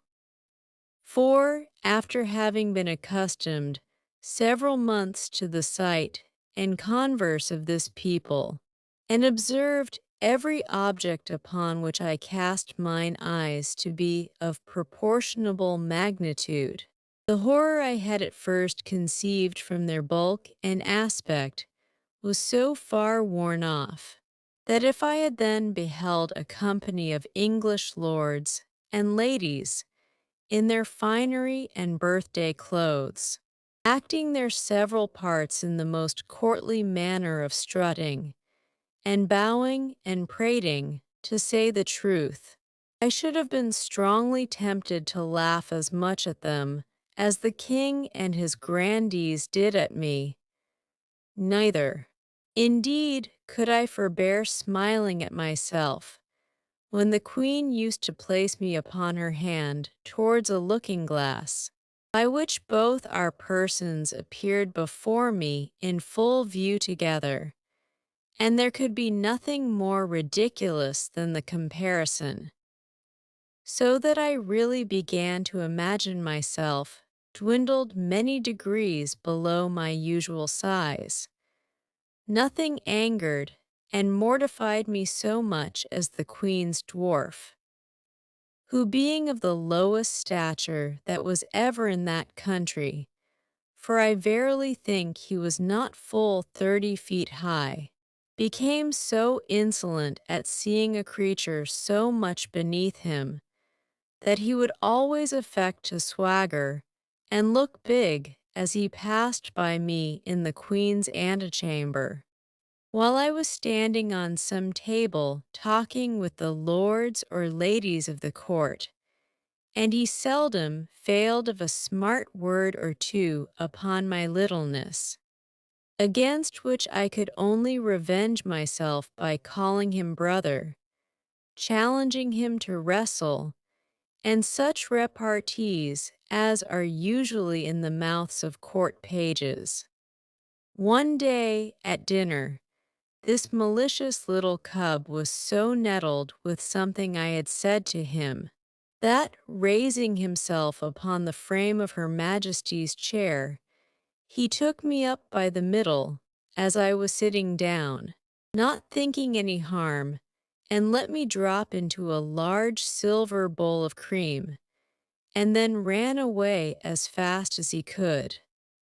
I fell over head and ears, and if I had not been a good swimmer, it might have gone very hard with me, for Glumdalclitch in that instant happened to be at the other end of the room, and the queen was in such a fright that she wanted presence of mind to assist me, but my little nurse ran to my relief and took me out. After I had swallowed above a quart of cream, I was put to bed. However, I received no other damage than the loss of a suit of clothes, which was utterly spoiled. The dwarf was soundly whipped, and as a farther punishment, forced to drink up the bowl of cream into which he had thrown me.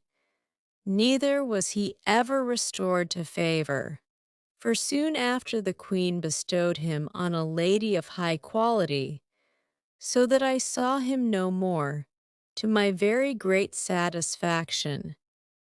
For I could not tell to what extremities such a malicious urchin might have carried his resentment. He had before served me a scurvy trick, which set the queen a-laughing, although at the same time she was heartily vexed and would have immediately cashiered him if I had not been so generous as to intercede. Her Majesty had taken a marrowbone upon her plate, and, after knocking out the marrow, placed the bone again in the dish erect, as it stood before the dwarf, watching his opportunity, while Glumdalclitch was gone to the sideboard, mounted the stool that she stood on to take care of me at meals, took me up in both hands, and squeezing my legs together, wedged them into the marrow bone above my waist, where I stuck for some time, and made a very ridiculous figure. I believe it was near a minute before anyone knew what was become of me, for I thought it below me to cry out. But as princes seldom get their meat hot, my legs were not scalded, only my stockings and breeches in a sad condition. The dwarf, at my entreaty, had no other punishment than a sound whipping.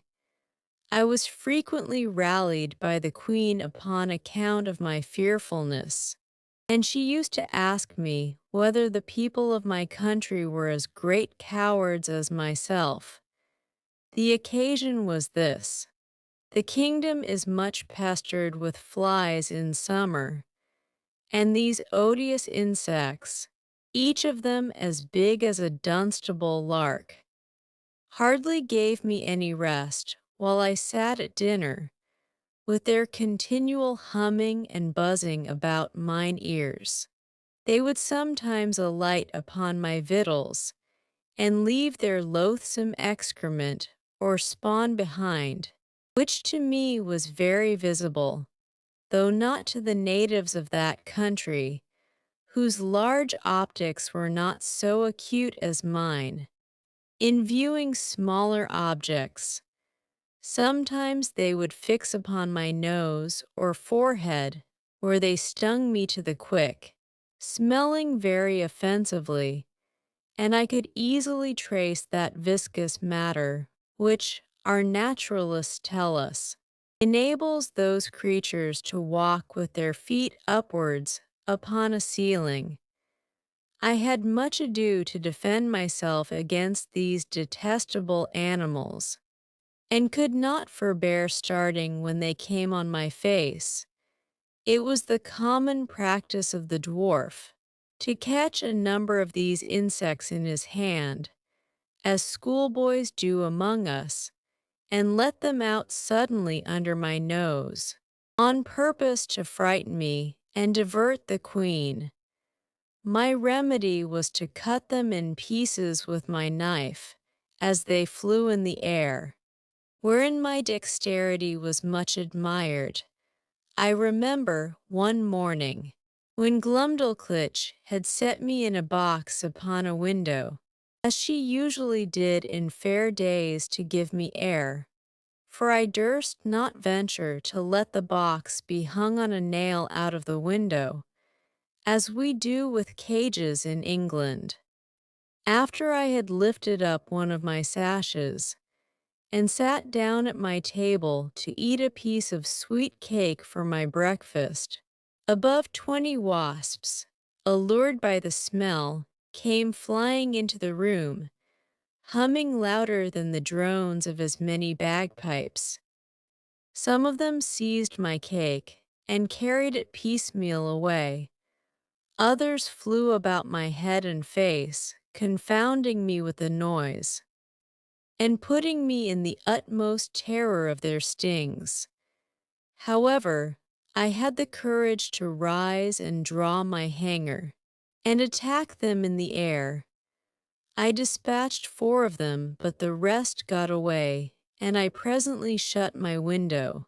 These insects were as large as partridges.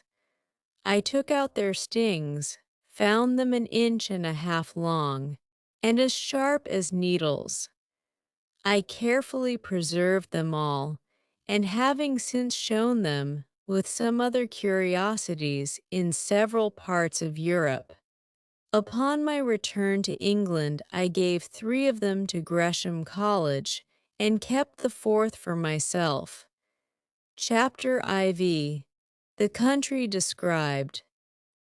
A proposal for correcting modern maps, the King's Palace, and some account of the metropolis.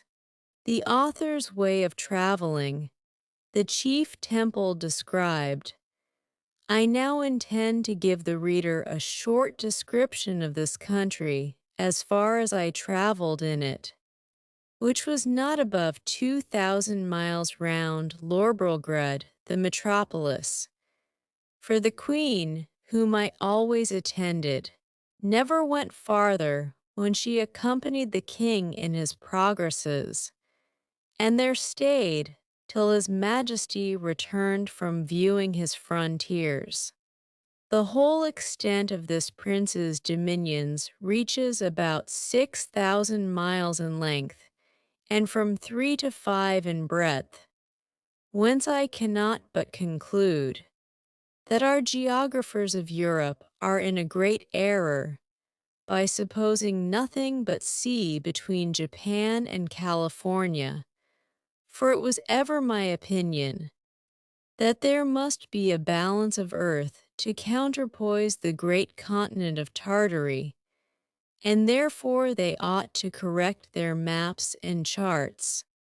By joining this vast tract of land to the northwest parts of America, wherein I shall be ready to lend them my assistance. The kingdom is a peninsula, terminated to the northeast by a ridge of mountains 30 miles high, which are altogether impassable, by reason of the volcanoes upon the tops.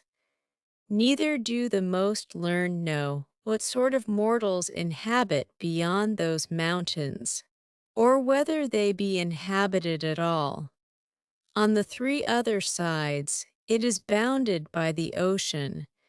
There is not one seaport in the whole kingdom, and those parts of the coasts into which the rivers issue are so full of pointed rocks, and the sea generally so rough, that there is no venturing with the smallest of their boats, so that these people are wholly excluded from any commerce with the rest of the world.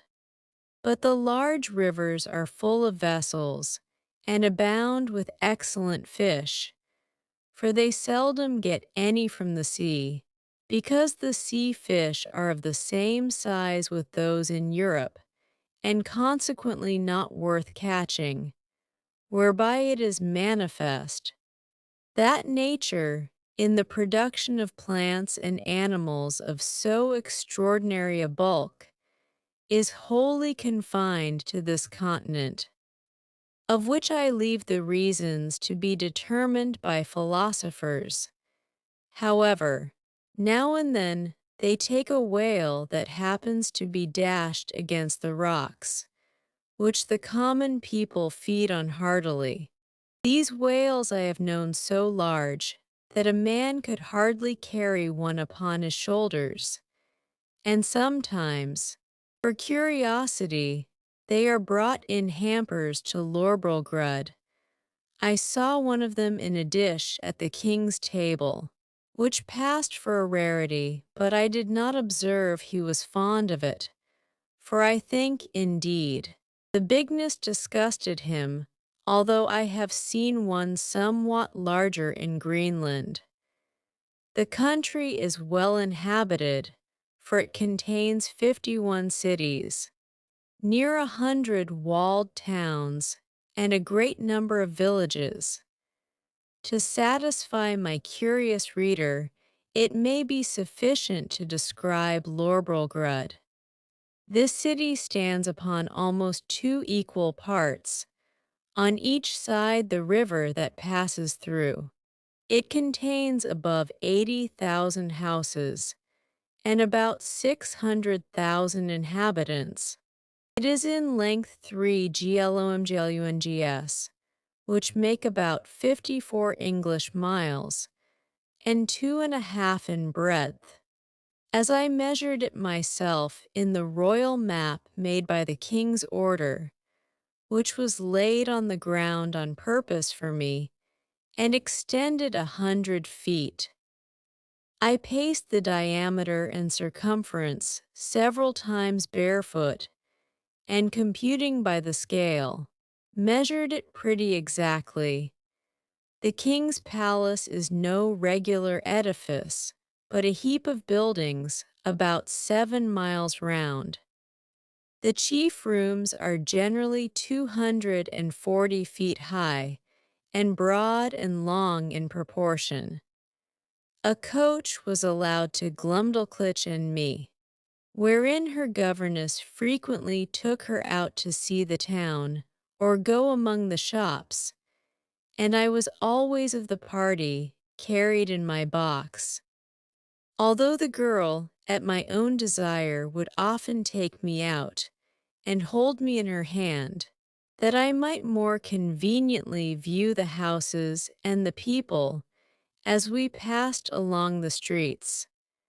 I reckoned our coach to be about a square of Westminster Hall, but not altogether so high. However, I cannot be very exact.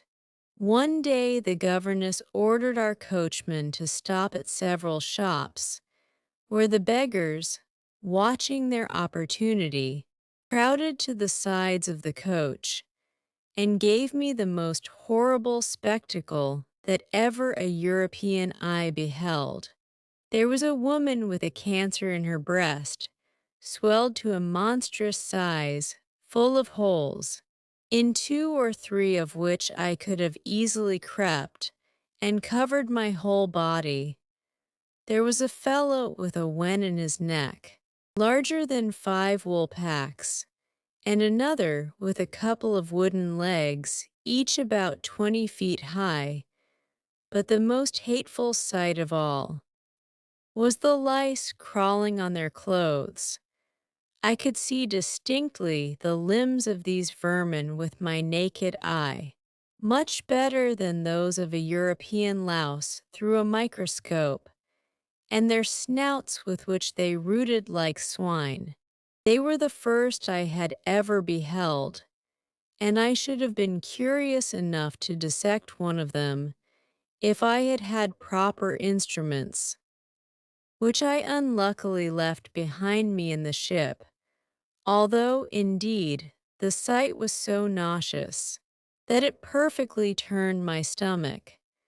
Besides the large box in which I was usually carried, the Queen ordered a smaller one to be made for me, of about 12 feet square and 10 high, for the convenience of traveling.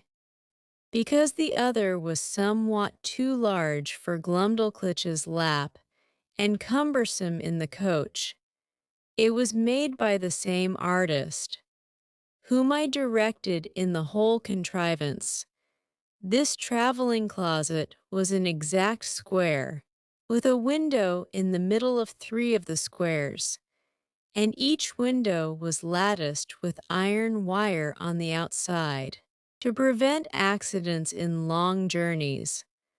On the 4th side, which had no window, 2 strong staples were fixed, through which the person that carried me, when I had a mind to be on horseback, put a leathern belt, and buckled it about his waist. This was always the office of some grave trusty servant in whom I could confide, whether I attended the king and queen in their progresses, or were disposed to see the gardens, or pay a visit to some great lady or minister of state in the court, when Glumdalclitch happened to be out of order. For I soon began to be known and esteemed among the greatest officers, I suppose more upon account of their Majesties' favor than any merit of my own. In journeys, when I was weary of the coach, a servant on horseback would buckle on my box, and place it upon a cushion before him, and there I had a full prospect of the country on three sides, from my three windows. I had in this closet a field bed and a hammock, hung from the ceiling, two chairs and a table, neatly screwed to the floor, to prevent being tossed about by the agitation of the horse or the coach. And having been long used to sea voyages, those motions, although sometimes very violent, did not much discompose me. Whenever I had a mind to see the town, it was always in my traveling closet, which Glumdalclitch held in her lap in a kind of open sedan, after the fashion of the country, borne by four men, and attended by two others in the Queen's livery. The people, who had often heard of me, were very curious to crowd about the sedan, and the girl was complacent enough to make the bearers stop, and to take me in her hand, that I might be more conveniently seen. I was very desirous to see the chief temple, and particularly the tower belonging to it, which is reckoned the highest in the kingdom. Accordingly, one day my nurse carried me thither, but I may truly say I came back disappointed. For the height is not above 3,000 feet, reckoning from the ground to the highest pinnacle top, which, allowing for the difference between the size of those people and us in Europe, is no great matter for admiration, nor at all equal in proportion, if I rightly remember, to Salisbury steeple, but not to detract from a nation, to which, during my life, I shall acknowledge myself extremely obliged. It must be allowed that whatever this famous tower wants in height, is amply made up in beauty and strength, for the walls are near 100 feet thick, built of hewn stone, whereof each is about 40 feet square, and adorned on all sides with statues of gods and emperors, cut in marble, larger than the life, placed in their several niches. I measured a little finger which had fallen down from one of these statues, and lay unperceived among some rubbish, and found it exactly 4 feet and an inch in length. Glumdalclitch wrapped it up in her handkerchief, and carried it home in her pocket, to keep among other trinkets, of which the girl was very fond, as children at her age usually are. The king's kitchen is indeed a noble building, vaulted at top and about 600 feet high. The great oven is not so wide by 10 paces as the cupola at St. Paul's, for I measured the latter on purpose after my return. But if I should describe the kitchen grate, the prodigious pots and kettles, the joints of meat turning on the spits, with many other particulars, perhaps I should be hardly believed. At least a severe critic would be apt to think I enlarged a little, as travelers are often suspected to do, to avoid which censure I fear I have run too much into the other extreme, and that if this treatise should happen to be translated into the language of Brobdingnag, which is the general name of that kingdom, and transmitted thither, the king and his people would have reason to complain that I had done them an injury by a false and diminutive representation. His Majesty seldom keeps above 600 horses in his stables. They are generally from 54 to 60 feet high, but when he goes abroad on solemn days, he is attended for state by a military guard of 500 horse, which indeed I thought was the most splendid sight that could be ever beheld, till I saw part of his army in Battalia, whereof I shall find another occasion to speak. Chapter V. Several adventurers that happened to the author. The execution of a criminal. The author shows his skill in navigation. I should have lived happy enough in that country, if my littleness had not exposed me to several ridiculous and troublesome accidents, some of which I shall venture to relate. Glumdalclitch often carried me into the gardens of the court in my smaller box, and would sometimes take me out of it, and hold me in her hand, or set me down to walk. I remember, before the dwarf left the queen, he followed us one day into those gardens, and my nurse having set me down, he and I being close together, near some dwarf apple trees. I must needs show my wit, by a silly allusion between him and the trees, which happens to hold in their language as it does in ours. Whereupon the malicious rogue, watching his opportunity, when I was walking under one of them, shook it directly over my head, by which a dozen apples, each of them near as large as a Bristol barrel, came tumbling about my ears. One of them hit me on the back as I chanced to stoop, and knocked me down flat on my face, but I received no other hurt, and the dwarf was pardoned at my desire, because I had given the provocation. Another day, Glumdalclitch left me on a smooth grass plot to divert myself, while she walked at some distance with her governess.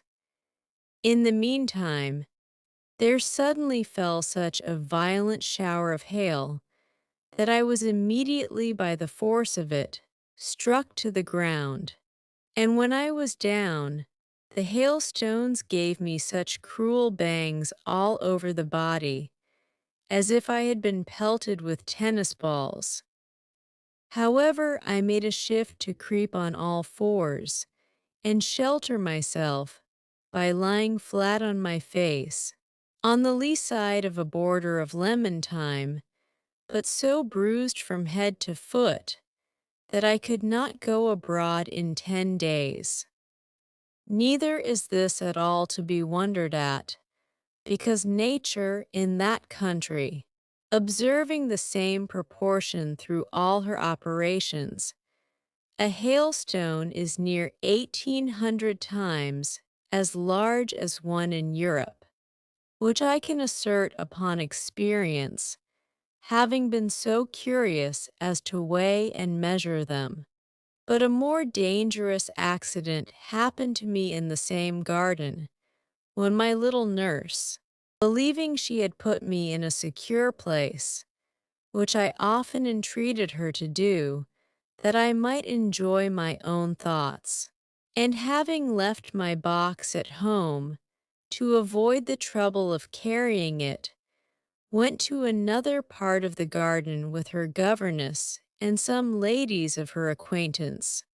While she was absent, and out of hearing, a small white spaniel that belonged to one of the chief gardeners, having got by accident into the garden, happened to range near the place where I lay.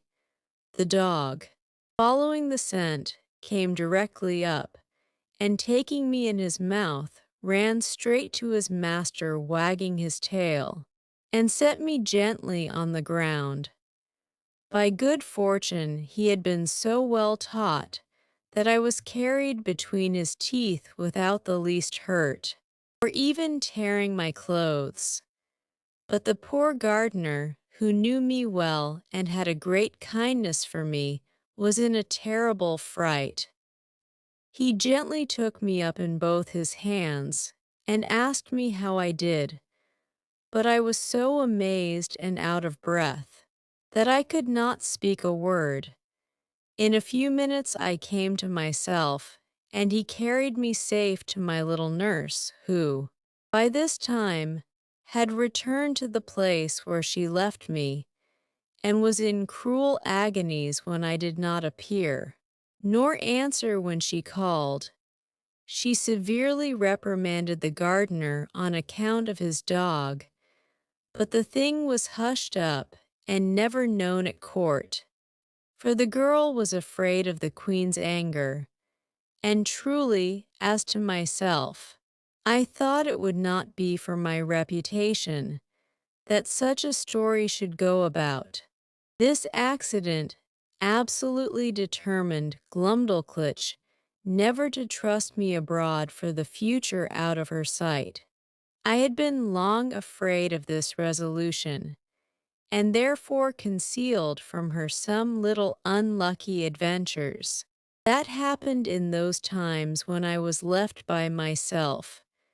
Once a kite, hovering over the garden, made a stoop at me, and if I had not resolutely drawn my hanger and run under a thick espalier, he would have certainly carried me away in his talons.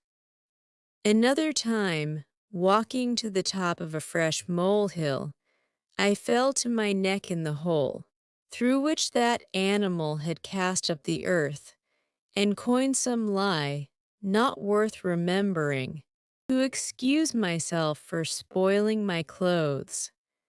I likewise broke my right shin against the shell of a snail, which I happened to stumble over, as I was walking alone and thinking on poor England. I cannot tell whether I were more pleased or mortified to observe, in those solitary walks, that the smaller birds did not appear to be at all afraid of me, but would hop about within a yard's distance, looking for worms and other food, with as much indifference and security as if no creature at all were near them.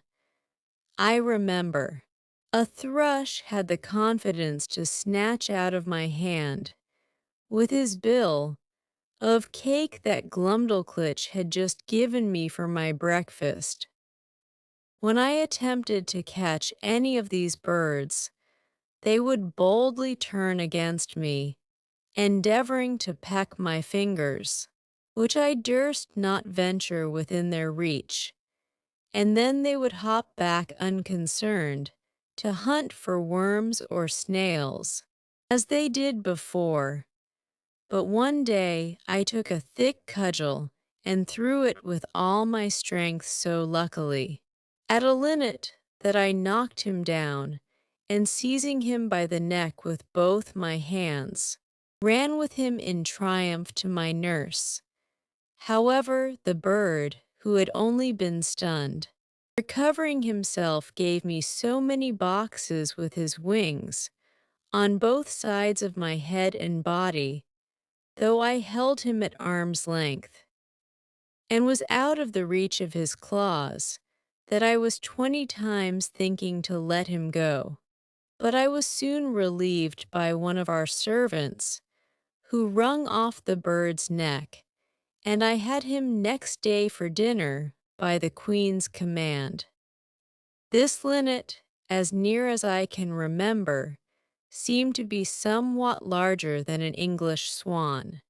The maids of honor often invited Glumdalclitch to their apartments, and desired she would bring me along with her, on purpose to have the pleasure of seeing and touching me.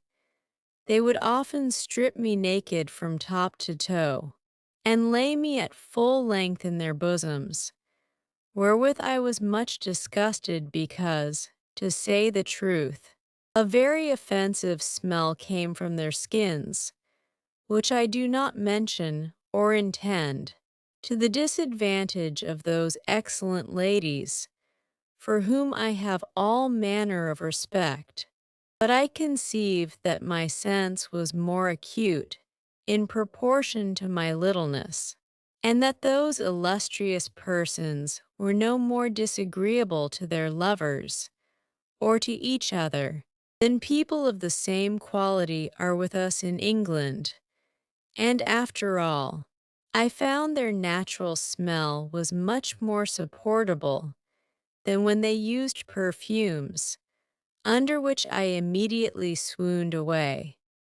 I cannot forget that an intimate friend of mine in Lilliput took the freedom in a warm day, when I had used a good deal of exercise, to complain of a strong smell about me, although I am as little faulty that way as most of my sex. But I suppose his faculty of smelling was as nice with regard to me as mine was to that of this people. Upon this point, I cannot forbear doing justice to the Queen my mistress, and Glumdalclitch my nurse, whose persons were as sweet as those of any lady in England.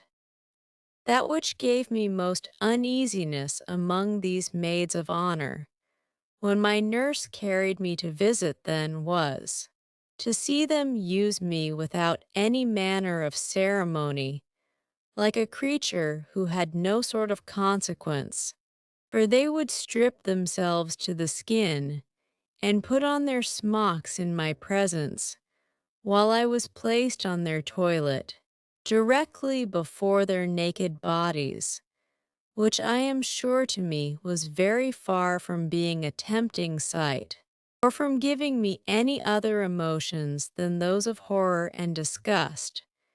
Their skins appeared so coarse and uneven, so variously colored, when I saw them near, with a mole here and there as broad as a trencher, and hairs hanging from it thicker than packthreads, to say nothing farther concerning the rest of their persons.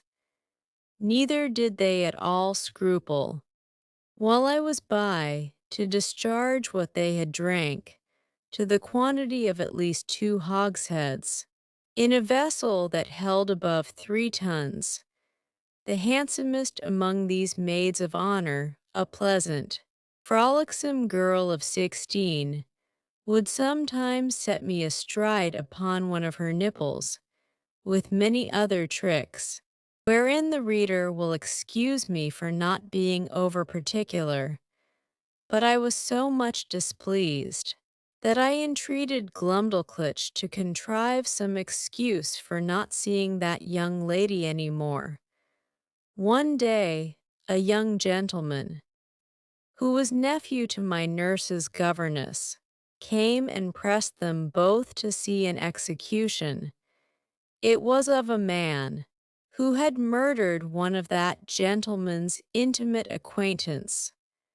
Glumdalclitch was prevailed on to be of the company, very much against her inclination, for she was naturally tender-hearted, and as for myself, although I abhorred such kind of spectacles, yet my curiosity tempted me to see something that I thought must be extraordinary. The malefactor was fixed in a chair upon a scaffold erected for that purpose, and his head cut off at one blow, with a sword of about 40 feet long. The veins and arteries spouted up such a prodigious quantity of blood, and so high in the air, that the great jet au at Versailles was not equal to it for the time it lasted, and the head, when it fell on the scaffold floor, gave such a bounce as made me start, although I was at least half an English mile distant. The Queen, who often used to hear me talk of my sea voyages, and took all occasions to divert me when I was melancholy, asked me whether I understood how to handle a sail or an oar, and whether a little exercise of rowing might not be convenient for my health.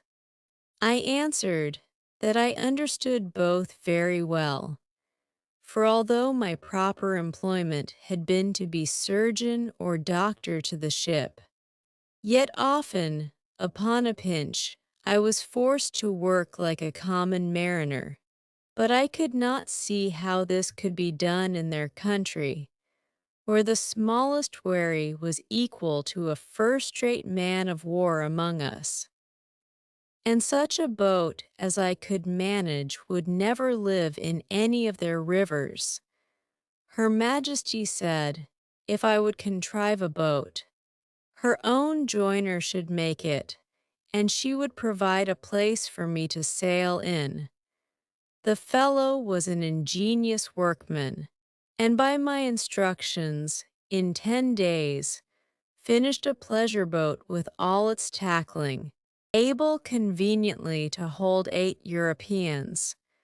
When it was finished, the queen was so delighted that she ran with it in her lap to the king, who ordered it to be put into a cistern full of water, with me in it, by way of trial, where I could not manage my 2 sculls, or little oars for want of room. But the queen had before contrived another project. She ordered the joiner to make a wooden trough of 300 feet long, 50 broad and 8 deep, which being well pitched to prevent leaking, was placed on the floor, along the wall, in an outer room of the palace. It had a cock near the bottom to let out the water. When it began to grow stale, and 2 servants could easily fill it in half an hour, here I often used to row for my own diversion, as well as that of the queen and her ladies, who thought themselves well entertained with my skill and agility. Sometimes I would put up my sail, and then my business was only to steer, while the ladies gave me a gale with their fans.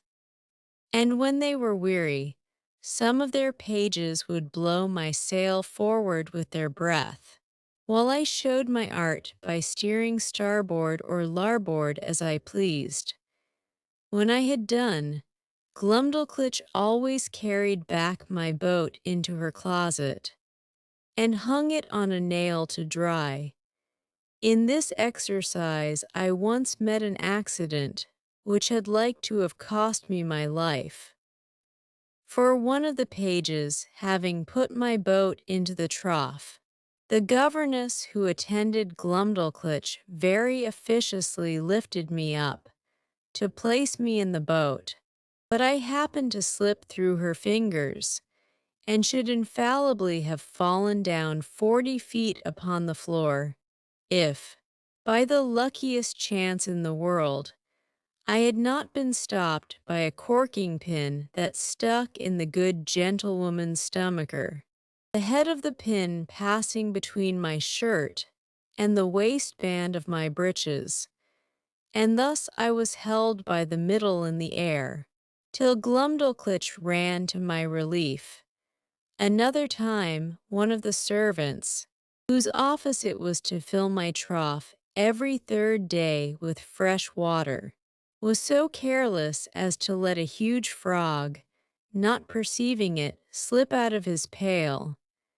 The frog lay concealed till I was put into my boat, but then, seeing a resting place, climbed up, and made it lean so much on one side that I was forced to balance it with all my weight on the other to prevent overturning.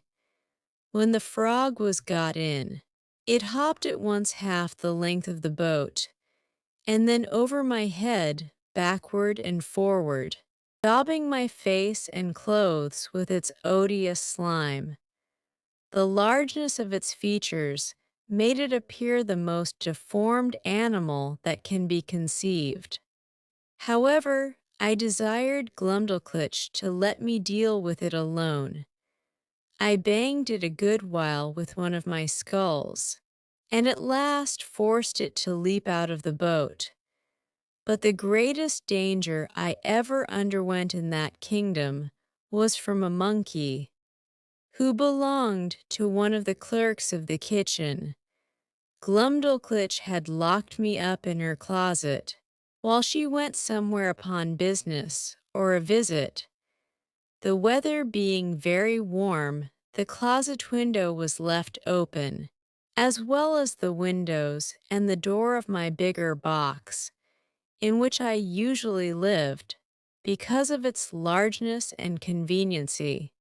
As I sat quietly meditating at my table, I heard something bounce in at the closet window and skip about from one side to the other, whereat, although I was much alarmed, yet I ventured to look out, but not stirring from my seat.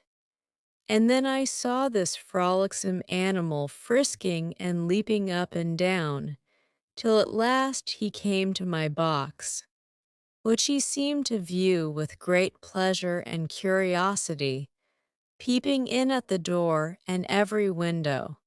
I retreated to the farther corner of my room, or box, but the monkey looking in at every side put me in such a fright that I wanted presence of mind to conceal myself under the bed, as I might easily have done. After some time spent in peeping, grinning and chattering, he at last espied me, and reaching one of his paws in at the door, as a cat does when she plays with a mouse, although I often shifted place to avoid him, he at length seized the lappet of my coat, which being made of that country silk, was very thick and strong, and dragged me out. He took me up in his right forefoot, and held me as a nurse does a child she is going to suckle, just as I have seen the same sort of creature do with a kitten in Europe. And when I offered to struggle, he squeezed me so hard that I thought it more prudent to submit. I have good reason to believe that he took me for a young one of his own species, by his often stroking my face very gently with his other paw. In these diversions, he was interrupted by a noise at the closet door, as if somebody were opening it, whereupon he suddenly leaped up to the window at which he had come in, and thence upon the leads and gutters, walking upon 3 legs, and holding me in the 4th, till he clambered up to a roof that was next to ours.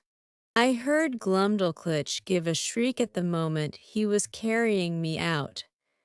The poor girl was almost distracted. That quarter of the palace was all in an uproar. The servants ran for ladders.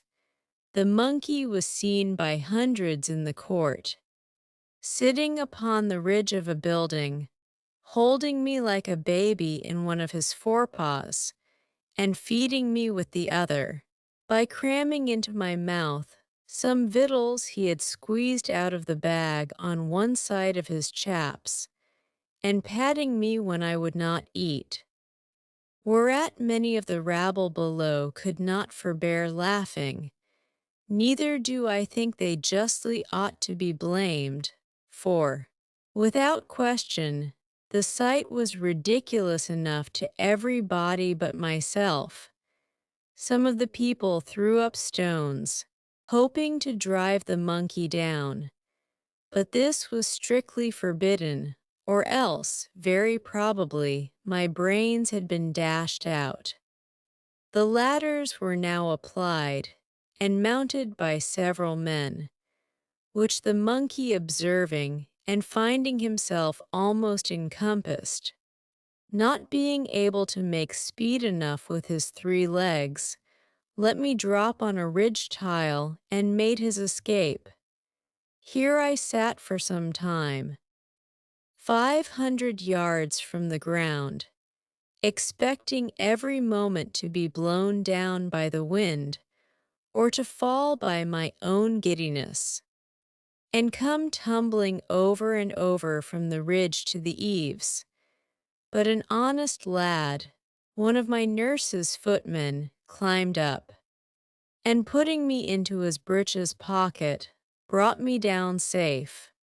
I was almost choked with the filthy stuff the monkey had crammed down my throat, but my dear little nurse picked it out of my mouth with a small needle, and then I fell a-vomiting, which gave me great relief.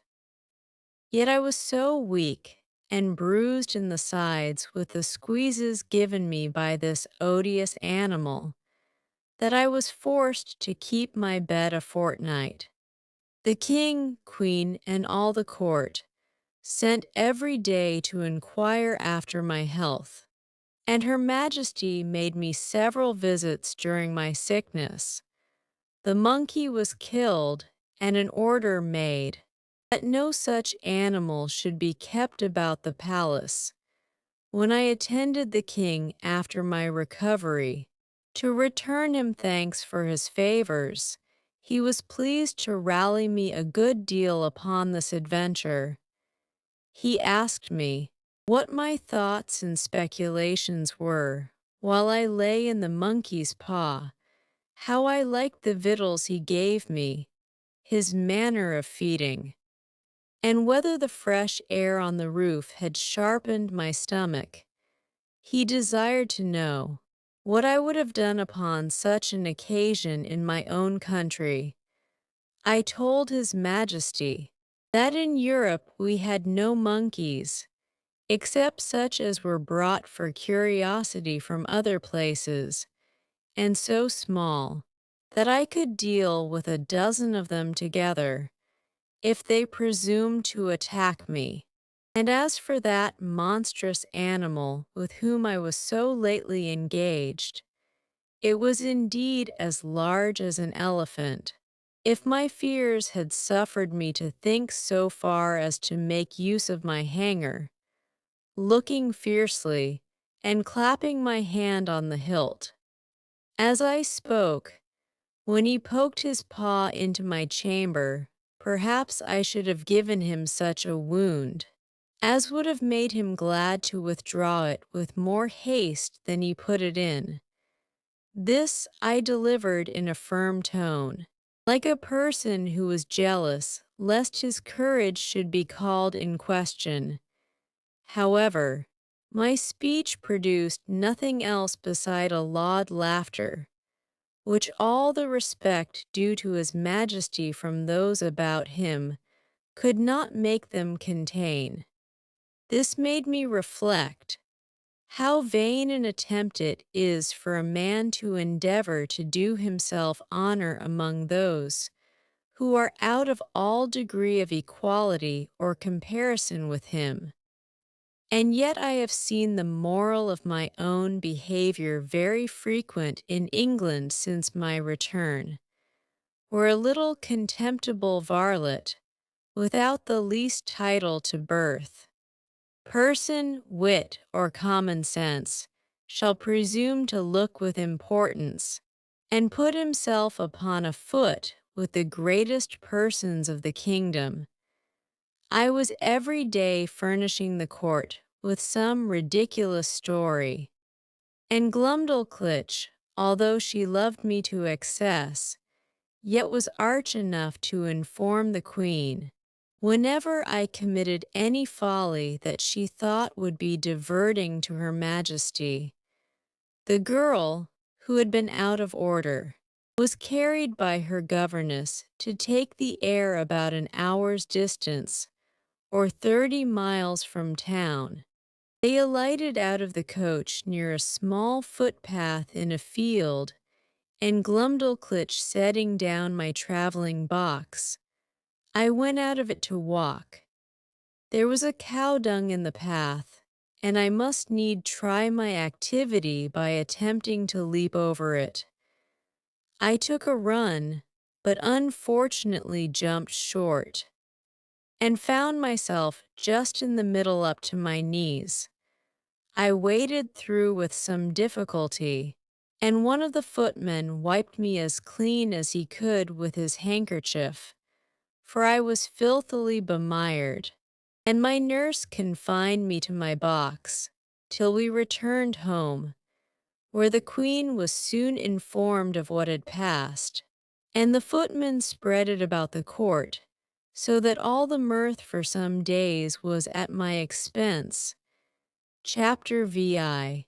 Several contrivances of the author to please the king and queen. He shows his skill in music. The king inquires into the state of England, which the author relates to him. The king's observations thereon. I used to attend the king's levee once or twice a week, and had often seen him under the barber's hand, which indeed was at first very terrible to behold, for the razor was almost twice as long as an ordinary scythe. His Majesty, according to the custom of the country, was only shaved twice a week.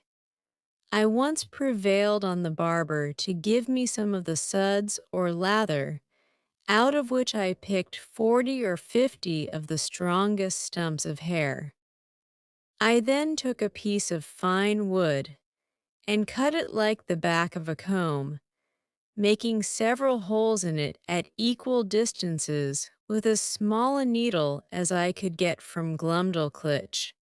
I fixed in the stumps so artificially, scraping and sloping them with my knife toward the points, that I made a very tolerable comb, which was a seasonable supply, my own being so much broken in the teeth that it was almost useless. Neither did I know any artist in that country so nice and exact as would undertake to make me another. And this puts me in mind of an amusement, wherein I spent many of my leisure hours. I desired the Queen's woman to save for me the combings of Her Majesty's hair, whereof in time I got a good quantity, and consulting with my friend the cabinet maker, who had received general orders to do little jobs for me, I directed him to make 2 chair frames, no larger than those I had in my box, and to bore little holes with a fine awl round those parts where I designed the backs and seats. Through these holes I wove the strongest hairs I could pick out, just after the manner of cane chairs in England. When they were finished, I made a present of them to Her Majesty, who kept them in her cabinet, and used to show them for curiosities, as indeed they were the wonder of every one that beheld them. The Queen would have me sit upon one of these chairs, but I absolutely refused to obey her, protesting I would rather die than place a dishonorable part of my body on those precious hairs that once adorned Her Majesty's head. Of these hairs, as I had always a mechanical genius, I likewise made a neat little purse about 5 feet long, with Her Majesty's name deciphered in gold letters, which I gave to Glumdalclitch by the Queen's consent. To say the truth, it was more for show than use, being not of strength to bear the weight of the larger coins, and therefore she kept nothing in it but some little toys that girls are fond of. The king, who delighted in music, had frequent concerts at court, to which I was sometimes carried, and set in my box on a table to hear them. But the noise was so great that I could hardly distinguish the tunes. I am confident that all the drums and trumpets of a royal army, beating and sounding together just at your ears, could not equal it. My practice was to have my box removed from the place where the performers sat, as far as I could, then to shut the doors and windows of it, and draw the window curtains, after which I found their music not disagreeable. I had learned in my youth to play a little upon the spinet. Glumdalclitch kept one in her chamber, and a master attended twice a week to teach her. I called it a spinet because it somewhat resembled that instrument, and was played upon in the same manner. A fancy came into my head that I would entertain the king and queen with an English tune upon this instrument, but this appeared extremely difficult, for the spinet was near 60 feet long, each key being almost a foot wide, so that with my arms extended I could not reach to above 5 keys. And to press them down required a good smart stroke with my fist, which would be too great a labor, and to no purpose. The method I contrived was this. I prepared 2 round sticks, about the bigness of common cudgels. They were thicker at one end than the other, and I covered the thicker ends with pieces of a mouse's skin, that by rapping on them I might neither damage the tops of the keys nor interrupt the sound. Before the spinet a bench was placed, about 4 feet below the keys, and I was put upon the bench. I ran sidling upon it, that way and this, as fast as I could, banging the proper keys with my 2 sticks, and made a shift to play a jig, to the great satisfaction of both their majesties. But it was the most violent exercise I ever underwent, and yet I could not strike above 16 keys, nor consequently play the bass and treble together, as other artists do, which was a great disadvantage to my performance. The king, who, as I before observed, was a prince of excellent understanding, would frequently order that I should be brought in my box and set upon the table in his closet. He would then command me to bring one of my chairs out of the box and sit down within 3 yards' distance upon the top of the cabinet, which brought me almost to a level with his face. In this manner I had several conversations with him. I one day took the freedom to tell His Majesty that the contempt he discovered towards Europe and the rest of the world did not seem answerable to those excellent qualities of mind that he was master of. That reason did not extend itself with the bulk of the body.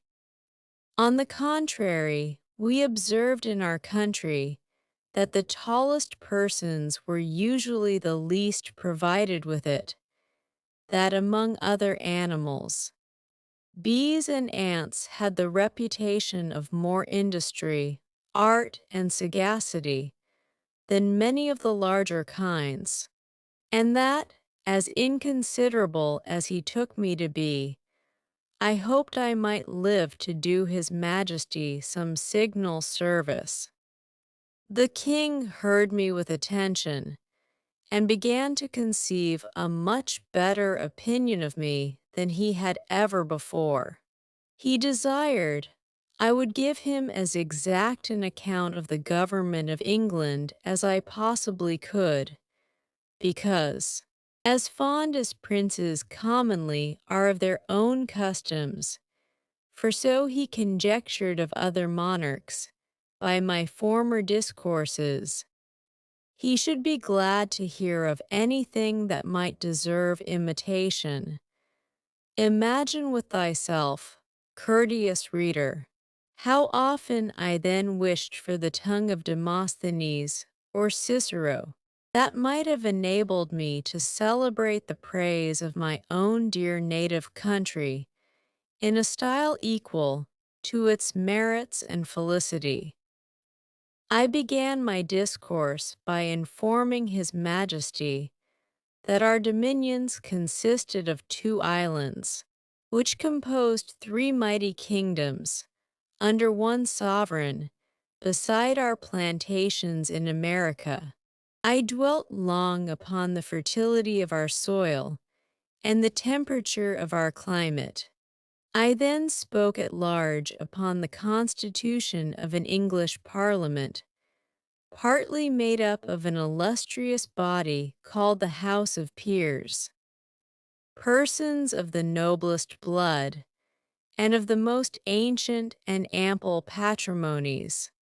I described that extraordinary care always taken of their education in arts and arms, to qualify them for being counselors both to the king and kingdom, to have a share in the legislature, to be members of the highest court of judicature, whence there can be no appeal, and to be champions always ready for the defense of their prince and country, by their valor, conduct, and fidelity, that these were the ornament and bulwark of the kingdom, worthy followers of their most renowned ancestors, whose honor had been the reward of their virtue, from which their posterity were never once known to degenerate. To these were joined several holy persons, as part of that assembly, under the title of bishops, whose peculiar business is to take care of religion and of those who instruct the people therein. These were searched and sought out through the whole nation by the prince and his wisest counselors, among such of the priesthood as were most deservedly distinguished by the sanctity of their lives and the depth of their erudition, who were indeed the spiritual fathers of the clergy and the people. That the other part of the Parliament consisted of an assembly called the House of Commons, who were all principal gentlemen, freely picked and called out by the people themselves, for their great abilities and love of their country, to represent the wisdom of the whole nation, and that these 2 bodies made up the most august assembly in Europe, to whom, in conjunction with the prince, the whole legislature is committed. I then descended to the courts of justice, over which the judges, those venerable sages and interpreters of the law, presided, for determining the disputed rights and properties of men, as well as for the punishment of vice and protection of innocence. I mentioned the prudent management of our treasury, the valor and achievements of our forces, by sea and land. I computed the number of our people, by reckoning how many millions there might be of each religious sect or political party among us. I did not omit even our sports and pastimes, or any other particular, which I thought might redound to the honor of my country. And I finished all with a brief historical account of affairs and events in England for about 100 years past.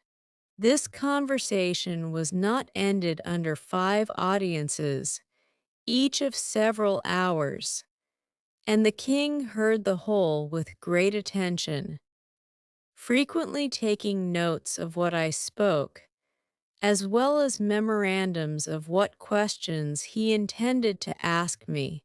When I had put an end to these long discourses, His Majesty, in a 6th audience, consulting his notes, proposed many doubts, queries, and objections upon every article. He asked, what methods were used to cultivate the minds and bodies of our young nobility, and in what kind of business they commonly spent the first and teachable parts of their lives, What course was taken to supply that assembly? When any noble family became extinct, what qualifications were necessary in those who are to be created new lords? Whether the humor of the prince, a sum of money to a court lady, or a design of strengthening a party opposite to the public interest, ever happened to be the motive in those advancements, what share of knowledge these lords had in the laws of their country, and how they came by it, so as to enable them to decide the properties of their fellow subjects in the last resort. Whether they were always so free from avarice, partialities, or want, that a bribe, or some other sinister view, could have no place among them. Whether those holy lords I spoke of were always promoted to that rank upon account of their knowledge in religious matters, and the sanctity of their lives, had never been compliers with the times, while they were common priests, or slavish prostitute chaplains to some nobleman, whose opinions they continued servilely to follow after they were admitted into that assembly. He then desired to know what arts were practiced in electing those whom I called commoners, whether a stranger with a strong purse might not influence the vulgar voters to choose him before their own landlord or the most considerable gentleman in the neighborhood. How it came to pass that people were so violently bent upon getting into this assembly, which I allowed to be a great trouble and expense, often to the ruin of their families, without any salary or pension, because this appeared such an exalted strain of virtue and public spirit, that His Majesty seemed to doubt it might possibly not be always sincere, and he desired to know whether such zealous gentlemen could have any views of refunding themselves for the charges and trouble they were at by sacrificing the public good to the designs of a weak and vicious prince, in conjunction with a corrupted ministry. He multiplied his questions and sifted me thoroughly upon every part of this head, proposing numberless inquiries and objections, which I think it not prudent or convenient to repeat. Upon what I said in relation to our courts of justice, His Majesty desired to be satisfied in several points, and this I was the better able to do, having been formerly almost ruined by a long suit in Chancery, which was decreed for me with costs. He asked, what time was usually spent in determining between right and wrong, and what degree of expense? Whether advocates and orators had liberty to plead in causes manifestly known to be unjust, vexatious, or oppressive? Whether party, in religion or politics, were observed to be of any weight in the scale of justice? Whether those pleading orators were persons educated in the general knowledge of equity, or only in provincial, national, and other local customs? Whether they or their judges had any part in penning those laws which they assumed the liberty of interpreting, and glossing upon at their pleasure? Whether they had ever, at different times, pleaded for and against the same cause, and cited precedents to prove contrary opinions? Whether they were a rich or a poor corporation? Whether they received any pecuniary reward for pleading or delivering their opinions? And particularly, whether they were ever admitted as members in the lower Senate. He fell next upon the management of our treasury, and said he thought my memory had failed me because I computed our taxes at about 5 or 6 millions a year. And when I came to mention the issues, he found they sometimes amounted to more than double. For the notes he had taken were very particular in this point, because he hoped, as he told me, that the knowledge of our conduct might be useful to him, and he could not be deceived in his calculations. But, if what I told him were true, he was still at a loss how a kingdom could run out of its estate, like a private person. He asked me who were our creditors and where we found money to pay them. He wondered to hear me talk of such chargeable and expensive wars, that certainly we must be a quarrelsome people, or live among very bad neighbors, and that our generals must needs be richer than our kings. He asked what business we had out of our own islands, unless upon the score of trade or treaty, or to defend the coasts with our fleet. Above all, he was amazed to hear me talk of a mercenary standing army in the midst of peace and among a free people.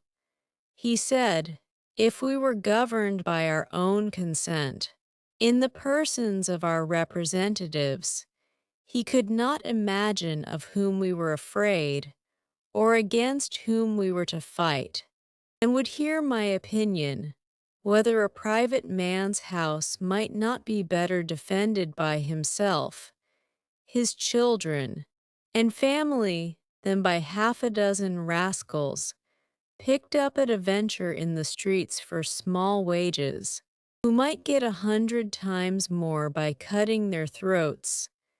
He laughed at my odd kind of arithmetic, as he was pleased to call it, in reckoning the numbers of our people, by a computation drawn from the several sects among us, in religion and politics.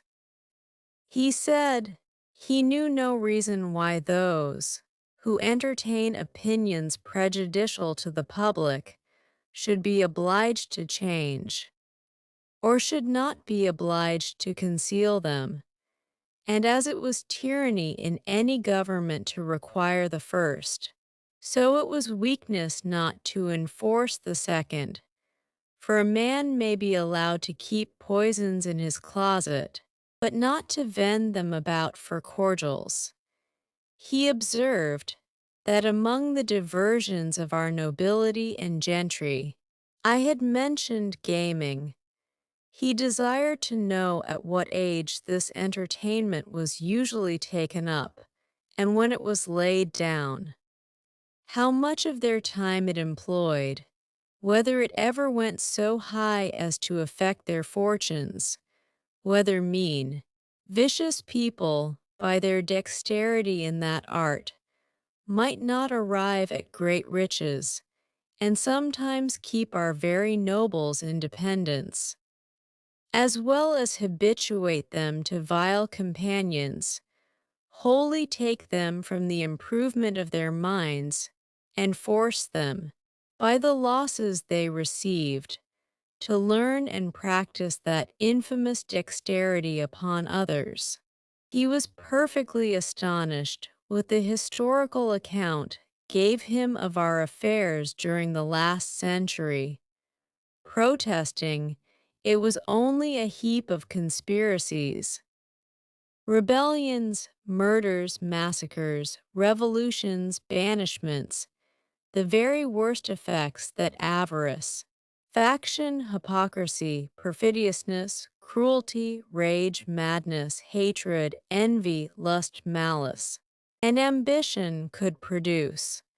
His Majesty, in another audience, was at the pains to recapitulate the sum of all I had spoken, compared the questions he made with the answers I had given, then taking me into his hands, and stroking me gently, delivered himself in these words, which I shall never forget, nor the manner he spoke them in.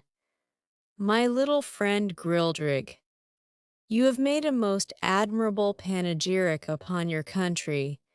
You have clearly proved that ignorance, idleness, and vice are the proper ingredients for qualifying a legislator, that laws are best explained, interpreted, and applied by those whose interest and abilities lie in perverting, confounding, and eluding them. I observe among you some lines of an institution, which, in its original, might have been tolerable, but these half erased, and the rest wholly blurred and blotted by corruptions. It does not appear, from all you have said, how any one perfection is required toward the procurement of any one station among you, much less that men are ennobled on account of their virtue, that priests are advanced for their piety or learning, soldiers for their conduct or valor, judges for their integrity, senators for the love of their country, or counselors for their wisdom. As for yourself, continued the king, who have spent the greatest part of your life in traveling, I am well disposed to hope you may hitherto have escaped many vices of your country, but by what I have gathered from your own relation, and the answers I have with much pains wrung and extorted from you, I cannot but conclude the bulk of your natives to be the most pernicious race of little odious vermin that nature ever suffered to crawl upon the surface of the earth. Chapter VII. The author's love of his country. He makes a proposal of much advantage to the king, which is rejected. The king's great ignorance in politics, the learning of that country very imperfect and confined, the laws, and military affairs, and parties in the state. Nothing but an extreme love of truth could have hindered me from concealing this part of my story.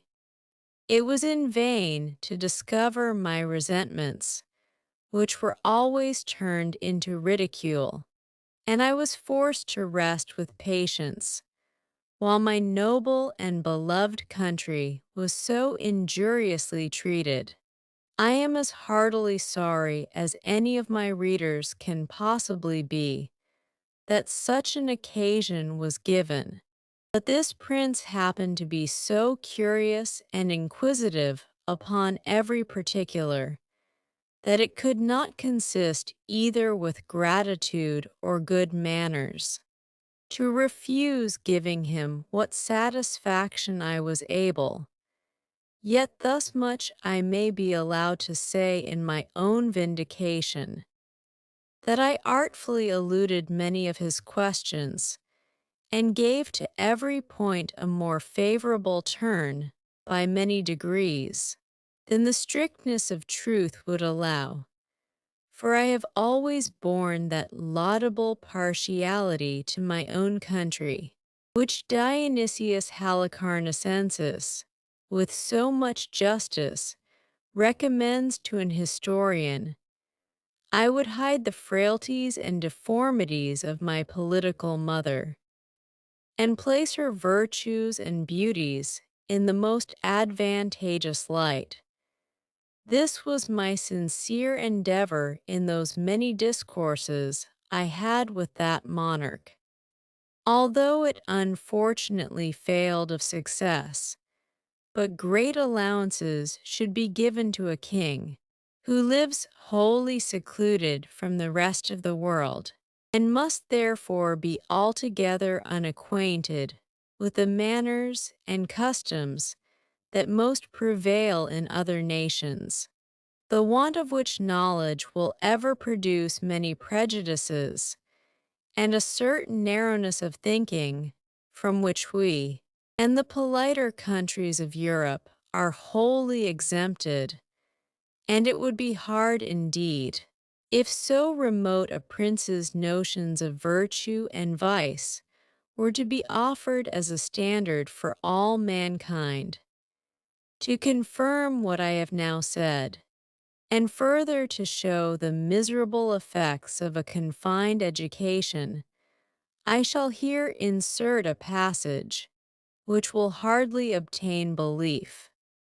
In hopes to ingratiate myself further into His Majesty's favor, I told him of an invention discovered between 300 and 400 years ago, to make a certain powder into a heap of which the smallest spark of fire falling would kindle the whole in a moment, although it were as big as a mountain, and make it all fly up in the air together, with a noise and agitation greater than thunder, that a proper quantity of this powder rammed into a hollow tube of brass or iron, according to its bigness, would drive a ball of iron or lead with such violence and speed as nothing was able to sustain its force, that the largest balls thus discharged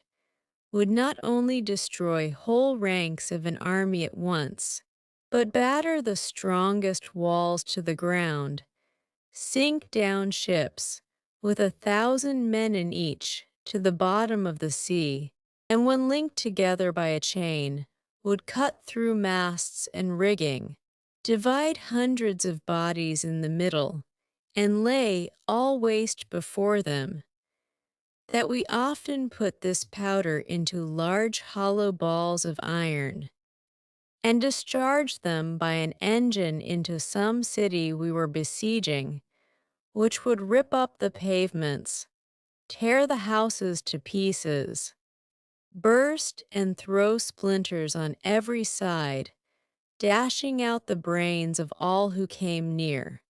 That I knew the ingredients very well, which were cheap and common. I understood the manner of compounding them, and could direct his workmen how to make those tubes, of a size proportionable to all other things in His Majesty's kingdom, and the largest need not be above 100 feet long, 20 or 30 of which tubes, charged with the proper quantity of powder and balls, would batter down the walls of the strongest town in his dominions in a few hours, or destroy the whole metropolis, if ever it should pretend to dispute his absolute commands. This I humbly offered to His Majesty as a small tribute of acknowledgment in turn for so many marks that I had received of His royal favor and protection. The king was struck with horror at the description I had given of those terrible engines and the proposal I had made. He was amazed. How so impotent and groveling an insect as I, these were his expressions, could entertain such inhuman ideas, and in so familiar a manner, as to appear wholly unmoved at all the scenes of blood and desolation, which I had painted as the common effects of those destructive machines. Whereof, he said, some evil genius enemy to mankind must have been the first contriver.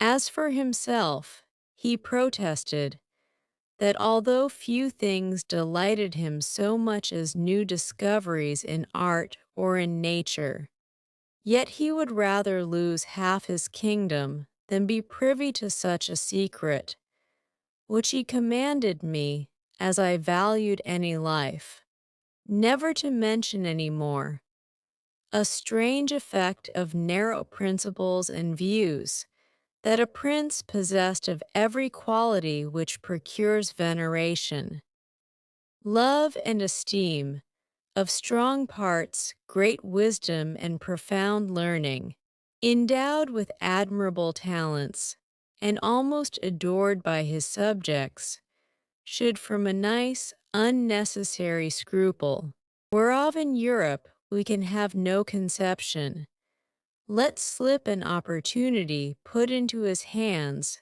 that would have made him absolute master of the lives, the liberties, and the fortunes of his people.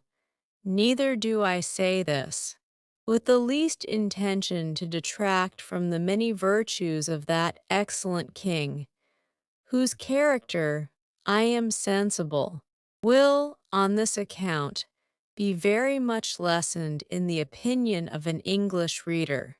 But I take this defect among them to have risen from their ignorance, by not having hitherto reduced politics into a science, as the more acute wits of Europe have done. For I remember very well, in a discourse one day with the king, when I happened to say, there were several thousand books among us written upon the art of government, it gave him, directly contrary to my intention, a very mean opinion of our understandings. He professed both to abominate and despise all mystery, refinement, and intrigue, either in a prince or a minister. He could not tell what I meant by secrets of state, where an enemy or some rival nation were not in the case. He confined the knowledge of governing within very narrow bounds, to common sense and reason, to justice and lenity, to the speedy determination of civil and criminal causes, with some other obvious topics, which are not worth considering, and he gave it for his opinion, that whoever could make 2 ears of corn, or 2 blades of grass, to grow upon a spot of ground where only one grew before, would deserve better of mankind, and do more essential service to his country than the whole race of politicians put together. The learning of this people is very defective, consisting only in morality, history, poetry, and mathematics, wherein they must be allowed to excel. But the last of these is wholly applied to what may be useful in life, to the improvement of agriculture and all mechanical arts, so that among us it would be little esteemed. And as to ideas, entities, abstractions, and transcendentals, I could never drive the least conception into their heads. No law in that country must exceed in words the number of letters in their alphabet, which consists only of 22. But indeed few of them extend even to that length. They are expressed in the most plain and simple terms, wherein those people are not mercurial enough to discover above one interpretation, and to write a comment upon any law is a capital crime. As to the decision of civil causes or proceedings against criminals, their precedents are so few that they have little reason to boast of any extraordinary skill in either. They have had the art of printing, as well as the Chinese. Time out of mind, but their libraries are not very large, for that of the king, which is reckoned the largest, does not amount to above 1,000 volumes, placed in a gallery of 1,200 feet long, whence I had liberty to borrow what books I pleased. The Queen's joiner had contrived in one of Glumdalclitch's rooms A kind of wooden machine 5 and 20 feet high, formed like a standing ladder. The steps were each 50 feet long. It was indeed a movable pair of stairs, the lowest end placed at 10 feet distance from the wall of the chamber. The book I had a mind to read was put up leaning against the wall.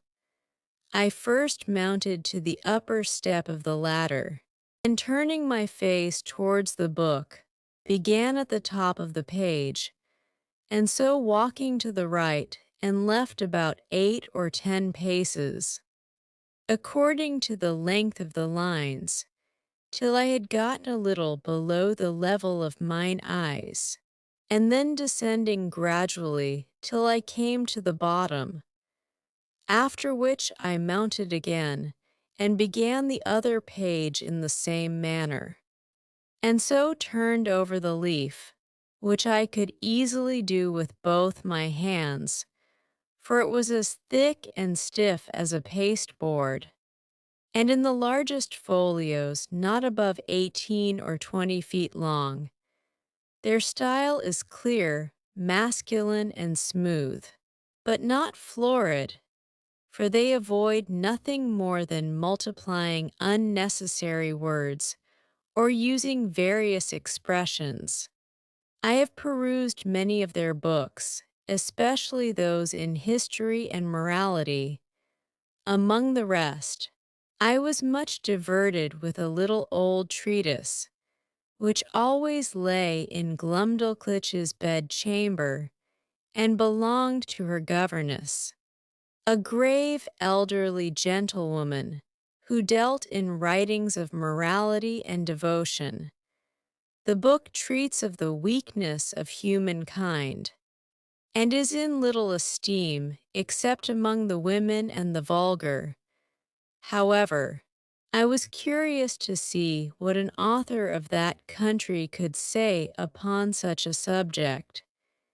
This writer went through all the usual topics of European moralists, showing how diminutive, contemptible, and helpless an animal was man in his own nature, how unable to defend himself from inclemencies of the air or the fury of wild beasts, how much he was excelled by one creature in strength, by another in speed, by a third in foresight, by a fourth in industry.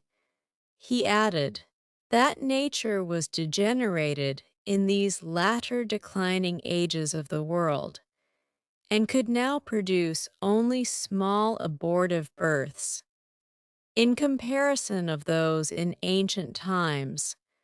He said it was very reasonable to think, not only that the species of men were originally much larger, but also that there must have been giants in former ages, which, as it is asserted by history and tradition, so it has been confirmed by huge bones and skulls, casually dug up in several parts of the kingdom, far exceeding the common dwindled race of men in our days.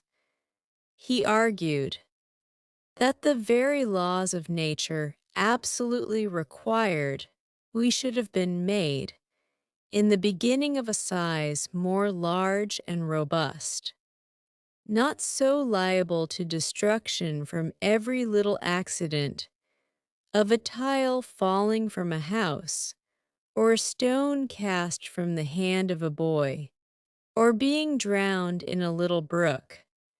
From this way of reasoning, the author drew several moral applications useful in the conduct of life, but needless here to repeat.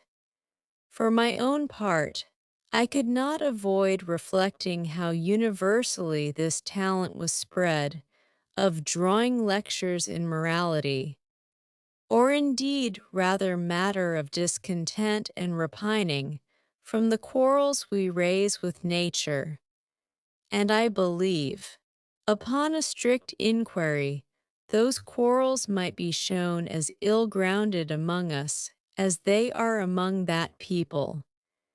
As to their military affairs, they boast that the king's army consists of 176,000 foot and 32,000 horse, if that may be called an army, which is made up of tradesmen in the several cities and farmers in the country, whose commanders are only the nobility and gentry. Without pay or reward, they are indeed perfect enough in their exercises, and under very good discipline, wherein I saw no great merit. For how should it be otherwise, where every farmer is under the command of his own landlord, and every citizen under that of the principal men in his own city, chosen after the manner of Venice, by ballot? I have often seen the militia of Lorbrulgrud drawn out to exercise. In a great field near the city of 20 miles square, they were in all not above 25,000 foot and 6,000 horse. But it was impossible for me to compute their number, considering the space of ground they took up. A cavalier, mounted on a large steed, might be about 90 feet high. I have seen this whole body of horse, upon a word of command, draw their swords at once and brandish them in the air. Imagination can figure nothing so grand, so surprising, and so astonishing.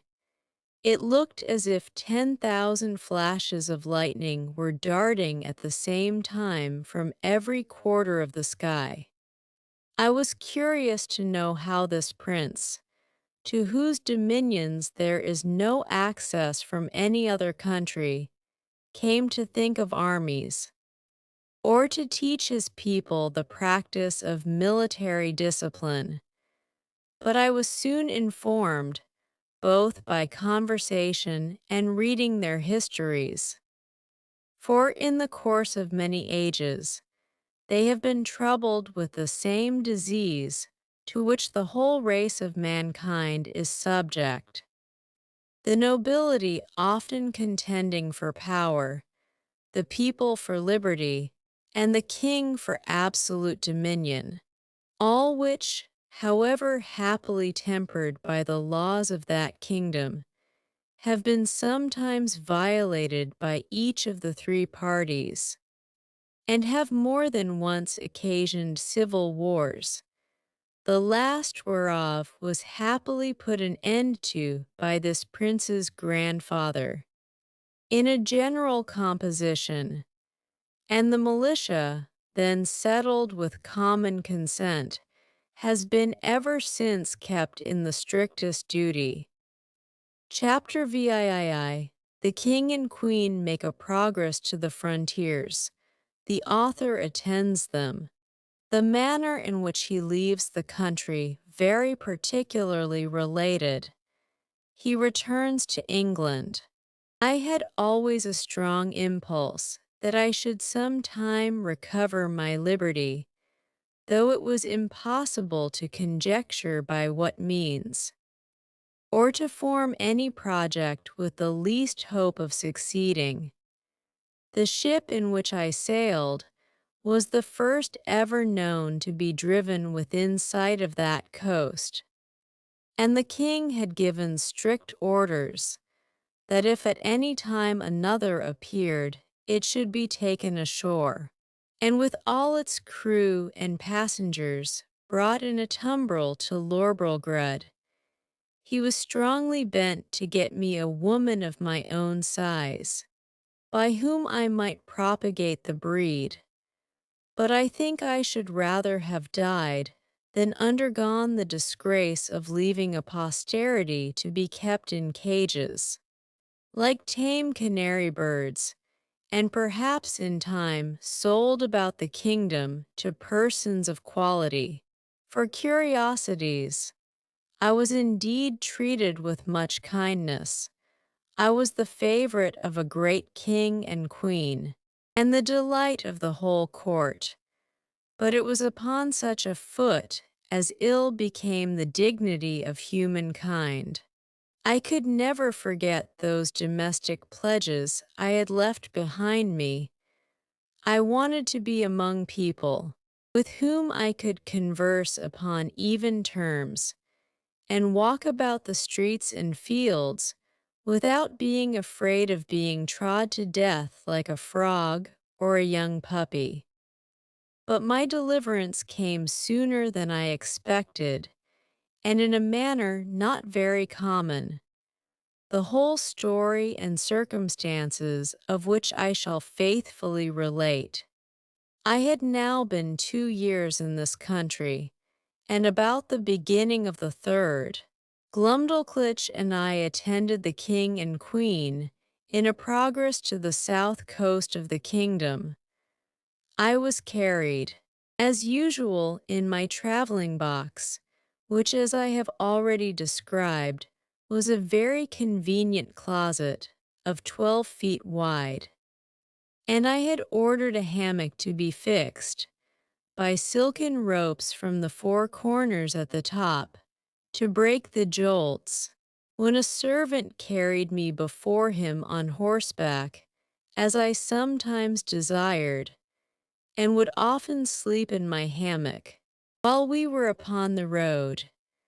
On the roof of my closet, not directly over the middle of the hammock, I ordered the joiner to cut out a hole of a foot square to give me air in hot weather as I slept, which hole I shut at pleasure with a board that drew backward and forward through a groove. When we came to our journey's end, the king thought proper to pass a few days at a palace he has near Flanflasnick, a city within 18 English miles of the seaside. Glumdalclitch and I were much fatigued. I had gotten a small cold, but the poor girl was so ill as to be confined to her chamber. I longed to see the ocean, which must be the only scene of my escape, if ever it should happen. I pretended to be worse than I really was, and desired leave to take the fresh air of the sea with a page, whom I was very fond of, and who had sometimes been trusted with me. I shall never forget with what unwillingness Glumdalclitch consented, nor the strict charge she gave the page to be careful of me, bursting at the same time into a flood of tears, as if she had some foreboding of what was to happen. The boy took me out in my box, about half an hour's walk from the palace, towards the rocks on the seashore. I ordered him to set me down, and lifting up one of my sashes, cast many a wistful, melancholy look towards the sea. I found myself not very well, and told the page that I had a mind to take a nap in my hammock, which I hoped would do me good. I got in, and the boy shut the window close down to keep out the cold. I soon fell asleep, and all I can conjecture is, while I slept, the page, thinking no danger could happen, went among the rocks to look for birds' eggs. Having before observed him from my window searching about, and picking up one or two in the clefts, be that as it will, I found myself suddenly awaked with a violent pull upon the ring, which was fastened at the top of my box for the conveniency of carriage. I felt my box raised very high in the air, and then borne forward with prodigious speed. The first jolt had like to have shaken me out of my hammock, but afterward the motion was easy enough. I called out several times, as loud as I could raise my voice, but all to no purpose. I looked towards my windows, and could see nothing but the clouds and sky. I heard a noise just over my head, like the clapping of wings, and then began to perceive the woeful condition I was in, that some eagle had got the ring of my box in his beak, with an intent to let it fall on a rock, like a tortoise in a shell, and then pick out my body and devour it, for the sagacity and smell of this bird enables him to discover his quarry at a great distance, though better concealed than I could be within a 2-inch board. In a little time, I observed the noise and flutter of wings to increase very fast, and my box was tossed up and down like a sign in a windy day. I heard several bangs or buffets, as I thought given to the eagle, for such I am certain it must have been that held the ring of my box in his beak, and then, all on a sudden, felt myself falling perpendicularly down, for above a minute, but with such incredible swiftness, that I almost lost my breath. My fall was stopped by a terrible squash that sounded louder to my ears than the cataract of Niagara. After which, I was quite in the dark for another minute, and then my box began to rise so high that I could see light from the tops of the windows.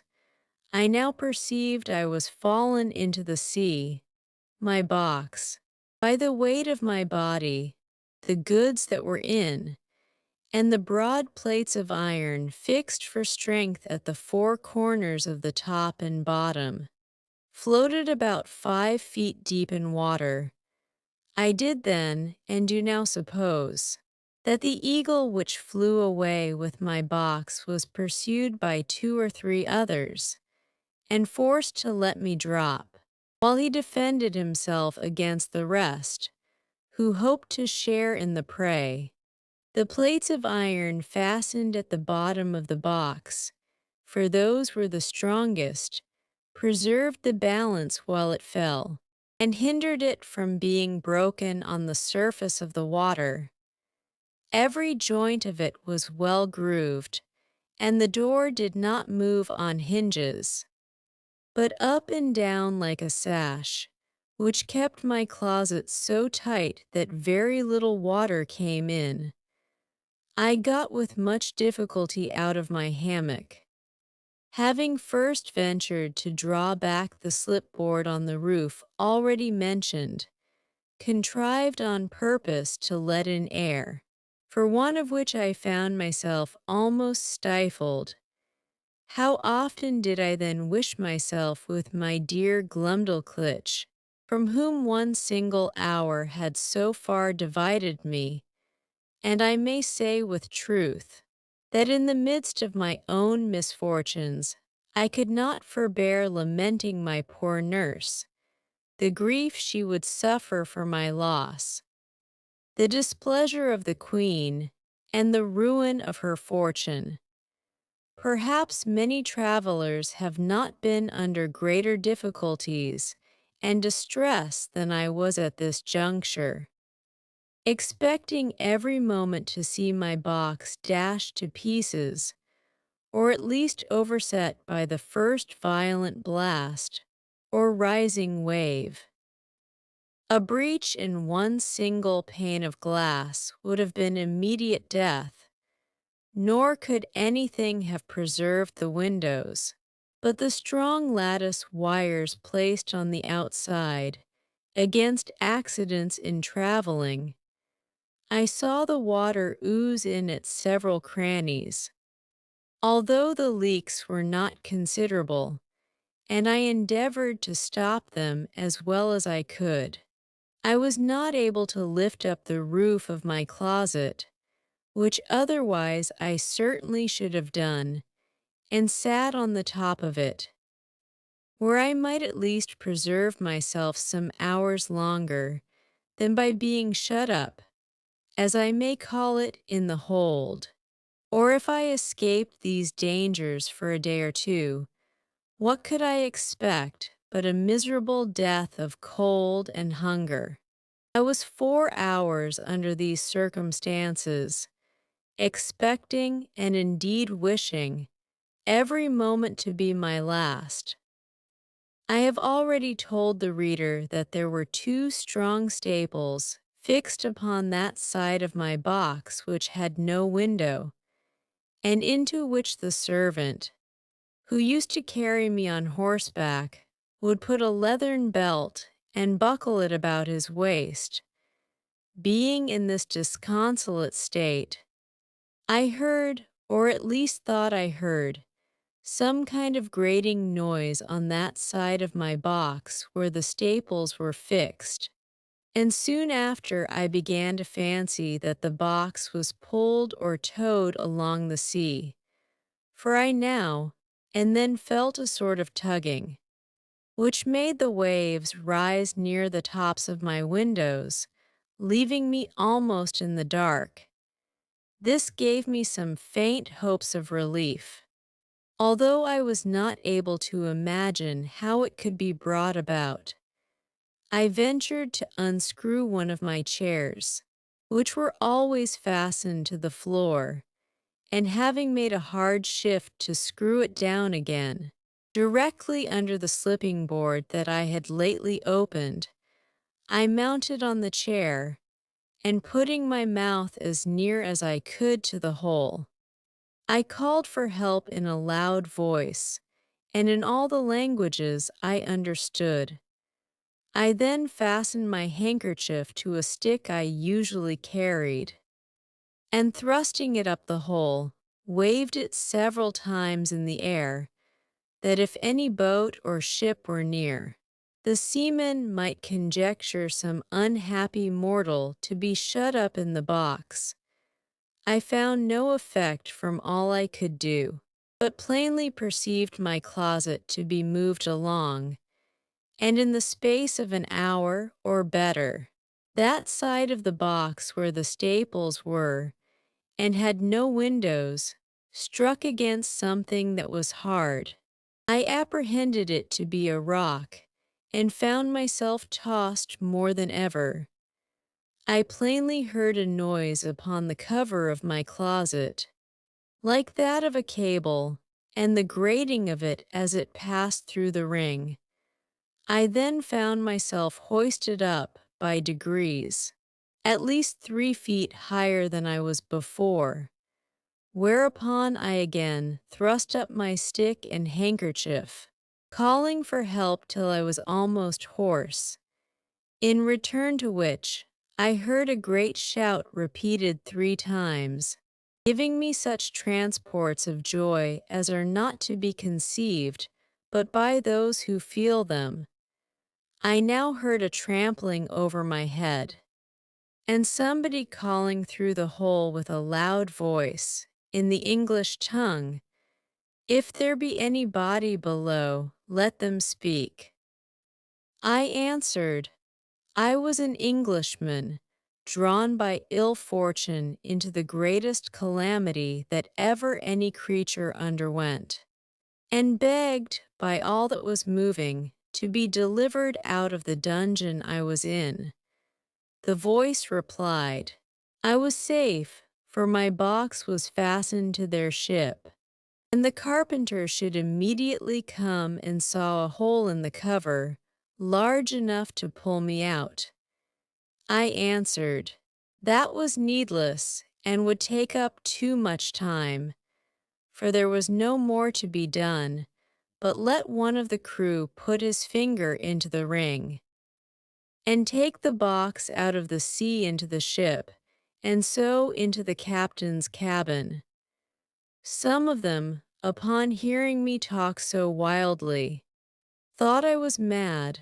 Others laughed, for indeed it never came into my head that I was now got among people of my own stature and strength. The carpenter came, and in a few minutes sawed a passage about 4 feet square, then let down a small ladder, upon which I mounted, and thence was taken into the ship in a very weak condition. The sailors were all in amazement, and asked me 1,000 questions, which I had no inclination to answer. I was equally confounded at the sight of so many pygmies, for such I took them to be, after having so long accustomed mine eyes to the monstrous objects I had left. But the captain, Mr. Thomas Wilcox, an honest, worthy Shropshire man, observing I was ready to faint, took me into his cabin, gave me a cordial to comfort me, and made me turn in upon his own bed, advising me to take a little rest, of which I had great need, before I went to sleep.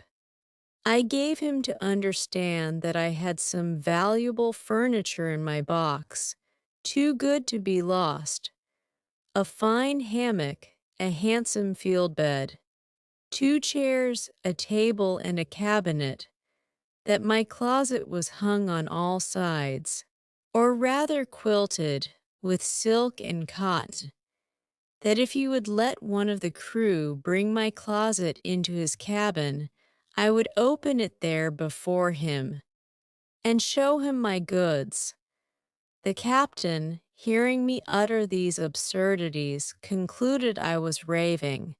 However, I suppose to pacify me, he promised to give order as I desired, and going upon deck, sent some of his men down into my closet, whence, as I afterwards found, they drew up all my goods and stripped off the quilting, but the chairs, cabinet, and bedstead, being screwed to the floor, were much damaged by the ignorance of the seamen, who tore them up by force. Then they knocked off some of the boards for the use of the ship, and when they had got all they had a mind for, let the hull drop into the sea, which by reason of many breaches made in the bottom and sides, sunk to rights.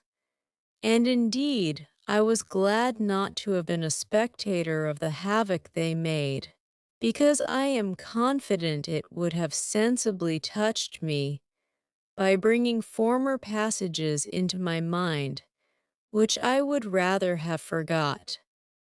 I slept some hours, but perpetually disturbed with dreams of the place I had left and the dangers I had escaped. However, upon waking, I found myself much recovered. It was now about 8 o'clock at night, and the captain ordered supper immediately, thinking I had already fasted too long. He entertained me with great kindness, observing me not to look wildly or talk inconsistently, and, when we were left alone, desired I would give him a relation of my travels, and by what accident I came to be set adrift in that monstrous wooden chest. He said that about 12 o'clock at noon, as he was looking through his glass, he spied it at a distance, and thought it was a sail which he had a mind to make, being not much out of his course, in hopes of buying some biscuit, his own beginning to fall short. That upon coming nearer, and finding his error, he sent out his longboat to discover what it was. That his men came back in a fright, swearing they had seen a swimming house. That he laughed at their folly, and went himself in the boat, ordering his men to take a strong cable along with them.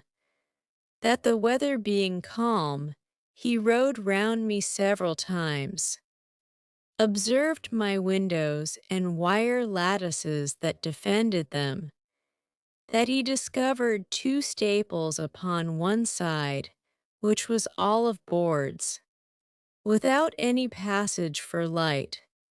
He then commanded his men to row up to that side, and fastening a cable to one of the staples, ordered them to tow my chest, as they called it, toward the ship.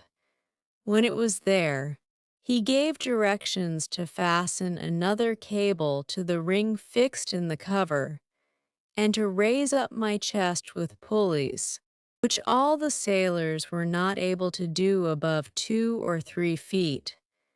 He said, they saw my stick and handkerchief thrust out of the hole, and concluded that some unhappy man must be shut up in the cavity.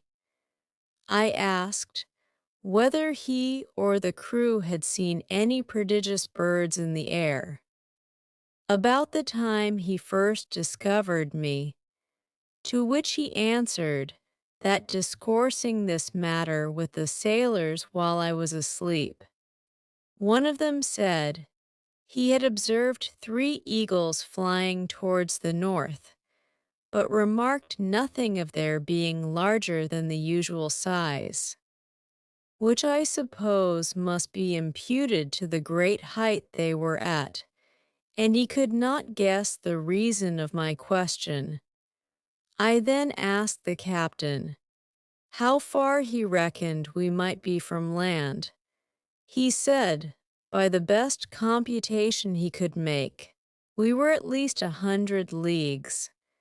I assured him that he must be mistaken by almost half, for I had not left the country whence I came above 2 hours before I dropped into the sea. Whereupon he began again to think that my brain was disturbed, of which he gave me a hint, and advised me to go to bed in a cabin he had provided. I assured him I was well refreshed with his good entertainment and company, and as much in my senses as ever I was in my life. He then grew serious, and desired to ask me freely whether I were not troubled in my mind by the consciousness of some enormous crime, for which I was punished, at the command of some prince, by exposing me in that chest, as great criminals in other countries have been forced to sea in a leaky vessel, without provisions.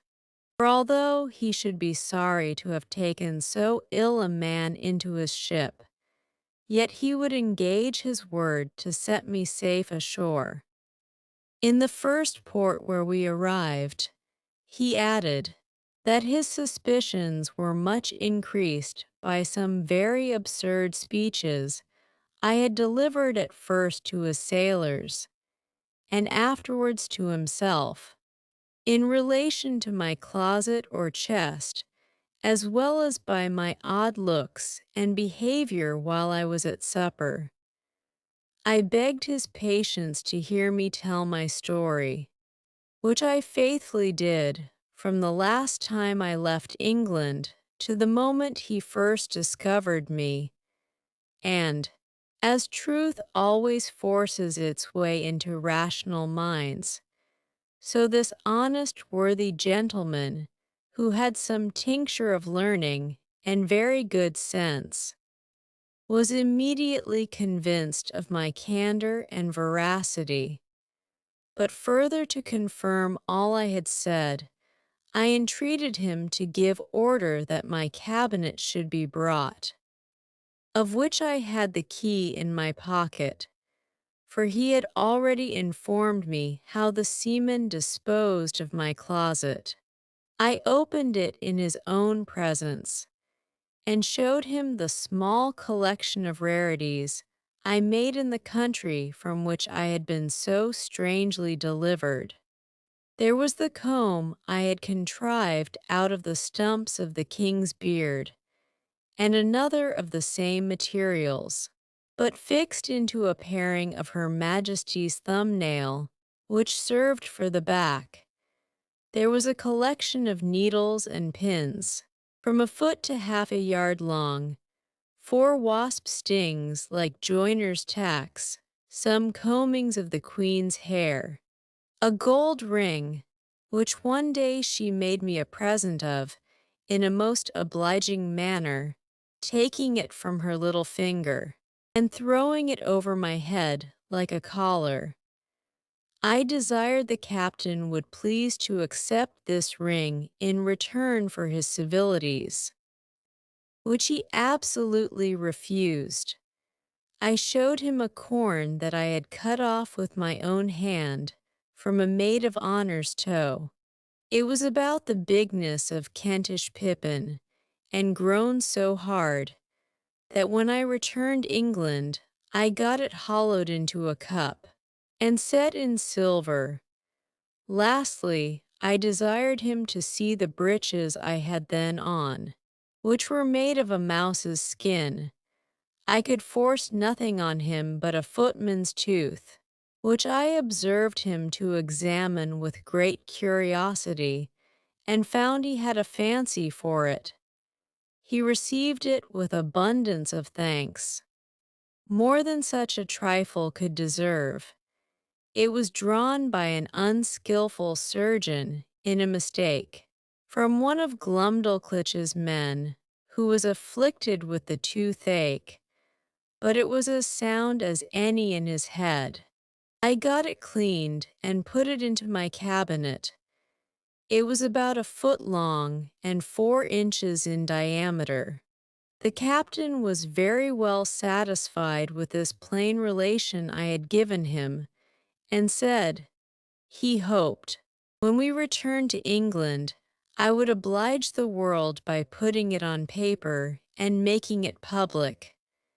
My answer was, that we were overstocked with books of travels, that nothing could now pass which was not extraordinary, wherein I doubted some authors less consulted truth than their own vanity or interest, or the diversion of ignorant readers, that my story could contain little beside common events, without those ornamental descriptions of strange plants, trees, birds, and other animals, or of the barbarous customs and idolatry of savage people with which most writers abound. However, I thanked him for his good opinion, and promised to take the matter into my thoughts. He said he wondered at one thing very much, which was, to hear me speak so loud, asking me whether the king or queen of that country were thick of hearing. I told him it was what I had been used to for above 2 years past, and that I admired as much at the voices of him and his men, who seemed to me only to whisper, and yet I could hear them well enough. But when I spoke in that country, it was like a man talking in the streets to another looking out from the top of a steeple, unless when I was placed on a table or held in any person's hand. I told him I had likewise observed another thing, that, when I first got into the ship, and the sailors stood all about me, I thought they were the most little contemptible creatures I had ever beheld. For indeed, while I was in that prince's country, I could never endure to look in a glass, after mine eyes had been accustomed to such prodigious objects, because the comparison gave me so despicable a conceit of myself. The captain said that while we were at supper, he observed me to look at everything with a sort of wonder, and that I often seemed hardly able to contain my laughter, which he knew not well how to take, but imputed it to some disorder in my brain. I answered, it was very true, and I wondered how I could forbear, when I saw his dishes of the size of a silver threepence, a leg of pork hardly a mouthful, a cup not so big as a nutshell. And so I went on, describing the rest of his household stuff and provisions. after the same manner. For, although he queen had ordered a little equipage of all things necessary for me, while I was in her service, yet my ideas were wholly taken up with what I saw on every side of me, and I winked at my own littleness, as people do at their own faults. The captain understood my raillery very well, and merrily replied with the old English proverb, that he doubted mine eyes were bigger than my belly, for he did not observe my stomach so good, although I had fasted all day, and, continuing in his mirth, protested he would have gladly given £100 to have seen my closet in the Eagle's Bill, and afterwards in its fall from so great a height into the sea, which would certainly have been a most astonishing object, worthy to have the description of it transmitted to future ages. And the comparison of Phaeton was so obvious that he could not forbear applying it. Although I did not much admire the conceit, the captain, having been at Tonquin, was, in his return to England, driven northeastward to the latitude of 44 degrees and longitude of 143. But meeting a trade wind 2 days after I came on board him, we sailed southward a long time, and coasting New Holland, kept our course west-southwest, and then south-southwest, till we doubled the Cape of Good Hope. Our voyage was very prosperous, but I shall not trouble the reader with a journal of it. The captain called in at 1 or 2 ports, and sent in his longboat for provisions and fresh water. But I never went out of the ship till we came into the Downs, which was on the 3rd day of June, 1706, about 9 months after my escape. I offered to leave my goods in security for payment of my freight, but the captain protested he would not receive 1 farthing.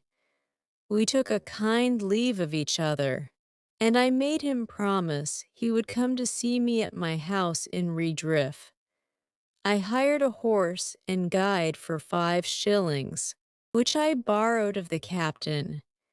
As I was on the road, observing the littleness of the houses, the trees, the cattle, and the people, I began to think myself in Lilliput. I was afraid of trampling on every traveler I met, and often called aloud to have them stand out of the way, so that I had like to have gotten 1 or 2 broken heads for my impertinence. When I came to my own house, for which I was forced to inquire, one of the servants opening the door, I bent down to go in, like a goose under a gate, for fear of striking my head. My wife run out to embrace me, but I stooped lower than her knees, thinking she could otherwise never be able to reach my mouth. My daughter kneeled to ask my blessing, but I could not see her till she arose, having been so long used to stand with my head and eyes erect to above 60 feet. And then I went to take her up with 1 hand by the waist. I looked down upon the servants and 1 or 2 friends who were in the house, as if they had been pygmies and I a giant. I told my wife she had been too thrifty, for I found she had starved herself and her daughter to nothing. In short, I behaved myself so unaccountably that they were all of the captain's opinion when he first saw me, and concluded I had lost my wits. This I mention as an instance of the great power of habit and prejudice. In a little time, I and my family and friends came to a right understanding, but my wife protested I should never go to sea any more. Although my evil destiny so ordered that she had not power to hinder me, as the reader may know hereafter. In the meantime, I here conclude the second part of my unfortunate voyages. Part III, A Voyage to LAPUTA. BALNIBRBI, LUGGNAGG, GLUBBDUBDRIB, and Japan. Chapter I, the author sets out on his third voyage. Is taken by pirates. The malice of a Dutchman, his arrival at an island, he is received into Laputa. I had not been at home above 10 days, when Captain William Robinson, a Cornish man, commander of the Hopewell, a stout ship of 300 tons, came to my house. I had formerly been surgeon of another ship where he was master and a fourth part owner. In a voyage to the Levant, he had always treated me more like a brother than an inferior officer, and, hearing of my arrival, made me a visit, as I apprehended only out of friendship, for nothing passed more than what is usual after long absences. But repeating his visits often, expressing his joy to find me in good health, asking whether I were now settled for life, adding that he intended a voyage to the East Indies in 2 months. At last he plainly invited me, though with some apologies, to be surgeon of the ship. That I should have another surgeon under me, beside our 2 mates, that my salary should be double to the usual pay, and that having experienced my knowledge in sea affairs to be at least equal to his, he would enter into any engagement to follow my advice, as much as if I had shared in the command.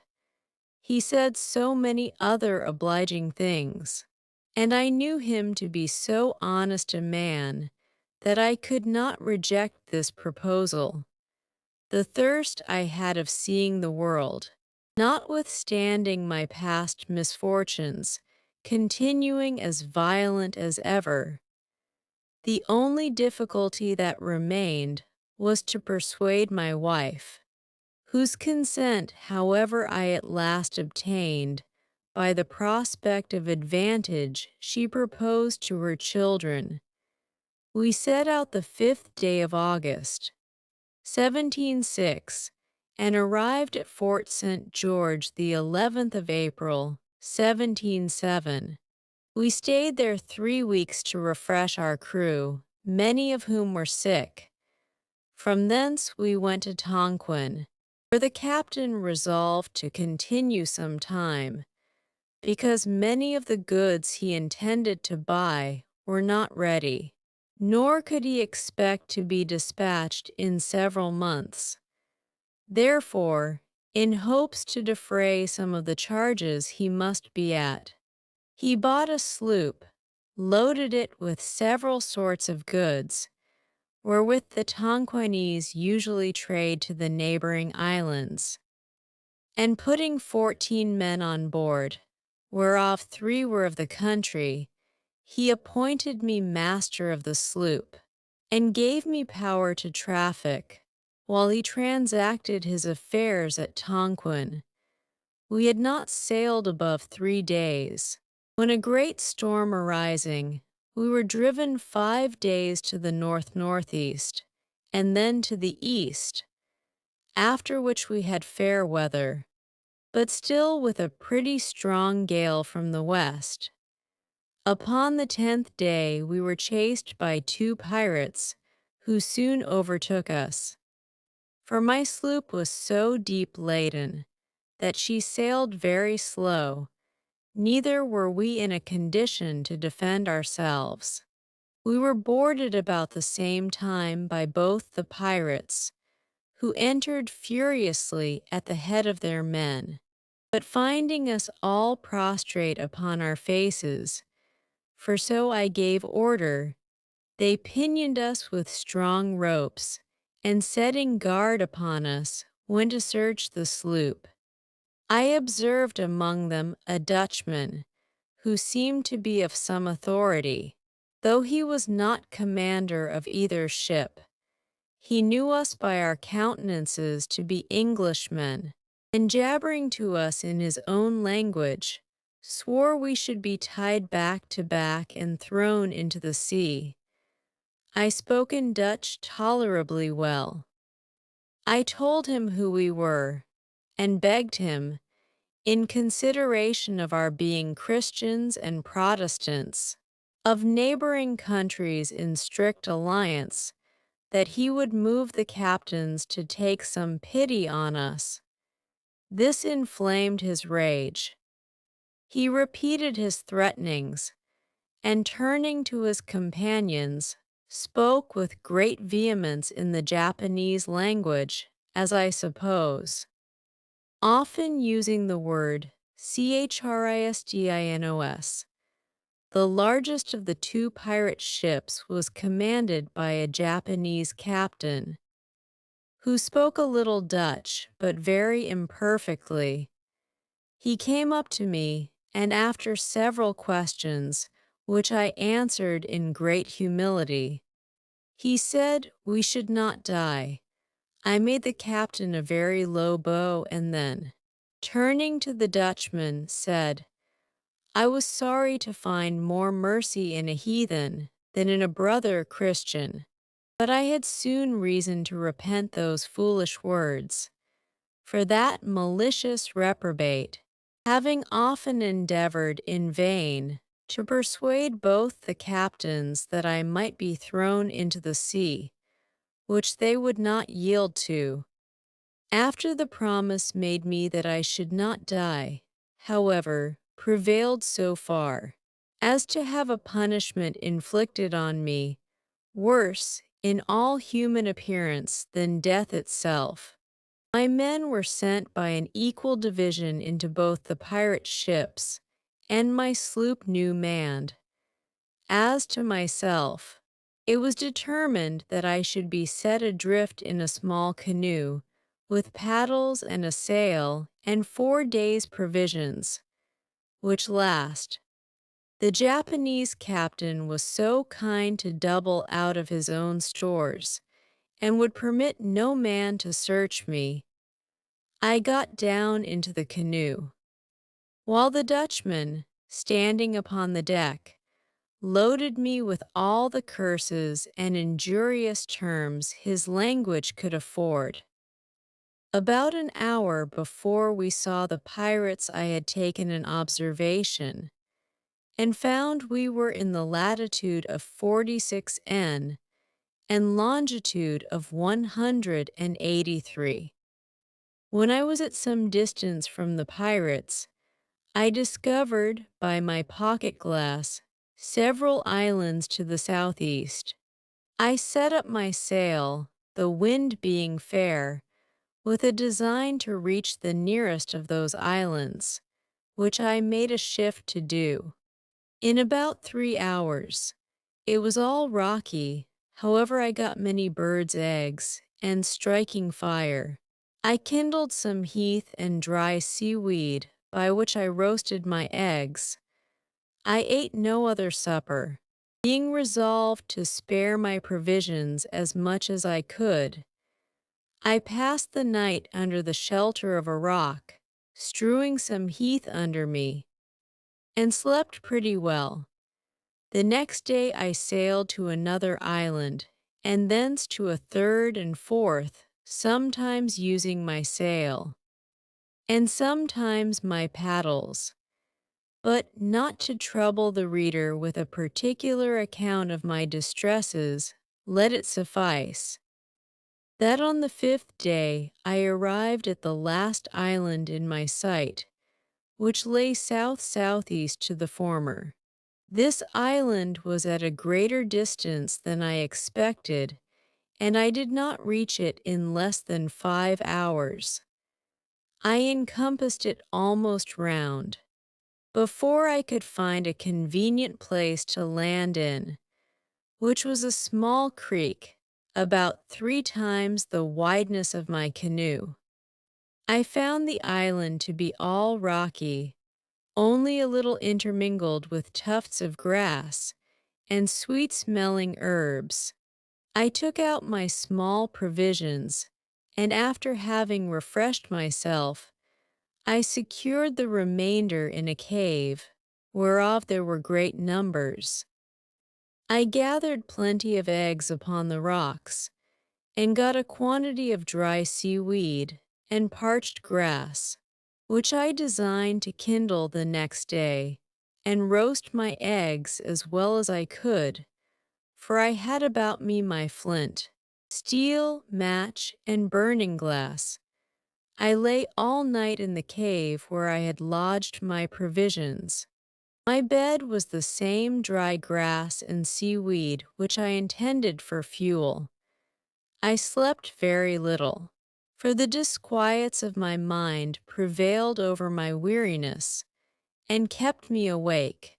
I considered how impossible it was to preserve my life in so desolate a place, and how miserable my end must be. Yet found myself so listless and desponding that I had not the heart to rise, and before I could get spirits enough to creep out of my cave, the day was far advanced. I walked a while among the rocks. The sky was perfectly clear, and the sun so hot that I was forced to turn my face from it, when all on a sudden it became obscure, as I thought, in a manner very different from what happens by the interposition of a cloud. I turned back,